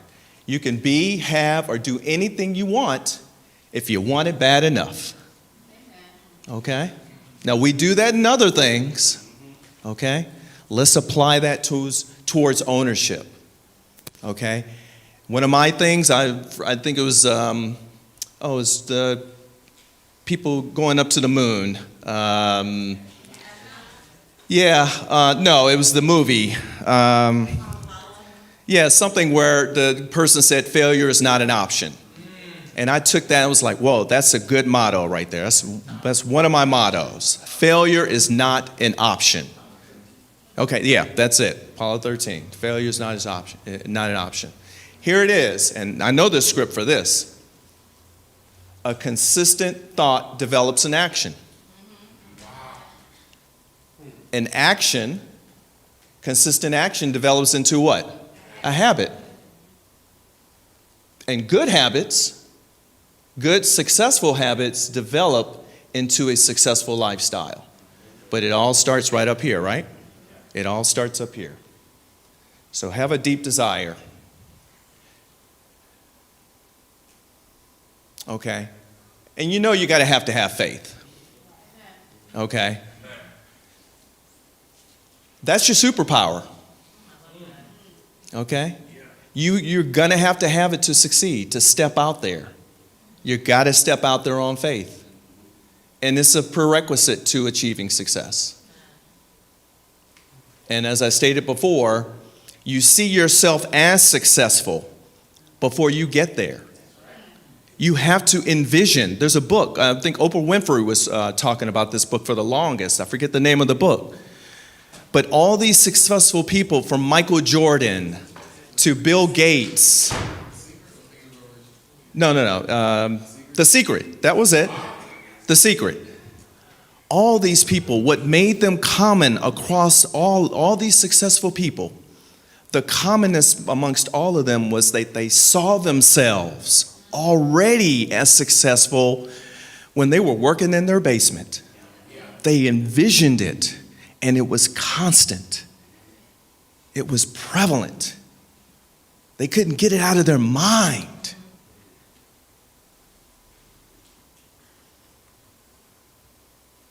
I've heard this today. A lot of success principles been taught here today.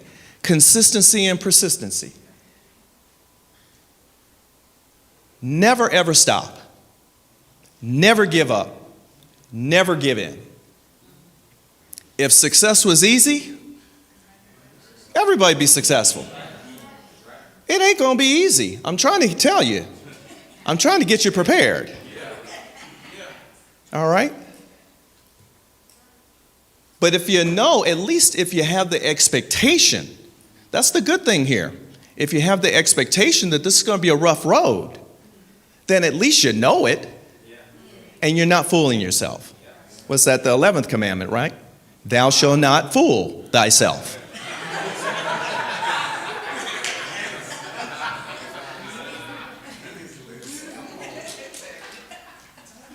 You know, believe it or not, and you've probably witnessed it, and you probably have been the promoter of this.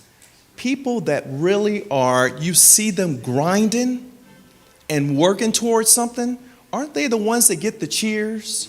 Aren't they the one that get the pushes? Okay, and yeah, maybe there's a couple of crabs back there, okay? But most cases, particularly if you surround yourself with positive, like-minded people, they're pushing you. Man, you can do it. You got this. Keep pushing. Keep grinding. Okay? And you've got to you got to know entrepreneurs math.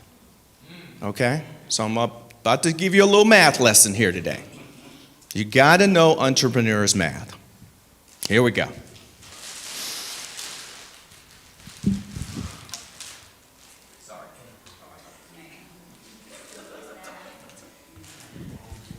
Now, back in the day, your boy here in college was a little player. All right.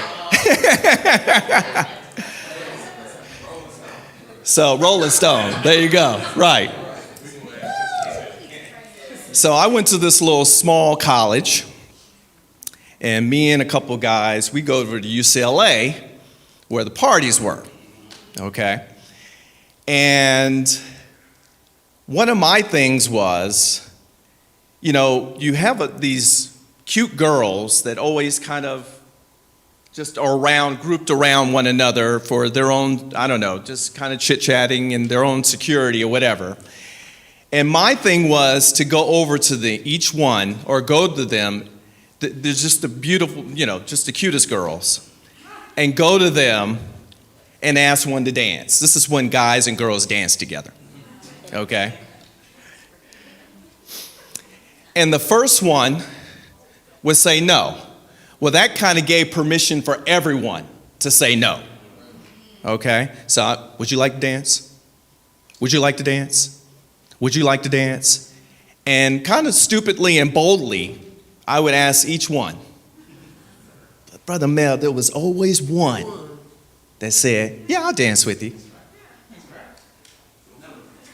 Okay? I was going for the fine ones. I was going right to the fine ones. So here's the thing. If I ask, here's your quiz. If I asked 100 girls to dance, and one of them said yes, get your calculators out. What was my success rate?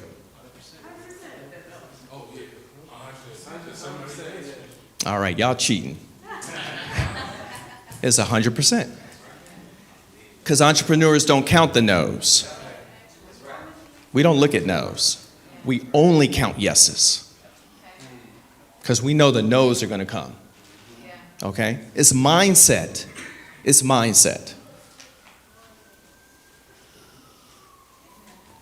You are worthy. You are worthy. The world will only look at you, or will look at you, based upon how you look at yourself. That's how the world looks at you. If you look down upon yourself, that's how the world looks at you. Your income level will never pass your self-esteem or your self-worth. So think about your income right now. Bam. Think about your income. I just got paid yesterday. How do I want to increase that? Got to work on you. How you feel about yourself affects virtually every aspect of your life. And Dr. Karras and Dr. Keisha just talked about that.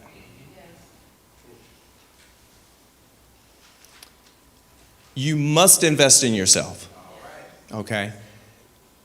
In your personal development, spiritually, physically, mentally, financially. It's a whole package. It's constant. And here's the thing. Everyone here is really in business for themselves already. You're really in business for yourself. You handle finances, don't you? Yeah.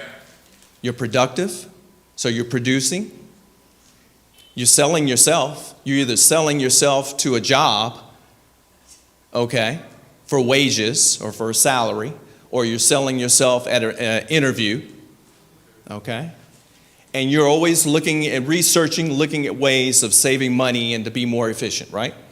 That's what businesses do, okay? So are you looking at a new and improved way to enhance you? Is that your endeavor? All right, think about Eastman Kodak. Is anybody familiar with Eastman Kodak? Kodak. Exactly, yeah. All right. Now, here's Eastman Kodak going along for years, okay, producing cameras and the cameras that the Polaroid, the thing comes out of it, okay?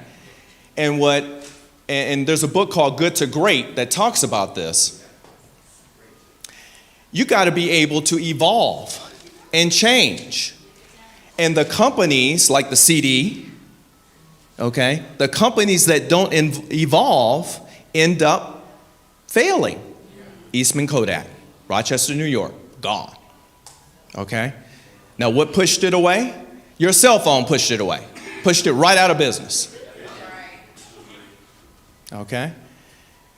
And so understand the law of conservation of energy. All energy goes from higher to lower. Okay? It's the reason you have to go fill up your gas, fill up your car. You're using energy. Energy is being dissipated. Okay? All right. Well, what does that mean, Steve? It means this. Regarding personal development, as I mentioned in our men's seminar, there is no such thing as maintenance. You're either growing or you're not. There's no I'm maintaining. Nah, ain't no such thing. I'm maintaining. What does that mean? You're either growing or you're failing. Okay? So constantly put work in, energy in to what you're doing, to your goals. This is going to be a challenge this is where a lot of work for some have to go in. Okay? Maybe because of upbringing, maybe because of who knows. But that is having a pleasing personality. People skills are incredibly important in business. It's important, okay? Having tact, having skill, having to serve, and I call it a service. 900 employees, 750 clients, whatever that number is. You're dealing with people. You can't get away from people. Okay? And so you have to constantly work on and develop your people skills. And there's so many books on that. I'm going to introduce you to one of them. One of my favorite books, along with the Bible, is Proverbs. Okay? Because Proverbs is just packed with scripture and with just lessons on how to deal with people. Proverbs is one of the best books on business. Okay? Along with that is one of my favorite books is The Art of Negotiation. Not Donald Trump's one, but Robert Berg. Okay? The Art of Negotiation. And it's just packed with how to deal with people, because it's what you're constantly are going to have to do. Okay? You have to work on your nonverbal communication. Okay? And for younger folk, particularly younger brothers, you're going to have to learn how to smile, brothers. Okay? You got to learn how to smile. Smiling is a magnet. It's an invitation to people to approach you. When you're like, it's like, mean mugging. Exactly, mean mugging. You're not approachable. Okay? When you're smiling, anyone feels comfortable, and that's what you want to do, right? You want people to feel comfortable. They feel comfortable approaching you. Okay? Open stance. This is not open. Even when you're sitting, open stance. Intentional listening. When I'm talking to someone, I'm looking at them in their eyes. I'm nodding. I hear you. Okay? I want you to know that I hear you and I'm attentive to what you're saying. Okay? Those are nonverbal skills, and that's the majority of the communication we do, right? It's more nonverbal than it is verbal, isn't it, right? Okay? It's a superpower. It's one of the superpowers that you have, the ability to achieve harmonious relationships with those around you, right?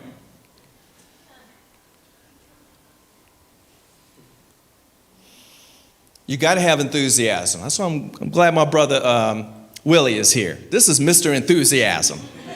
Okay? Always comes in smiling, always comes in with energy. It's the God within. It's what's that song? The God in me. Okay?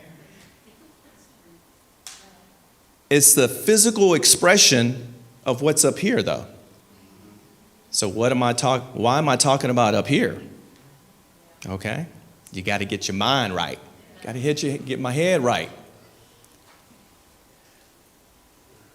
It cries to the world, I've got what it takes to succeed. It's, again, another superpower. It is, and again, my brother over here, people just magnetized to him. Brother Chris, they're magnetized to them, okay, because of the enthusiasm that they exude.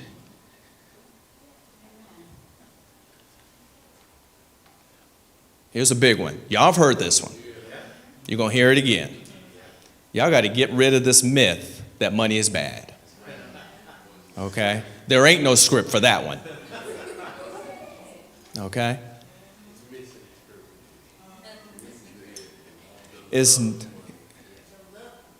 Right. Money is none but a tool. That's all it is. How about having this, replacing that myth and replacing it with this? I will accumulate wealth in order to help others. How about that one? How about that? Okay, my family. To be able to take care of my children's children. My friends who are in need. The community that I live in. And the kingdom that I'm in, that I'm a representative of. My journey has always been, God, and my prayer, God, allow me to take care of this little bit so that hopefully you feel like I deserve a little bit more and can handle that, be a good steward of it. Okay? So for me, my journey is started with a little bit and asking God, saying, God, am I doing okay here? Can I have a little bit more? I've shown you that. Am I approved for more? Can I get a little bit more? And he has continued to bless Steve and Kim and bless us and bless us and bless us. Because why? I took care of that little bit. I took care of that little bit. Okay? So make that a part of your prayer if it isn't already. God, bless me, allow me, give me the discipline to be a good steward of my body, of my finances, of my time, all the commodities that you've given me, Lord. Allow me to be a good steward of it. Okay? And that maybe once you've accumulated that wealth, you have the freedom of worries of money, okay? And you can use your time now to serve others. Okay? Does that make sense? So a lot of the principles that I've shared with you, Willie and I are members of the 100 Black Men in Prince George's County. And we have the privilege of leading a program called Pathways to Success. And this is for high school and college age kids. And Brother I has spoken a couple of times in front of our kids. We want to put them in front of very successful entrepreneurs. This is the book that we're reading now. This is a book that's been around for a long time. Think and Grow Rich. A lot of you have heard of that from Napoleon Hill, but this is Think and Grow Rich, a black choice. It's written from a black perspective. Okay? I recommend everyone get this book. And now here's the way I read books. And I've read hundreds of books. Okay? Particularly on personal development. Okay? Read the book and underline the things that really stick out to you, that just moves you like, whoa, that was powerful. I need to apply that. Underline it, highlight it. And then once you're done with the book, put it away. Then next year, grab that book and read all of your underlines and highlights. Okay? So you don't have to read the whole book again. Just read the underlines and the highlights that you've made. And read that year after year after year after year. Okay? It starts getting in here. You start getting it. You start picking up on things that you didn't pick up the first time. Okay? Now, you want to know the how, go to that website. I'm done. No, I'm kidding. This is another website that we teach our kids, our mentees, and we actually teach them how to develop a business. Okay? And some of the businesses they have are just incredible. I wish I had the time to really, really put some time into helping them grow, develop their businesses. But if you want to know the how, here's a really good step, or 10-step process of developing and growing your business. And this is the site that we use. The one that we really focus on and that I recommend for you is, I think, step number 2 or step number 3 is the business plan. You got to have a plan, okay? And that's probably the most painful part of starting a business, but it's going to be the most rewarding part, is having a business plan. And our business owners here can attest to that, okay? Brother Bonner, I don't know if anyone remembers Brother Bonner here, okay? He helped me develop my business plan back in 1995, a long time ago. He was the one that helped me develop my business plan, Kim and I. So, and again, I'm here if you need, and other business owners here, maybe you don't want to talk to me, but maybe there's some other business owners here that you feel more comfortable talking to. All right, so here's the uncomfortable part. I get to talk a little bit about myself. Kim and I, always have to include her.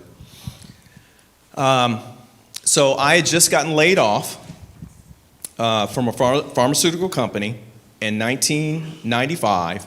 I had already had my business plan put together, okay? And after that second layoff, I said to my wife, I said to Kim, I'm done with this. I'm gonna go ahead and start a business. I got the business plan already put together. She said, go for it, do it. I told my dad, and we come from entrepreneurial families, so we're cheating a little bit. Her dad and mom were business owners. My dad was a business owner, was a business owner. And so he said, about time, when I told him that. Okay, about time. So, and out of the basement of our house, and some of you have been to our old house. I know you've been there. Out of the basement of our house, we started Family Choice Healthcare. Okay? Now, I was selling drugs, basically, or pharmaceuticals, to, I was selling them to doctors, and somebody was talking negatively, and you're right, we were paying them off and stuff like that. Erase that from Zoom. We were incentivizing them to use our drugs. And so I figured if I can do that for them, if I can sell drugs to them or pharmaceuticals to them, I can sell a service for me and for us, okay? And my goal at that time was to just make $100,000 in my business, okay? That was the goal. And I hit the path, constant, persistent and consistent, right? I was hitting that path, okay? Finally, it was a lady at the Washington VA who gave me the opportunity to present a contract, okay? And so through my stepmom is an attorney, so with her, we put together this contract and everything. We presented it, it was accepted, wonderful. Man, I'm off, I'm running, let's go. I got no business out of that. Nathan, okay? So I took that, my wife's wisdom, that's why I always got to give her credit. She said, Steve, that's not the only VA around here. Why don't you take that up to Baltimore and see if they will give you some business, knowing that you already have a relationship with the Washington VA. So I took that there. They referred me to Perry Point, which is a little further up in Cecil County. And I presented my contract that I had with Washington, with the Washington VA, and they said, fantastic, great. We have a client that we can give you tomorrow. Okay? I said, fantastic, wonderful, where is it? It's in Prince Frederick, Maryland. I said, wonderful, I'll take it. I had no idea what Prince Frederick was. But you do what you got to do, right? Mindset. You do what you got to do. So I found out Prince Frederick was about an hour's drive. And for about a month, James, I picked up the home care, the home health aid, and drove her to work, stayed there at the client's home, and drove her back. And this was a difficult quadriplegic. Every day, back and forth, staying there at the home until she hadn't taken care of and everything, and then drove her back home. I did so well with that, taking care of that client, because he was going through agencies. Okay, I did so well, they gave me more business. Okay, right, diligence, persistence. Okay, and then it started growing and growing, and then other opportunities came. Doors were opening, God was blessing. We were handling our business. Okay, and so out of all that, I met my wife in Philadelphia. We have friends, very close friends in Philadelphia, and they were seeing a little bit of our success. We got to that $100,000 mark. Yay! All right. And then what typically happens, okay, I set my next goal. I raised the bar. I was like, you know what? It'd be nice to hit $1 million. If I can be a millionaire, do $1 million in business by the time I'm 35, that'd be nice. Let's go for it. So we connected with a couple of friends that were married up there, and they assisted us in opening another office in Philadelphia. Okay? And we got in there, and it blew up. We really grew our business there. And a good portion of our business is still in Philly. All right, go Eagles.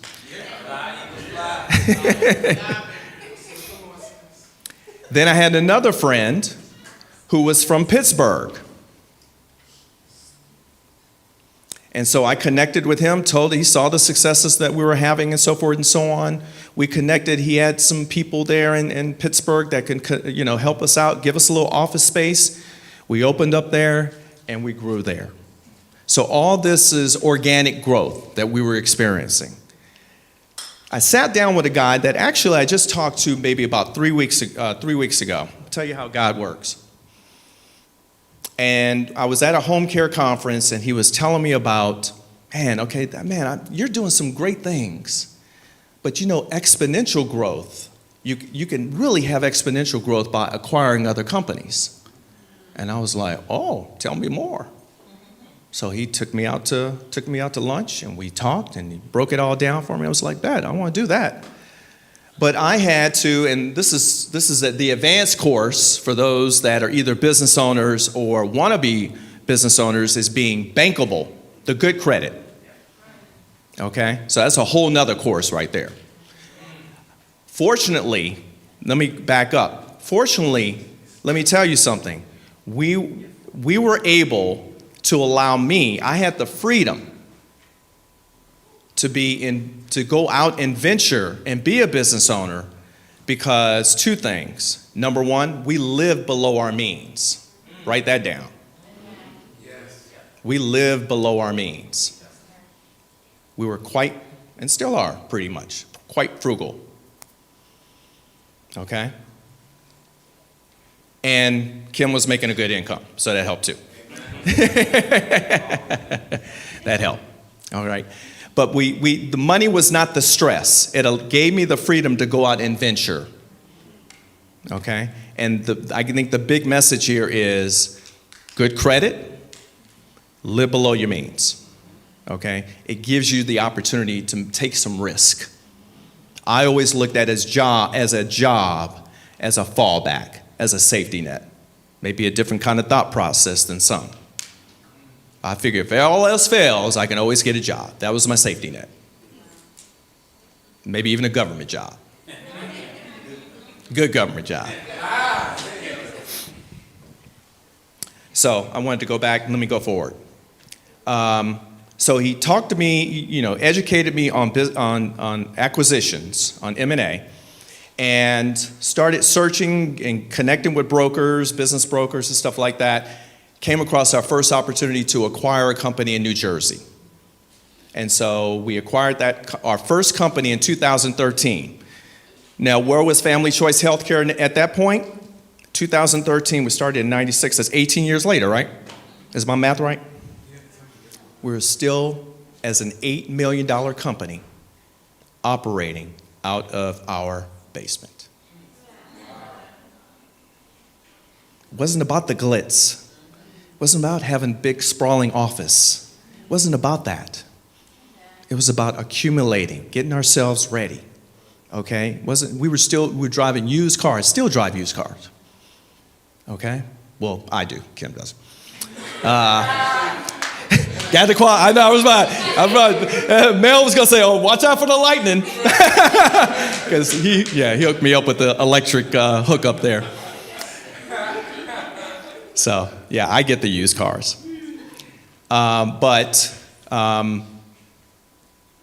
Oh, God, I lost my train of thought. Bring it back, Steve. Oh, okay. So, still with an $8 million company, we were still operating out of our basement.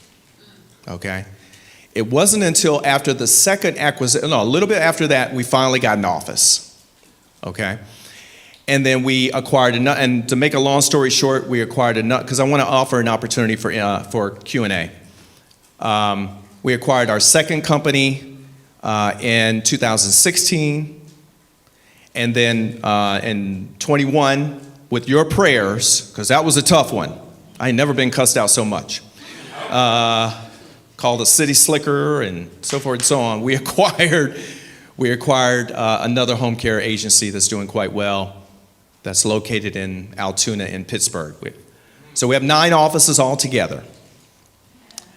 And I was just in Pittsburgh yesterday, and we may be acquiring another company in Pittsburgh. And we have partners now. We have what are called private equity partners. That's the real advanced stage, when you start bringing in partners and they got deep pockets and they help you to now buy these businesses. Okay? So that's our story. I don't know if there's any moral to it. You take take off the grocery shelf what you want. But I think all this, to summarize that, is that, first of all, God's been incredibly good to the Taylors. And it's allowed us, let's talk about the benefits of this, okay? It's allowed us to spread our love. We've been able to raise 2 of our kids, along with 3 others that don't belong to us. Okay? One's in college right now that I'm talking about tuitions, plural. I'm paying this tuition. Okay? The other one is in community college. Yeah. The other one is 35, and he's worse than me when it comes to finances and savings and crypto and investments, stocks, and so forth and so on. He's like, oh my God, I created a monster. This is incredible.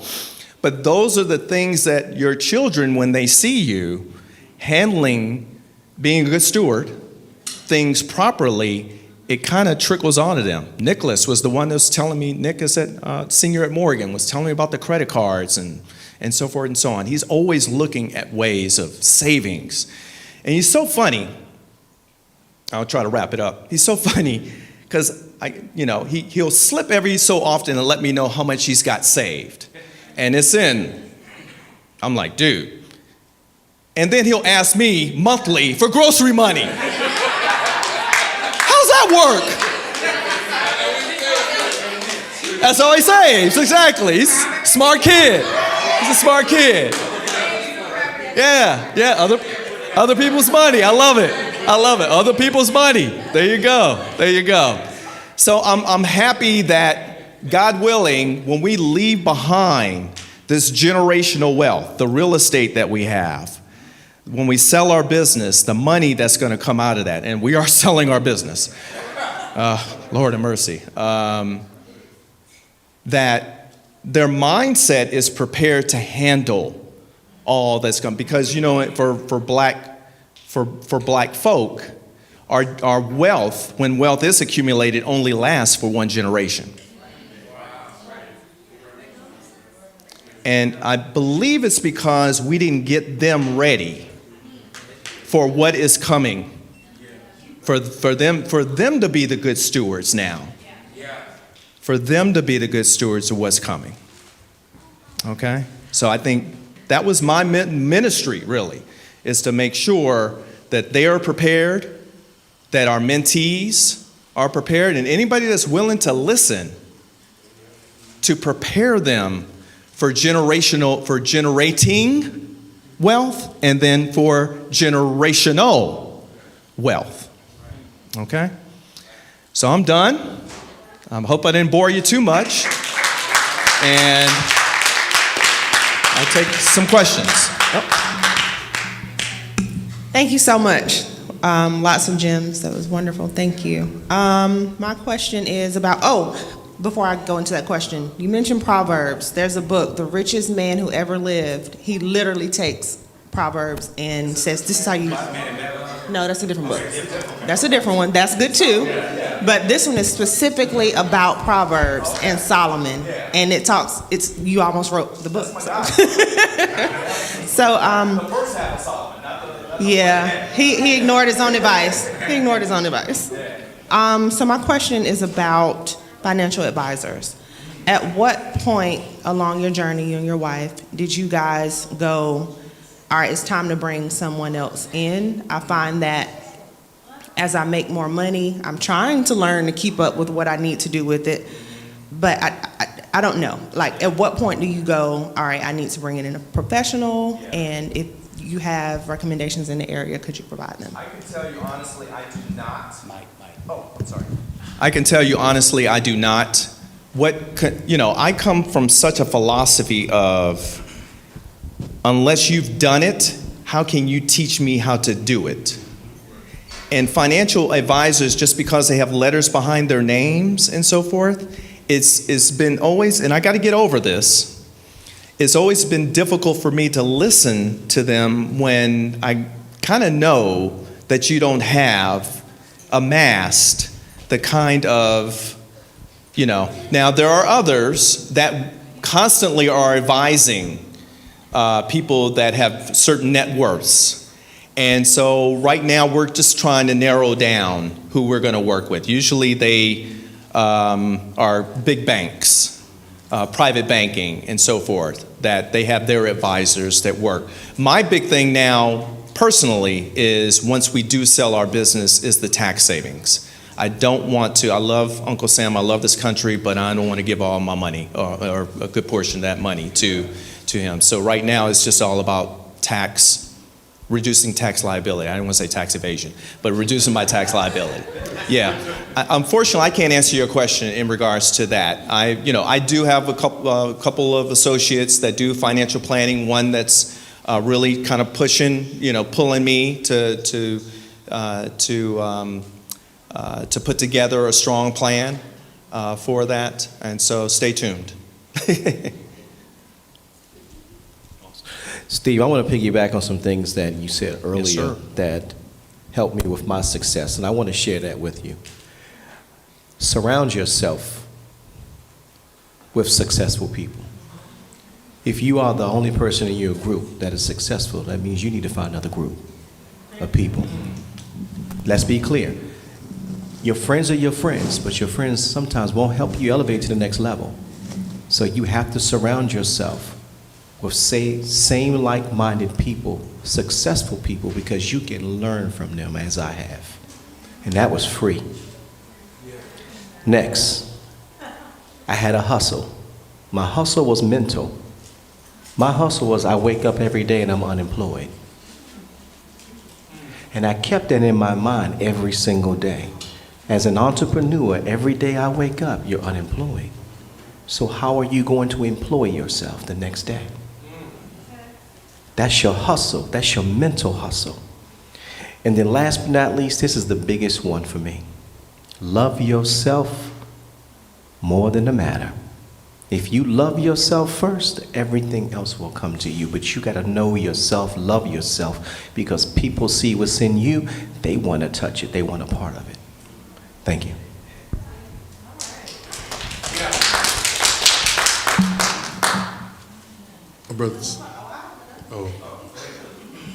Brother Taylor, as far as everybody's kind of hit on it a little bit as far as business plan, business plan, business plan. But most of us, just as black people, we aren't even taught the first step. Where did you learn the first step? What did your parents teach you the first step? Did you go to classes to learn, how to get a business plan? Because even though it does start with a thought, most of us, we stop there. We don't know how to put it together. And so the thing is, I've kind of learned just some of us are visionaries where we know we can think of something great, we don't know how to put it together. And then some people know how to put it together, but they don't know how to execute it. And so it's almost like you need a person to help you through each step of the way. But I just want to know, where did you first get that? Because I know where my issues are. And I don't have a problem with executing, but my problem is in the planning portion. Okay. That's a good question.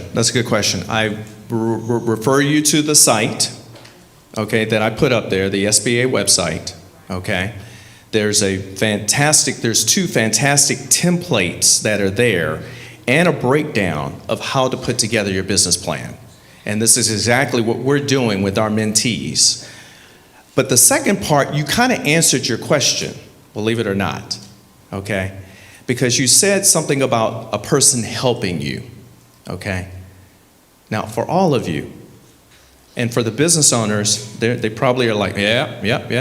You're going to need a mentor. You're going to need a mentor. My mentor now, at the level that we're at, my mentor now had a $100 million business. So guess what I'm going to have in a few years? Okay, go figure. All right? Because I'm submitting and I'm following basically the process of getting there. Okay? You need a mentor. Everyone needs someone to help them, to hold them accountable. And he is tough on me. I feel like coming at him sometime. Okay? But he is driving into me some thought processes that I didn't have, some blind spots. We all have blind spots, right? So he is exposing my blind spots, and it is uncomfortable. But I know it's for the best. I know he's got my best interest. Okay? And so, yes, Brother Mel, you need a mentor. You need someone to help you. You need someone to help you put that together, and then to help you execute. But best for your skill is someone that to help you execute that's been there, that's done what you're trying to do. Okay, not Steve. Okay? Hand in the back, and then you. I don't know what that was. Was that a hawker? Was that a hawk? Was that a Rick Ross? I thought Brother Mel was going to ask Go ahead, a question. Monique. Okay, hey, thank you, Brother Steve. I really appreciate all of these talks. They're really awesome. Okay, I got a tough question. I actually do have a tough question.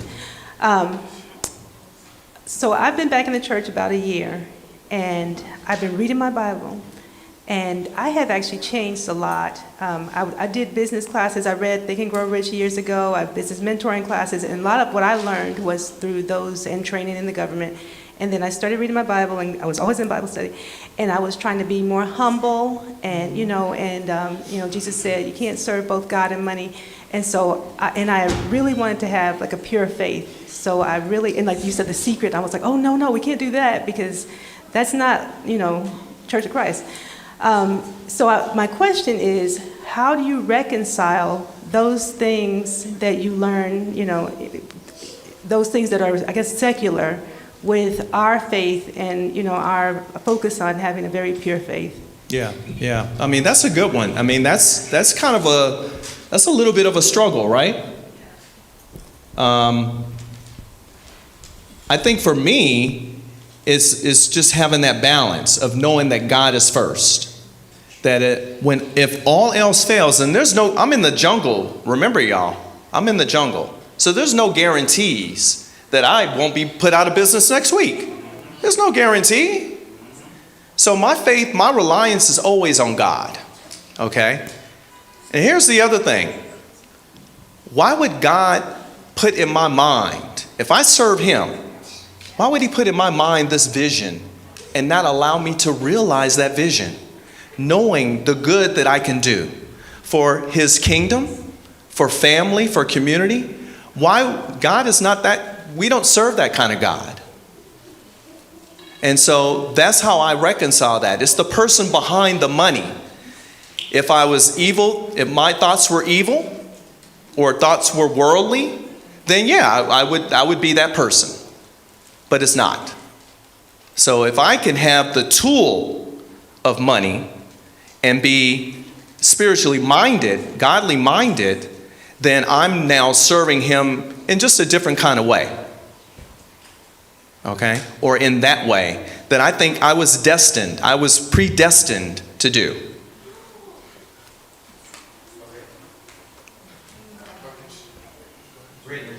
Oh, sorry. Yes, I was thinking about my question. So today we covered, I think, the 3 essentials. We talk about debt. We started talking about debt, assets, and investments, and then insurance, the kind of supplemental ones.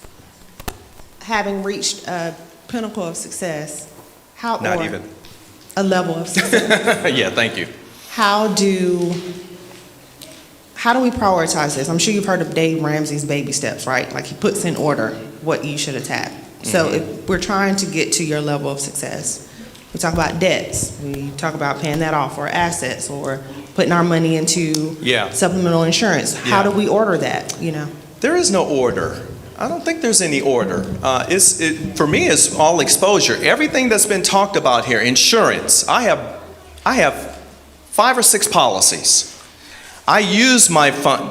Thank you. I'm glad you talked about that. I've learned years ago to put my money into insurance policies. It was back then, I don't know what they call it now, insurance banking, where you put money into insurance policies, let that earn interest and roll over and so forth and so on, and then pull that money out. And here's the thing, that's what we call banking. I'm now the bank. Yeah. I'm the bank. So when we bought a car back in I pulled money out of the policy and I paid it back with interest. No, I paid interest because I'm the bank. I'm gonna pay the bank interest. I'm paying me interest. Yeah. Isn't that a different thought process there? Higher. I was paying higher. Now, if I wanted to pay 6%, I can.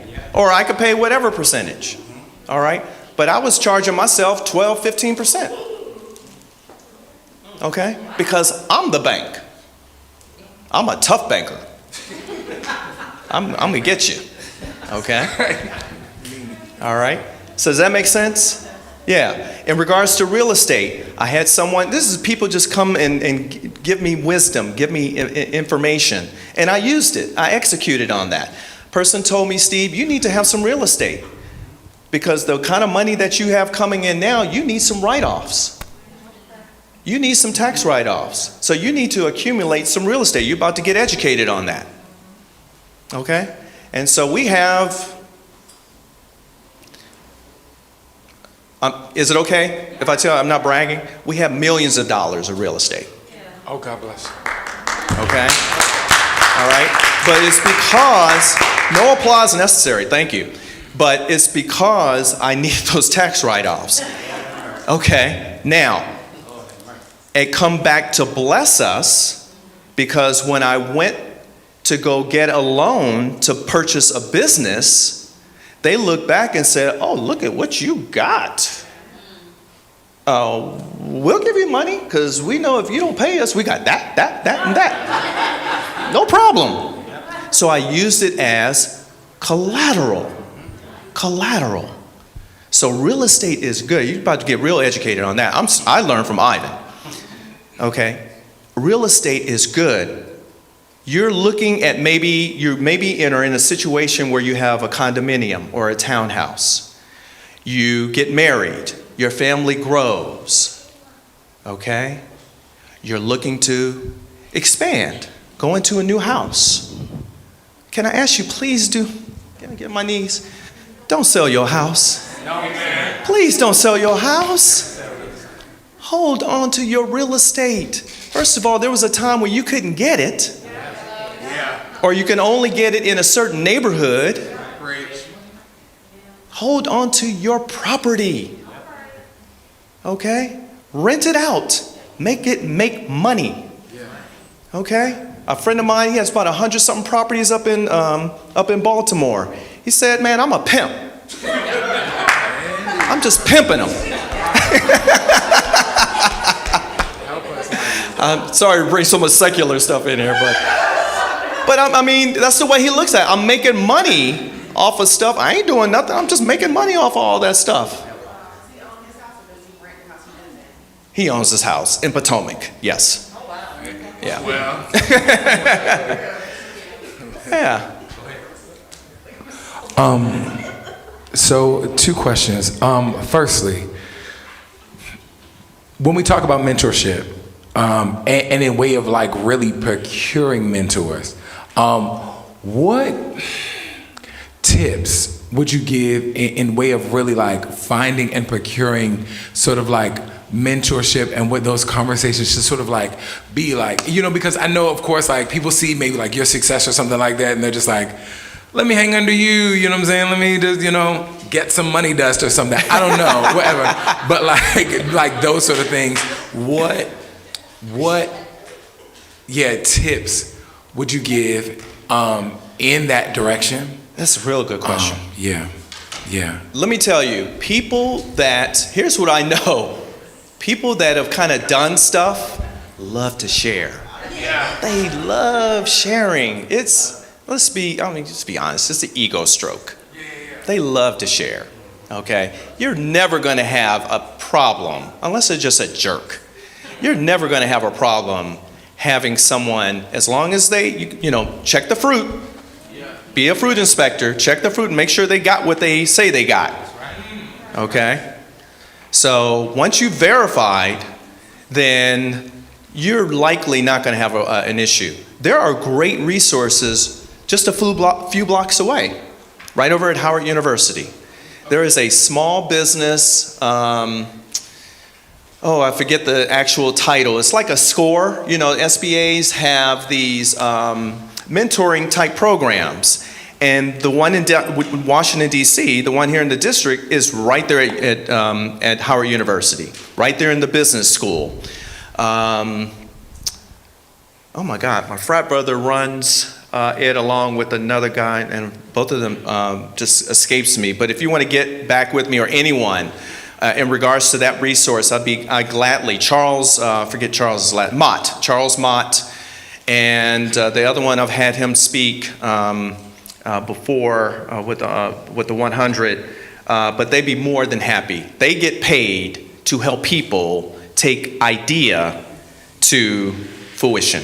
That's what they get paid to do. And so those resources are there. They're really there around the country. But the resource for this area is right there in footsteps away. Yeah. Yes, ma'am. Yeah, thank you for the presentation. That was amazing. My question, and this might be part of your presentation, Brother Ivan, you talked about kind of like, I like business credit and just like, I know for me, like I have to buy really expensive equipment to do what I want to do and like just funding that. And then I guess I'm just like trying to ask, like, you know, how did you manage like kind of launching your business and maintaining that in the early days? Like, was that part of your business plan? Was there like investment personally on your part? Did you, kind of what did that look like for you a little bit? That's a very good question. Again, we live below our means. So we had some discretionary funds to invest in the business for brochures, to pay my gas, for parking, so forth and so on. And as the business grew, because we operated out of our basement, we were operating with very little capital, very little overhead. Very little overhead, okay? And so because we were very efficient with that, we're able to continue to invest as I do today.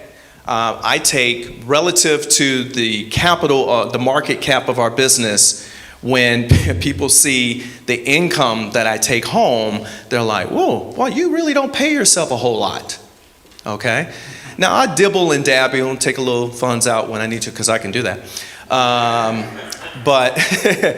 But my thing has always been to grow the company. Grow the company because a goal is this. This is how I do goal setting. Sister Karis may agree with this, is I look at the long-term goal, okay, and then I start working backwards, okay? And then I look at every day what I can do to get to here.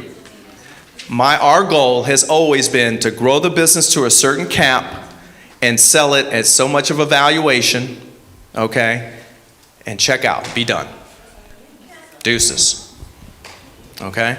And so, but you asked about the financial part of all that stuff is try to keep your expenses as low as possible. And you're in a different business, okay? And so where I was selling a service, I believe you're marketing somewhat of a product, okay?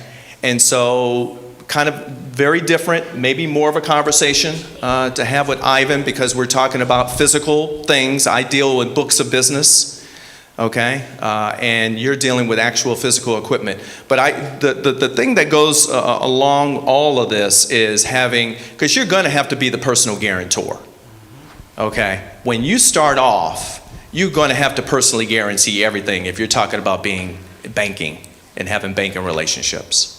Okay? And so having a good credit score is vital to that, okay? Having assets, having collateral is vital to that, because the bank has to be able to, if all else fails, they got to be able to reach back and liquidate some stuff. They got to have something, okay? And the SBA is great. I've used SBA loans, and the SBA is great to be able to help with that. Now, just to remove the myth about the SBA, the SBA does not loan money, okay? The SBA does not loan money. They guarantee money that's loaned by the bank. They're the guarantors to the bank, so they're covering the bank, okay? So just to kind of put that myth out. So you're going to go to a bank. They're going to go through their underwriting process. And then they'll go through the SBA to get approval, and the SBA will come in and say, stamp. Okay, Sister Chloe, she goes out of business, we'll pay you back 80% of what you lost on her. We'll get 80% from us. So we're gonna back, not you, we're backing the bank. Okay, that is the purpose of the SBA. Okay, other than during COVID, when they were cutting checks. Okay? All right, let's give it up for Brother Steve. Let's give it up for Brother Steve. Now, Brother Steve, I'm gonna say this and then I gotta get right to it, okay? I gotta get right to it. But Brother Steve is a millionaire. It's important that we hear that. It's important that we hear that, right? He doesn't want to say it, I'll say it. Brother Steve's a millionaire. You need to know that there are people that are not in the NBA, in the NFL, on MTV, that are millionaires that look like you. I'm a millionaire. I'm a millionaire, right? And it's important that you hear these things, because you need to know, look, there are people that look like me, that are from the same community that I am, that are achieving these things with the glory of God, and I can do it too. I can do it too, so I gotta get right to it. Look, I gotta be my own hype man. Nobody's introducing me. So, hype it up, bro. My name is Ivan Iverson. My name is Ivan Iverson. I am a member here at 13th Street, if you don't know. I own several businesses, okay? My first business that I owned and that was successful, that actually lasted, I went to law school. I played basketball in college, went to law school at the University of Richmond in Virginia. Moved back to Atlanta. I was a corporate attorney for 5 years, and I started an entertainment consulting company where I work with labels and production companies that you probably know of. Think It's a Game, Grand Hustle, Street Execs, Quality Control, who just sold for $300 million. My guy, Coach K. So I started that company in 2005. I still own that company. I don't know what happens day to day. That's the beauty of running a business. I hired an attorney, Destiny, 5 years ago. She runs everything. Just call me if the building burns down, okay? Now, I started a real estate investment company in 2018, okay? Now I own a real estate investment company. I'm part owner in a brokerage. I own a title company. I own a property management company. I own a construction company. I own over 100 rental doors in between Cleveland and Akron, Ohio. It'll be 200 by the end of the year. I own apartment buildings, single families, duplexes, triplexes. We've done over 400 transactions. I did over 150 wholesale transactions I get into last year, okay? This is what I do. God has blessed me to be able to do this, to share this information. Look, if you know me, you know that I believe that this was God's calling for me. To do this so I can tell other people, get out here and get some money. So that you can do more for the Lord. Right? So, I'm going to start with my legal background. Okay? We're going to start with wills and trusts. Put that up for me, Avery. Most of you, how many of you in here have a will? That's what I thought.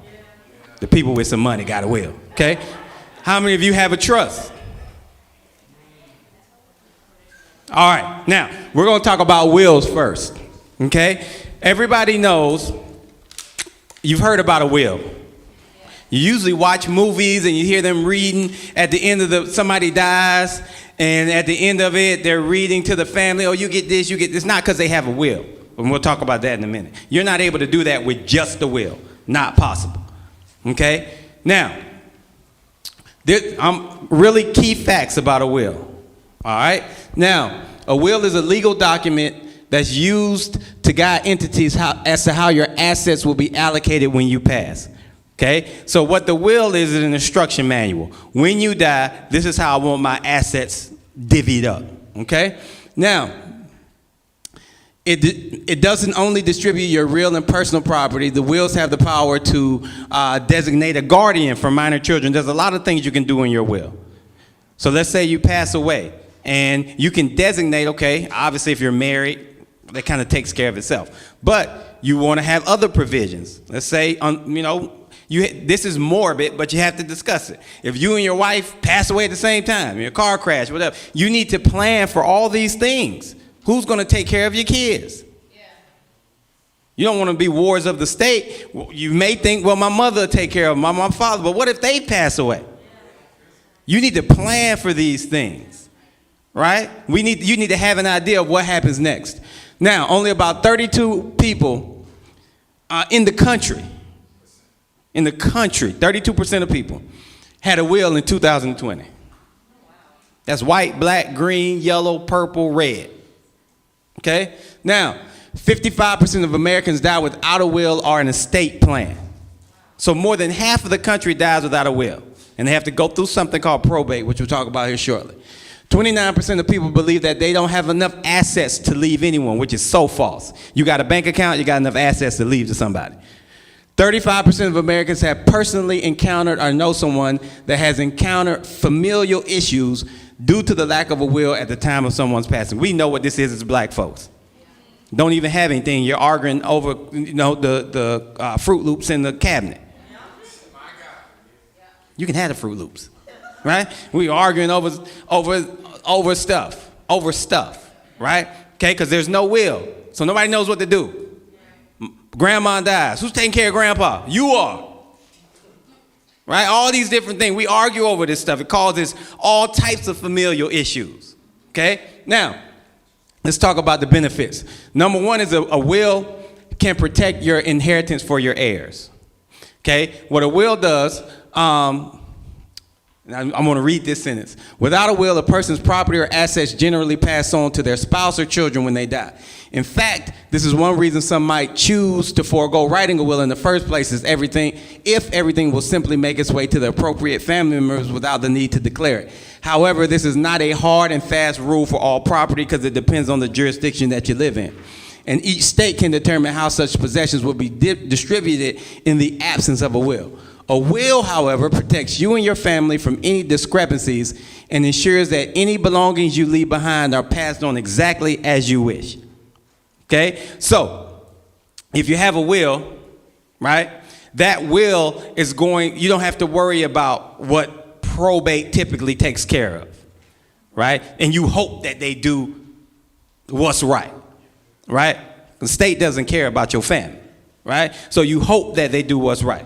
Okay?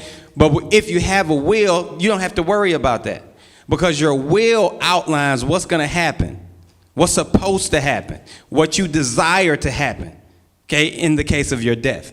Now, number 2, a will allows you to appoint the guardians of a minor. We talked about this. You want to make sure that your children, if something does happen to you, is going to people you trust, people you think will raise them in the right way, will raise them in a Christian household, which is what you should want. Right? You want to make sure that that's provided for in your will. Right? We pay for all this other stuff just in case of, but don't have a will. And you need to be specific in your will. Scroll up for me, the number 3, Avery, if you can. All right, here we go. Now, as I said, if you're married, it's easy. The surviving spouse gets the kids, right? But you prepare for all situations in your will. Okay, you need to make sure that if you both die, or if your spouse, he or she passes before you do, and then you pass, what happens, right? All right, now, you can also appoint the executor of your will. The executor is the person who's going to oversee everything on your behalf. Okay, so this is a very important appointee. All right, you want to have the right person act as the executor of your will. Now, the court has the power to oversee the distribution of property in the absence of a will. Okay? The state doesn't care about you or your belongings. Okay? All right? But that's how most of us, especially black folks, we leave it up to them. And that's when all the problems start to come in. All right? But a will allows the writer, which is you, to declare whom they want to grant all of these things to. So they appoint an executor, and that executor has the responsibility of carrying out the wishes of the deceased that are outlined in the will. All right? Now, this person, you can make sure that your will is managed appropriately by the executor. So you want someone you trust, someone you believe can handle the responsibility of distributing these assets. Most people have their attorney, if they have one in life, as not only their executor, but a trustee. We'll talk about that in a minute. Now, a will can be amended. You can always change your will as long as you're alive. Okay? You can always adjust it and change it based on what's happening in your life. Finances go up, you're going to need to change your will. You start to acquire more assets, you're going to need to change your will. Okay? You can always adjust it up until the point of you passing away. And a will provides peace of mind. Okay? It provides the peace of mind that if something happens to me, I know that everything is outlined in my will regarding my assets. My family's taken care of. Now, your life insurance policy will have beneficiaries, right? Okay? You speak to that in your will. I have a life insurance policy. This is where you find it. Most people die, did he have a life insurance? Can you find it? I don't know. They tearing up the house, looking to see if he had a policy. This is where you find my life insurance policy. This is where I keep the documents if you have a safe. This is the combination. This life insurance policy speaks to so-and-so as my beneficiary. And if you have your wife as your beneficiary, then your children also get to benefit from that. Okay? So you have all of this written in your will so that people not running around crazy. They got enough to deal with you dying. Okay? So now you have this peace of mind that I know this part is taken care of. Okay, so you got a will. You got a will. and you die, you think you're good. I'm good. I don't have to go through probate. Now, what probate is the state's process of dealing with assets of a deceased person. If you have a will, the state is going to reference your will. But a will still requires the government to be involved. And a will still means there's some taxes that got to be involved. We got to make some money. You got to pay estate taxes. But if you have a trust, you avoid estate tax. You avoid having to deal with the government at all, any capacity. Okay? Now, pull that up for me, Avery, a trust. All right. Now, what they up there? They was planning their wedding. Can't even get my slides. All right. So I'll start talking. So a trust is a document that gives the trust, the will speaks to the trust. Okay? So you have a will, that's great, everything's outlined, and the will speaks to the trust.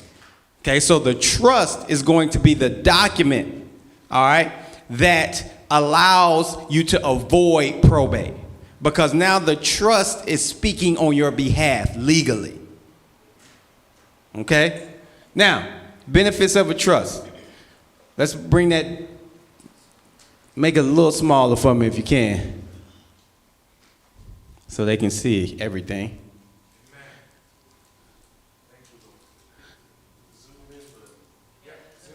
Or zoom out.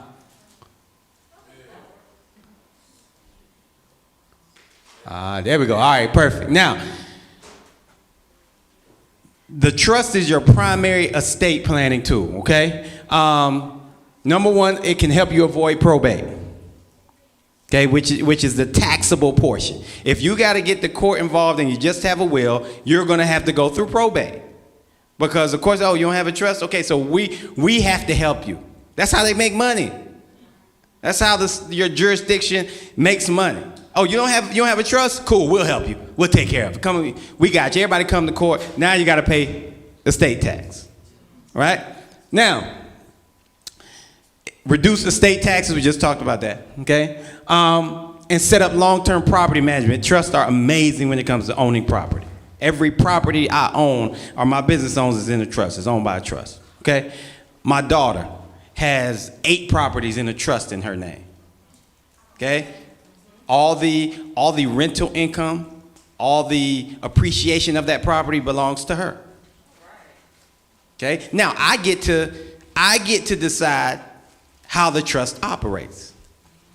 So all of this money and that will belong to her when she's 21, I'm gonna pay her a certain amount per year until she's 25. And she can never sell these properties. That's part of the trust.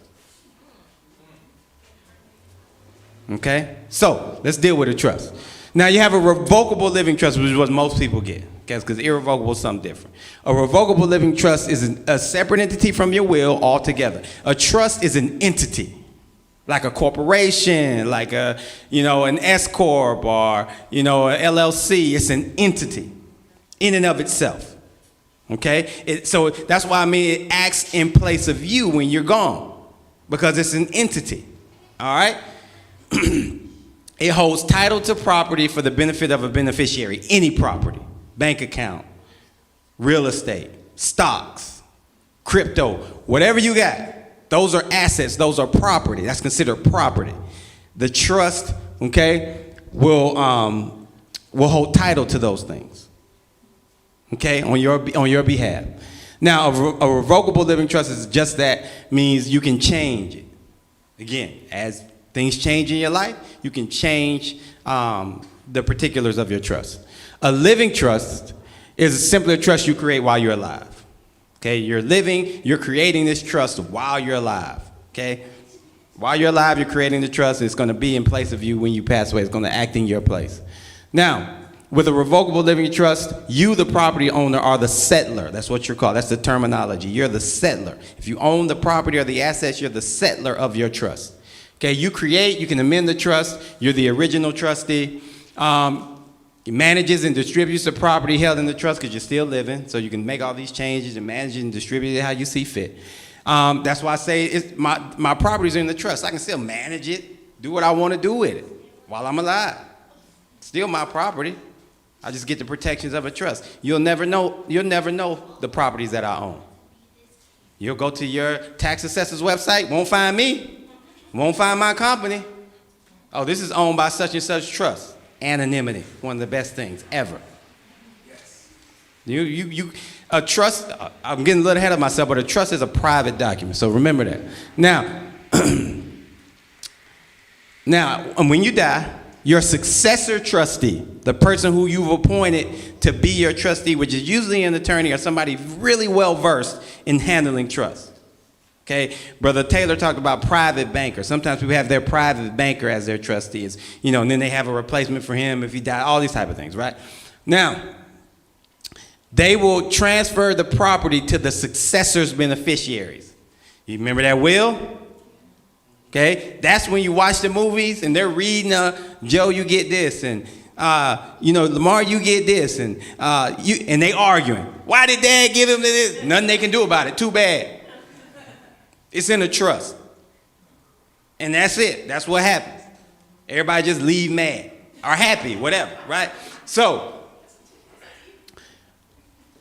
transfer the property, control over the property remains with the owners during life, and the transfer of property after death occurs without probate. Without probate.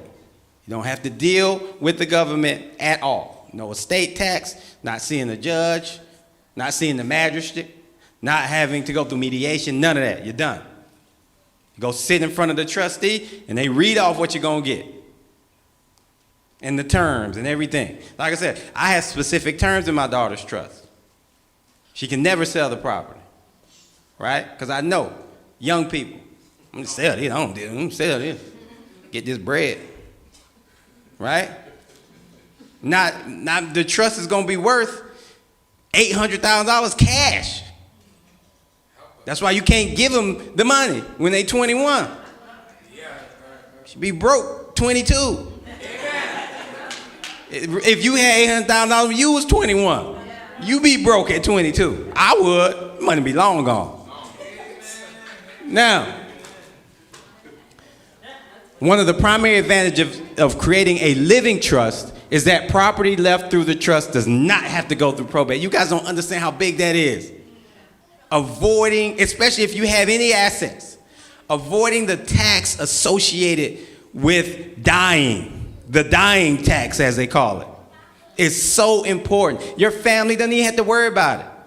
Usually us as black folks, we paying that tax because you ain't got no will. Somebody in your family is going to pay that tax. You can't avoid it unless you have a trust. You cannot avoid it. And remember, this is important. The trust is an entity. Just like your company is an entity, so is a trust. Okay, it's an entity. Now, probate, I'm gonna give you a quick nutshell example of what probate looks like. It's the court supervised process of paying your debts and distributing your property. Court supervised. And as soon as the court gets involved, pay us some money. Paying your debts, distributing your property to the people who inherit it. The average probate takes 7 to 12 months before distribution because it's a process, okay? Property you transfer into a living trust before your death does not go through probate. If you have property in more than one state, a trust can eliminate the need for probate proceedings in multiple jurisdictions. So your trust can cover, you got property in every 50 state, one trust can cover everything, okay? Now this is, like I said, you see in the movie, the successor trustee, the person you appoint to handle the trust after your death, simply transfers ownership to the beneficiaries you named in the trust according to how you stated in the trust agreement. That's why the will speaks to the trust. And then the trust acts on behalf of everything you outlined in your will. You can have a trust agreement. Most people just have a will. You don't have to have a trust agreement. You can have a will. Okay? They're interchangeable terms. All right?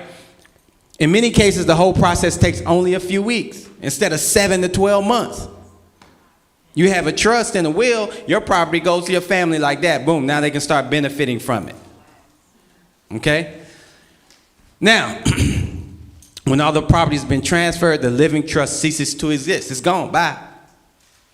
You can have, like my daughter's trust, when she's 25, she has access to all the money, all the property has become hers. Trust dies. The trust dies. Okay? But what I've done from 21 to 25, the only thing that survives in the trust is that she can't sell the properties. That's the only clause that's survivable. Okay? But everything else, what I've done from 21 to 25 is make sure she's responsible. Make sure she's responsible. And hopefully, Lord willing, I'll do a good enough job of teaching her these things. And what Brother Steve says is so important. My daughter's 9 years old. Okay? I went to her school one day, and her friends were like, oh, you the man that buys the ugly houses. Right? The only way they know that is because my daughter told them. I take her to as many properties as I can so she can see what daddy is doing. She hears me talking to my business partner and other people about what I'm doing, and it just naturally seeps in. She'll be like, Daddy, we're going to a house today? Daddy, why'd you do that? Well, why'd you put that there? I don't like that. I don't care. But it's just her seeping all of this information in. And as she gets older, I teach her more and more. This is this. This is this. This is why we do this. This is why we do this. This is why we have to travel. This is why you want to go to Disney World. This is why Daddy has to do this. Right? It ain't free. Because that's what kids think. It's free. Let's go to Disney World. Let's go next week. No, what? So, a simple probate avoidance living trust has no effect on taxes. More complicated living trust, however, can greatly reduce the federal and our state estate tax bills for people who own assets above the estate tax exemption. Once you get over the exemption, they usually try to make you pay anyway. Most of you, hopefully all of you, have to worry about the exemption one day. Most people don't. So you never have to worry about being taxed because you're always under the exemption. Okay? Now, if your estate, including the insurance, is sizable and over this estate tax exemption amount, $1 million for the Maryland estate tax, $5,250,000 for the 2013 federal estate tax. It's probably changed a little bit. It's probably a little higher now. It's probably about $6 million, I would think, a little over $6 million. A credit shelter trust can save your beneficiaries tens of thousands of dollars in estate taxes. So all you're doing is creating a credit shelter trust. This is advanced. So I'm not going to get into all the details. But hopefully one day you have to ask me. Hopefully one day you have to ask me, hey, Brother Ivan, I need to know about that shelter trust because I got a little something in my bank account. Okay? That's the goal. That's the goal. You want to get to the point where you got $6 million and you're like, hey, I need to protect this. Okay? Right now we're working on getting there. Okay? Now, this specific tax saving trust is designed primarily for married couples. It's great if you're married. It's good if you're single, but it's great if you're married. Okay? It's also commonly called an AB trust, an exemption trust, marital life estate trust, bypass trust. Each spouse leaves properties and trusts to the other for life and then to the children and other beneficiaries. That's how you do it. Okay? If you haven't set up a separate trust for your children and you have other property, right? Like I have my business interest in a trust. So I have partners in some of my businesses and my interest is in the trust. Okay? My business partner's interest, they're in trust. So that automatically, if something happens to me, that interest to the company passes to my spouse or whatever, whoever I designate. And now they can sell it. We have buyout clauses. Now I'm getting kind of deep. We have buyout clauses in our operating agreement. So the first right of refusal goes to my partner. If I pass away, my wife owns it now, she can sell it to my business partner. Or she can keep it. Say, hey, I'm just stepping his place. Right? Or we can both say, hey, my business partner can say, hey, let's just sell the whole business. Cool, whatever. right? But options. All these things are planned for. There's a plan behind it. We're not willy-nilly out here doing this thing. These things are planned for, okay? Now, keep going up for me some, Avery. Keep going, yeah, okay. I told you, private document. Your LLC has to be registered with the state. If you're an S corporation, you have to be registered with the state and with the all with the IRS because you gotta have a tax ID. But if you're an S corporation, you also have to be registered with the SEC. Difference between an LLC and the S corporation: an S corporation, you're eventually going to offer shares. You're gonna go public. An LLC is a limited liability company set up to help small businesses get the benefits of large corporations. Okay, there's something called you file as an LLC, then you fill out another piece of paperwork, Form 4523, I can't remember that exactly, but it's the election to file taxes as an S corporation. An S corporation isn't an entity, it's an IRS designation. Okay, so I want to be an LLC and I want to file my taxes as an S corp. That way I get the pass-through benefit. Your business should always be losing money. Always. My business made millions of dollars last year. Wow, we lost money. Because I want the pass-through benefit of taking a loss. How do you think Coca-Cola and Apple get tax refunds? These companies get money back from the government. Okay? Trump didn't want to show his taxes, not to because upset you, because most people wouldn't understand it. He owns a ton of real estate. He getting all kind of tax breaks. Probably got a tax return. Like how you made $7 million and get money back? People don't understand it. So it's not that he was doing something illegal. It's just that I'm the president. If I show you this, you're going to look at me some kind of way. I got to answer for it. I can explain all this to these people. So just don't show them. It's not a presidential requirement. I just don't show it to you. Right? Everything when you get into business is about taxes. Because if you get into business to make money. Now it's about keeping it. And that's where taxes get involved. Okay? Private document, meaning I don't have to register. It's an entity, just like an LLC, just like an S corp, but I don't have to register it with the state or with any municipality. But it's still seen as an entity. Okay? Nobody knows who owns it. That's another. Anonymity is very important when you start making money. When you start making money, you don't want people to know you. You do not want people to be able to Google, oh, that's who, oh, great. Yeah, let me go. Yeah, hey, man, look, this is your cousin. We ain't talked in 20 years. But, man, look, I saw what you're doing, man. Look, let me hold something. You don't want them calls, right? You want anonymity. And then you don't want people suing you for no reason. It will happen if you got money. For no reason. You may not have ever met these people. But we live in a very litigious country. Okay? So you want anonymity. You don't want your tenants suing you. My tenants don't know who I am. Okay? I'm not getting any. Most people hate, I'm getting a little ahead of myself. Most people hate rentals because they're dealing with toilets and tenants all the time. That's why you need a property management company. I don't care if you got one rental. You need to have a property management company to run it. Okay, I own over 100 doors. I don't hear anything. I own a property management company. That's her job. To deal with vacancies, tenants, repairs. I don't want to hear any of that. I want the check. I want the check. That's it. Everything else, that's why you get paid. You get into business to work on your business, not in it. You have to work in it initially to build it. But the goal is to work on it, not in it. Okay? Now, other benefits of trust. A trust can allow for great specificity with regard to distributions for beneficiaries, asset protection, retirement plan, distribution planning. Look, I'll send this to everybody. Okay, so you can have it. I'll email both of these to everybody.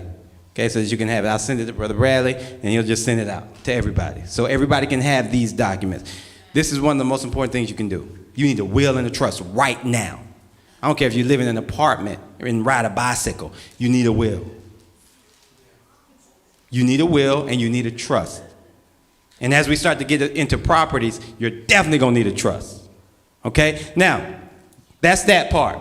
Okay? I don't want to be up here long. It's getting late. Y'all getting mad. Now, so, the next thing I'm going to hit on really quickly, and then we're going to dive into real estate.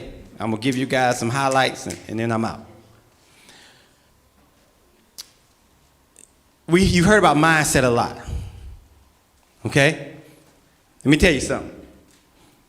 Entrepreneurship is not for everybody. It's not for everybody. Some of y'all need to work for somebody. That's just the truth. It is not, some of you just are not built for entrepreneurship. Don't let social media fool you. Social media shows everything good in your life. People don't put, oh, I got my lights turned off last night on social media. And I seen that on your Instagram post. Okay? Social media is a tool that if you use properly can be very beneficial. Okay? But most people don't. Okay? Now, understand that entrepreneurship is hard. It's hard. Nothing good happens overnight. Nothing. You want a good marriage, you got to work at it. 10, 20, 15, 20, 30, 40 years. 50 years, my parents. Been married over 50 years. Still working at it. If you want something good, you got to work. These people that you see that are successful entrepreneurs on Instagram, they can't go back 15 years and show you what they were doing to get there because Instagram didn't exist. What you see now is what started 15 years ago. You got to work. You got to be willing to put the work in. Some of y'all not willing to do that because you don't know how much work it takes because you haven't taken that risk. Everybody should try to start a business. Everybody in the world should try to start a business. You may fail, may get back to your job. That's fine. You tried. No debt and no regret. We're not passing down regret. You want to start a business? You need to. Start it tomorrow. Start it tomorrow. Start failing right now. Start failing early. Fail early. Okay? Because you need that. You need that tough skin. You need that. The thing that helped me with sports. I played basketball a long time. What I always understood was we're not going to win every game. No team. The best teams in history.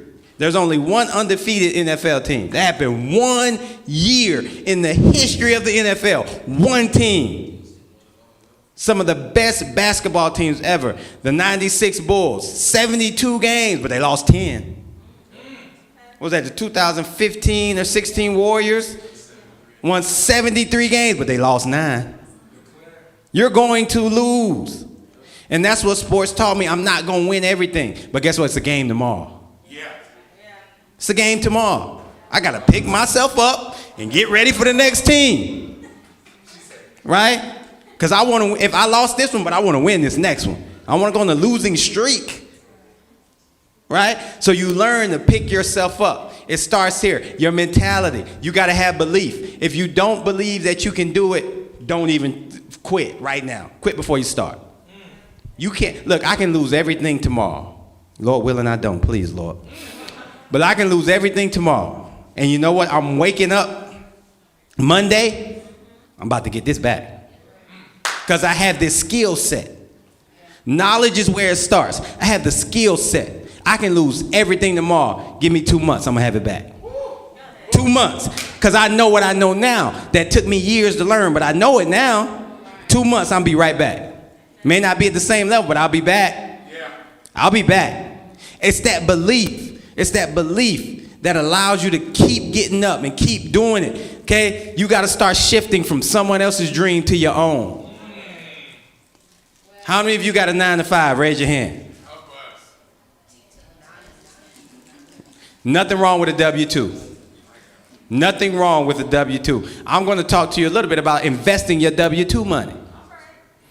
Nothing wrong with a W-2. Most of you in here need that W-2 because you ain't going to make it as an entrepreneur. I ain't even going to sit up here and lie to you. Most of you need that W-2. But those hours that you commit to your W-2, you need a second stream of income. I don't care what you do. I don't care if you drive Uber. I don't care if you do Grubhub. You need a second. Look, let me tell you, with how our world is advancing, if in 10 years, if you have only one stream of income, you're going to be extremely poor in this country. I'm just telling you the truth. In 10 years, if you make $80,000, you're going to be in poverty. If you don't believe it, things aren't getting any cheaper. And they're using COVID as the excuse. We out. We in the streets. So the prices aren't going back. You paying $4 for eggs now.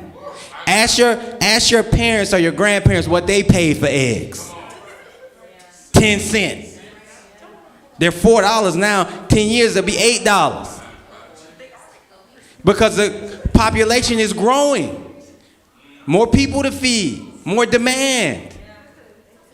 Things are only going to get more expensive. You got one stream of income in 10 years, you're poor. You're in poverty. So you need to start planning right now. Right now, how do I get out of that? Legacy. Legacy has to be here all the time. I don't care if you're 18 or you're 58. Legacy. What is my legacy? What am I leaving behind? First and foremost, I'm leaving behind that I love God. And God is first in my life. That's the number one thing I want my daughter to know. Anything else happens, you put God first. Period. If stuff don't work out in your life, look, it's your fault. Don't blame God. You messed it up. He woke you up today, so you messed it up. Okay? That's the number one legacy I want to leave behind, is love God. Okay? Number two, I want you to be rich. Because I know if my daughter's rich, earlier than I was able to acquire some things, it frees up so much more in her life so early, so much earlier. She don't have to do what daddy did. She don't have to struggle through all these failures. But I want my daughter to fail some, but not in the same way. It's different. I want her to have some failures, but I don't want her to fail in the same way, and I don't want her worried about money. That's my job. That's my job. I worry about money for you now when you're 9. So when you're 19, you don't even think about it. That's how white people think. That's how white people think. You're not going to be, when you're 19, go out here and act foolish. Not that you should be teaching that, but that's what they do. Because they know, when I was in law school, them white boys wasn't worried about class. I'm trying to study. I'm like, man, this got to work. They ain't showing up. Man, I'm like, what y'all doing? Like, man, please. I got a job. My dad owns a firm in New York. Make C's and D's. I got a job. Because they planned, they protected. I want to tell my daughter that you better not come no C's and D's, but you got options. You got options. She may not want to go to college. College may not even exist. Who knows? Right? So, legacy. Legacy on your mind all the time. And then execution. Right here.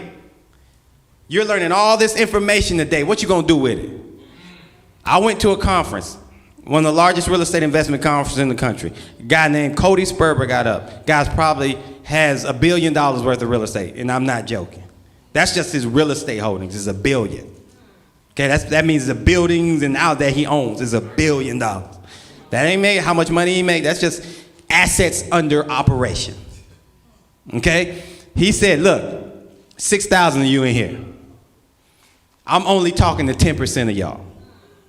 Because 90% of y'all not going to do anything when you leave Las Vegas. It was in Las Vegas. Nothing. You're going to go home. Oh, that was awesome. It was great. Go to work. Never look at your notes. Never do anything. He's like, so I'm talking to the 10% that are actually going to execute on what I'm telling. All the things that you've learned. All the things that you've heard. You need to execute. What action are you going to take next? Okay, because if you get all this information and you don't act, that's your fault. That's your fault. And if you don't get enough about execution, go ask some questions. Ask more questions. Ask more questions. Find out what you like to do and go find somebody like Brother Steve said who's doing it at a successful level. I want to do that. That's what I did in real estate. My mentor was younger than me, but he was making a whole lot more money than I was. I'm like, look, man, look.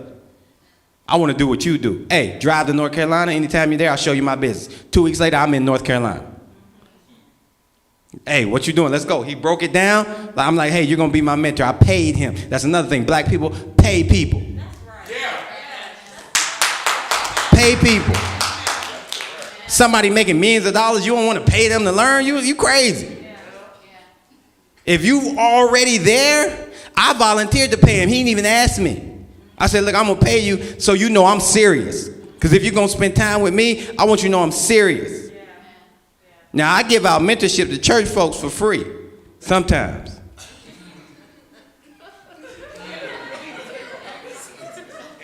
I have to change my number tomorrow. But that's it. But you have to understand, if you want a mentor, you got to do one of two things. You got to pay them or you got to work for them for free. Amen. Their time is valuable. They've already reached a certain level of success. Their time is valuable. They just don't have time to throw away with you. So you got to bring some value, either financially or with your time.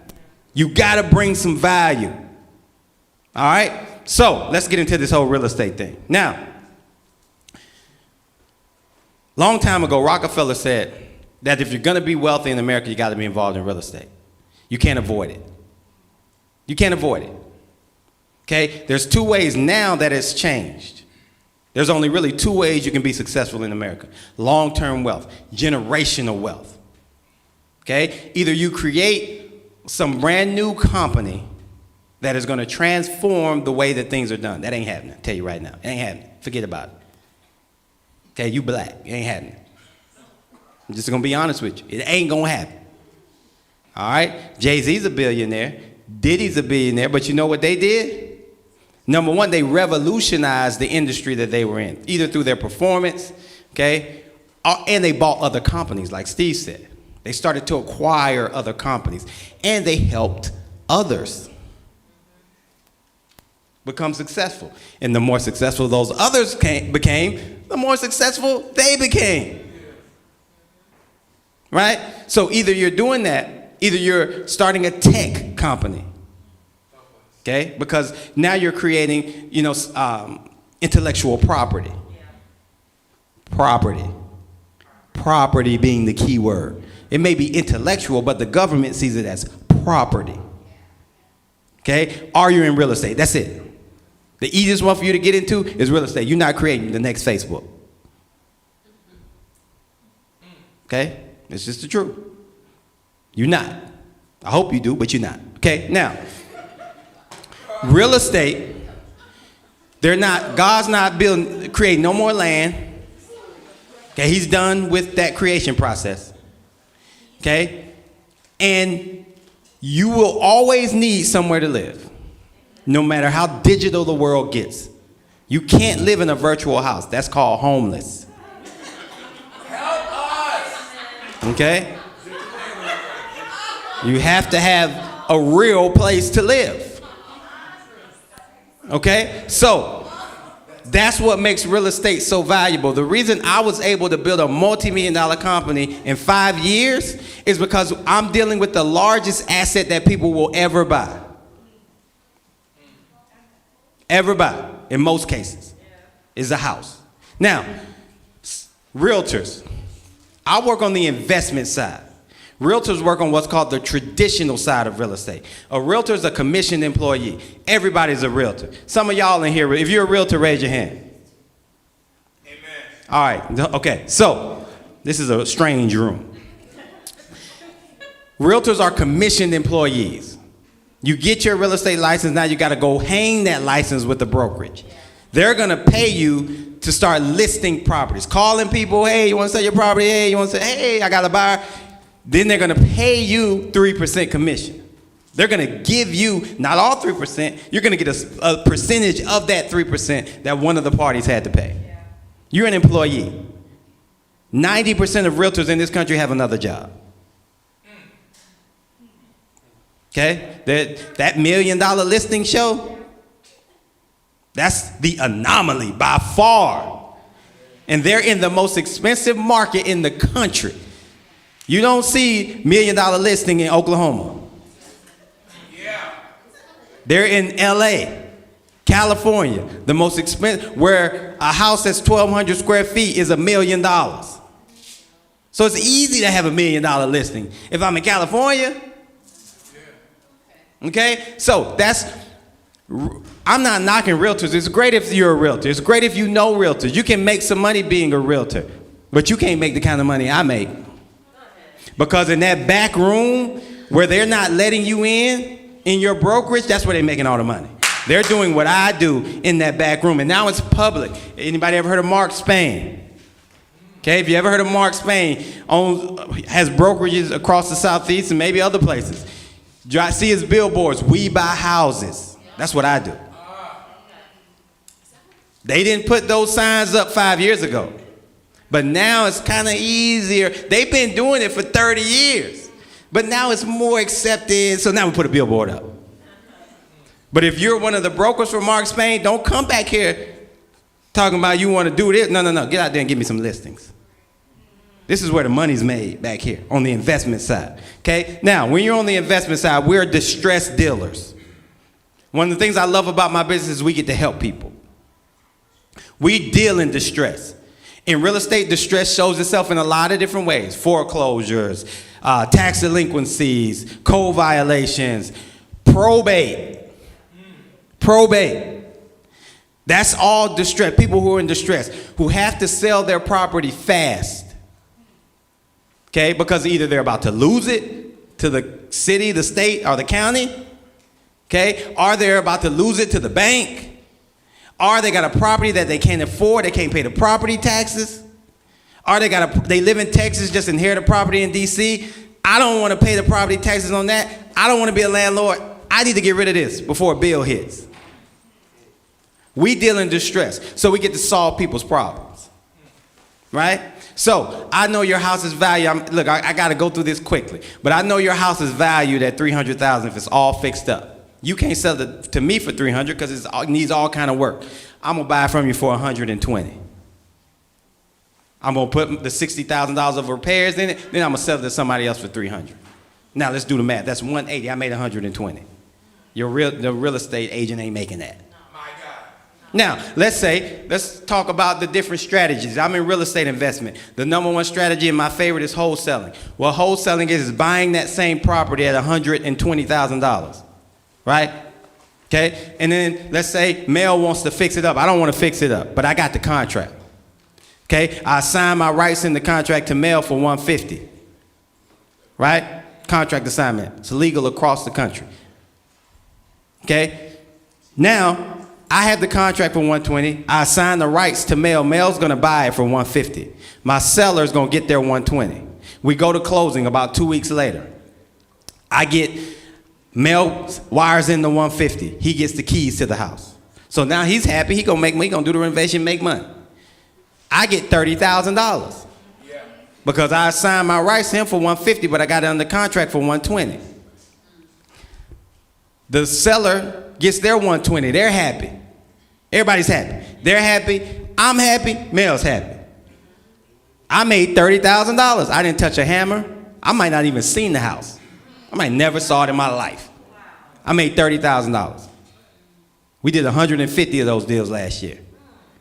Okay, our average assignment fee, which is the fee between me and Mel, was about $20,000. Do the math. That's why it's my favorite strategy. The problem is, that's active income. You know what that means? Uncle Sam. Hey, man. I cut that check, and I'm in the highest tax bracket, right? So how do I avoid that? I deal in distress. So I go to Ohio. My mom's from Ohio. I need to get some rental properties because rentals are gonna give me all types of tax shelters, right? So, Cleveland. great market. Midwest, great markets for buying rentals. If I buy an $800,000 house here, right, I can't rent it for $8,000 a month. You should always be able to rent a property you buy for 1% of what you pay for. I buy $800,000 house, I can't rent it for $8,000. I'm already upside down. Okay? I bought a 19-unit building in Cleveland for $250,000. Okay? Those rents are going to be over $12,000 a month. Okay? Do the math. I'm only supposed to be getting $2,500. That's 1%. I'm getting $12,000. That's why we buy in the Midwest. I buy a duplex for $40,000. Just bought one yesterday for $70,000, a 6-unit building. I bought it for $70,000. Okay? I'm not even gonna renovate it because there's tenants in it. Right now, until their lease agreement is up, then maybe I will. Okay? They're paying $600 a month. They're all 1 bedroom, 1 bath. That's $4,200 a month. I paid $70,000 for the property. I should be getting how much? $700. I'm getting $4,200. That's why I buy in the Midwest. Okay? Now, the biggest thing is the tax shelters that I get. Because now, what you don't know is even on your primary residence, you should remember this. Once in the lifetime of your ownership of a property, you can write off the appreciation. Once in the lifetime of your ownership. So you probably should have did it in 21 or 22 when properties were appreciating like crazy. Right? But just imagine your property appreciates $20,000 in a year. You get to write off that one time. One time in the lifetime of your ownership. I own rental properties, so guess what? I don't own them, my business does. My business owns everything. My business owns my car, my business owns the house we're living in, my business owns the house we're building, my business owns everything. I don't want to own anything. I talked about leasing a car. You should lease a car in your business name. Because now, guess what? It's a company car. I'm writing off the lease payment. I'm writing it off. I'm writing off the gas, the tires, the oil changes. This is a company car. And don't let it weigh more than $6,000. Now it's a transportation vehicle. 6,000 pounds. Now it's a transportation vehicle. Why do you think all these white people ride around in G-Wagons? Not because they like the truck so much. It weighs more than 6,000 pounds. Now it's like a semi. Okay? Start to get the concept. You want a Range Rover? Great, more than 6,000 pounds. This is a commercial vehicle. The government looks like you hauling groceries. They don't know. But that's how they're treating your vehicle. Okay? Now, I get to write off, if I have to replace anything in those rental properties, it's a write-off. Okay? Any depreciation that happens. If any part of the property depreciates, I got to put the roof is getting older, I'm writing that off every year because that's depreciation. Anything that's going to eventually need to be replaced, appliances, all these are depreciable assets. I'm writing them all off every year. Out of all of my rentals, I got a bunch. So you can imagine the tax breaks. And you're like, oh, how did your company lose business? Lose money. This is how. Because it's not how much you earn, it's how much you show. It's how much you show the IRS. And what you show them is all in your business name. Okay? I pay myself as an employee of the business. But I get the pass-through benefit of law. That's the benefit of filing as an S corp. Let's say you paid yourself $500,000 last year, but your company lost $75,000. Now the government only looks at you like you made $425,000. So let's say you made $450,000. You still made the $450,000, but your company lost $400,000. Now the government looks at you, you only made $50,000. I need a tax return, homie. I'm broke. But you got $450,000 in your account. That's what you made. Uncle Sam, they're like, whatever. This is how our tax rules work. We wrote the laws. But most people who don't make a lot of money don't understand it, so it's not even applicable to them. It's not even applicable. But you don't need to make a lot of money to take advantage of the tax rules that were written by somebody else. You just have to know what they are.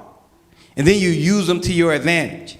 Now, you don't have to have money to buy real estate. I couldn't tell you the last time I dipped into our company account to buy a property. Okay? Now, there's two ways. There's hard money, which means there are companies that will lend you money based on the value of the asset. They won't check your credit. They don't need to see your W-2s. They care about the asset. I gave you that example. I bought this property for $120. I know it's worth $300,000. I go to a hard money lender, say, hey, look, I need $180 because I need $60 to fix it up. They're going to send out their appraisal. Oh, it's worth $300. Great. We'll give you the $180. We'll loan it to you for 6 months. Okay? You do the renovation, refile, or sell it and pay us back. Didn't touch. No money came out of my account. I got the purchase and the renovation through a hard money lender.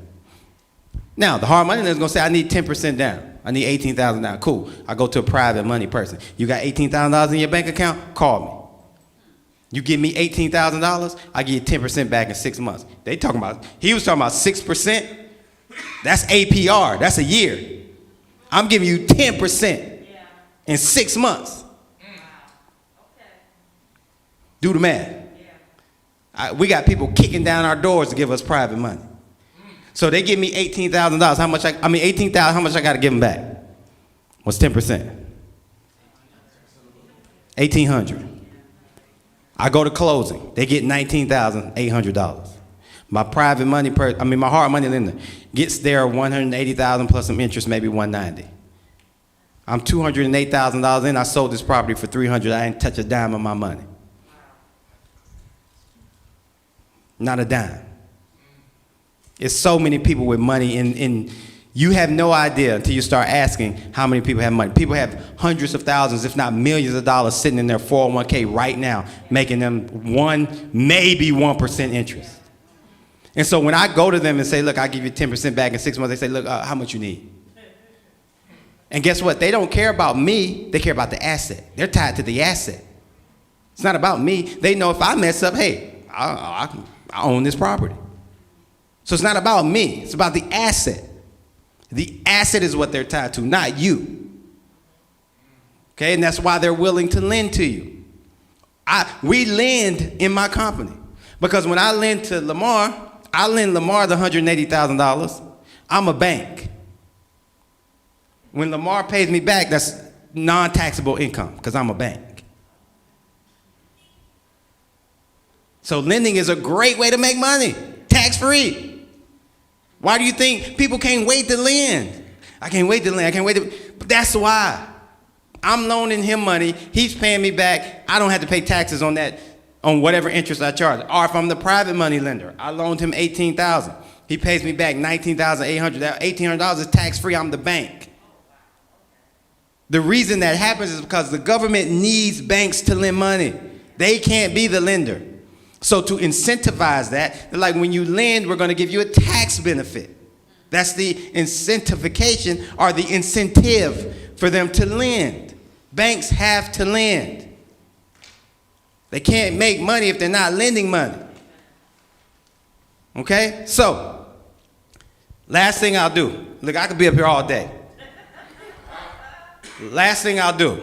If you ever want to buy a house, stop buying new construction. Stop buying new construction. Okay? You buy new construction, you're buying at the height of the price point. No equity, nothing. Okay? I'm going to give you guys a real life example. Y'all don't be telling all my business to everybody. I'm building a house in Lanham. Half an acre. Okay? Bought half an acre. I bought half an acre with a house on it. I paid $265,000. Okay? The house was about 1,200 square feet. Basement was about 1,200 too, but the basement needs to be dug out because it's too low, 7 feet. It needs to be 8. So I paid $265,000, half an acre in Lanham. Unbelievable lot. Huge lot. Can't believe I found this in Lanham. Okay? It's an older neighborhood. I can care less. I care less.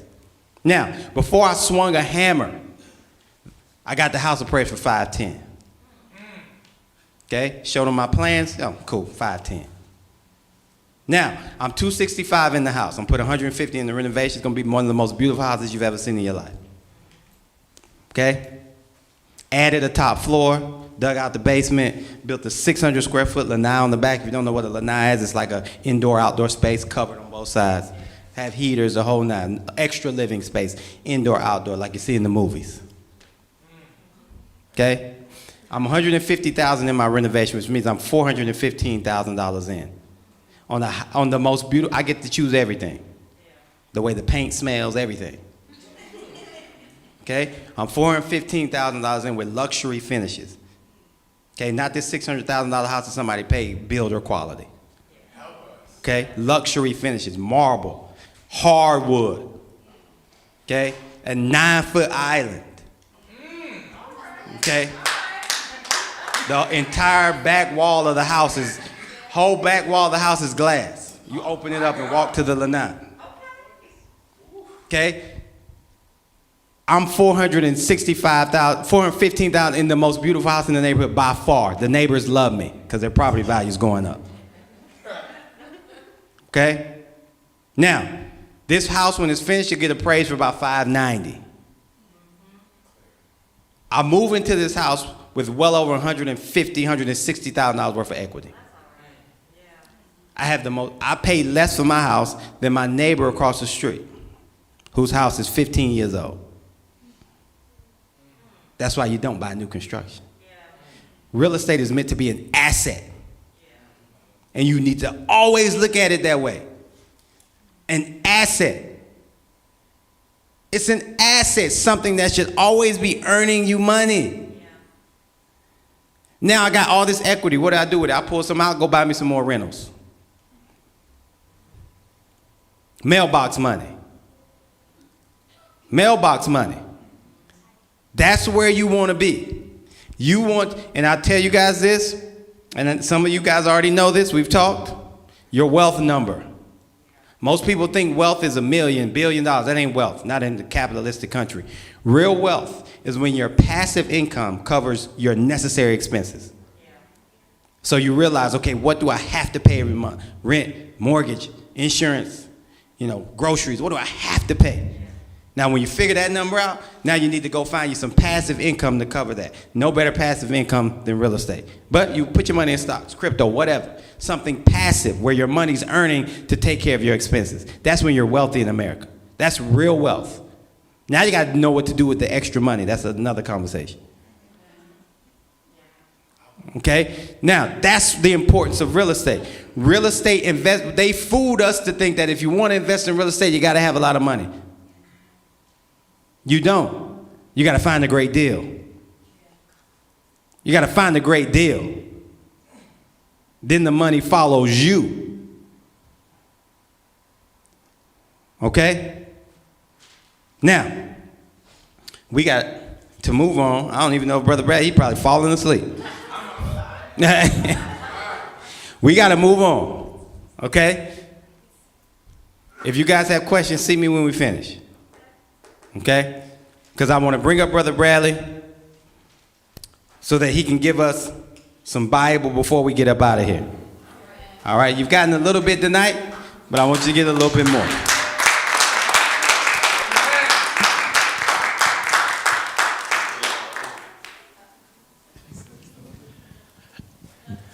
I'm trying to see if they still up, wake up there. You got me? Avery stood up to look at. Let's give Brother Ivan a round of applause. Hey, amen. I ain't gonna tarry y'all long. I'm awake. I'm doing good. I can sit here and listen all night because one of the things that really impressed me when Ivan came and asked could we do this was the interest toward helping us, and that's key. And when we do better as a people, I believe the church does better. And you might say, Brother Bradley, you're a little selfish. I might be, yeah, because I want 3113th Street to do great things. In order for us to do great things here, y'all individually have to do great. Amen. And so you have to live within your blessing so you can be a blessing, so the church can be a blessing. And that's the way God works through us. I ain't gonna hold you long because I really didn't want to have nothing to say today. I just kind of wanted to sit back and just relax and chill. But then I was like, no, we need the God component. And you always need the God component, right? Because that's our stabilizer. That's our stabilizer. So the scripture that is on, it says, a good man leaves an inheritance to his children's children, right? That's that generational wealth, right? And I contend that this person is strategic. Everything that was taught here today was about a strategy to either maintain good health for your wealth, utilize the funds you have to increase your wealth, and then you got a little snippets of how to use your wealth to maintain your wealth to build greater wealth. So you got a few pieces of that. And I really ain't going to hold you long, but notice he says a good man does what? Leaves an inheritance. And y'all know me, I like to look at scripture kind of like from outside the pocket. So if you don't leave nothing, are you a good man? It's real simple, cut and dry, right? Are you a person? Have you spent that $86,460 God gave you every day?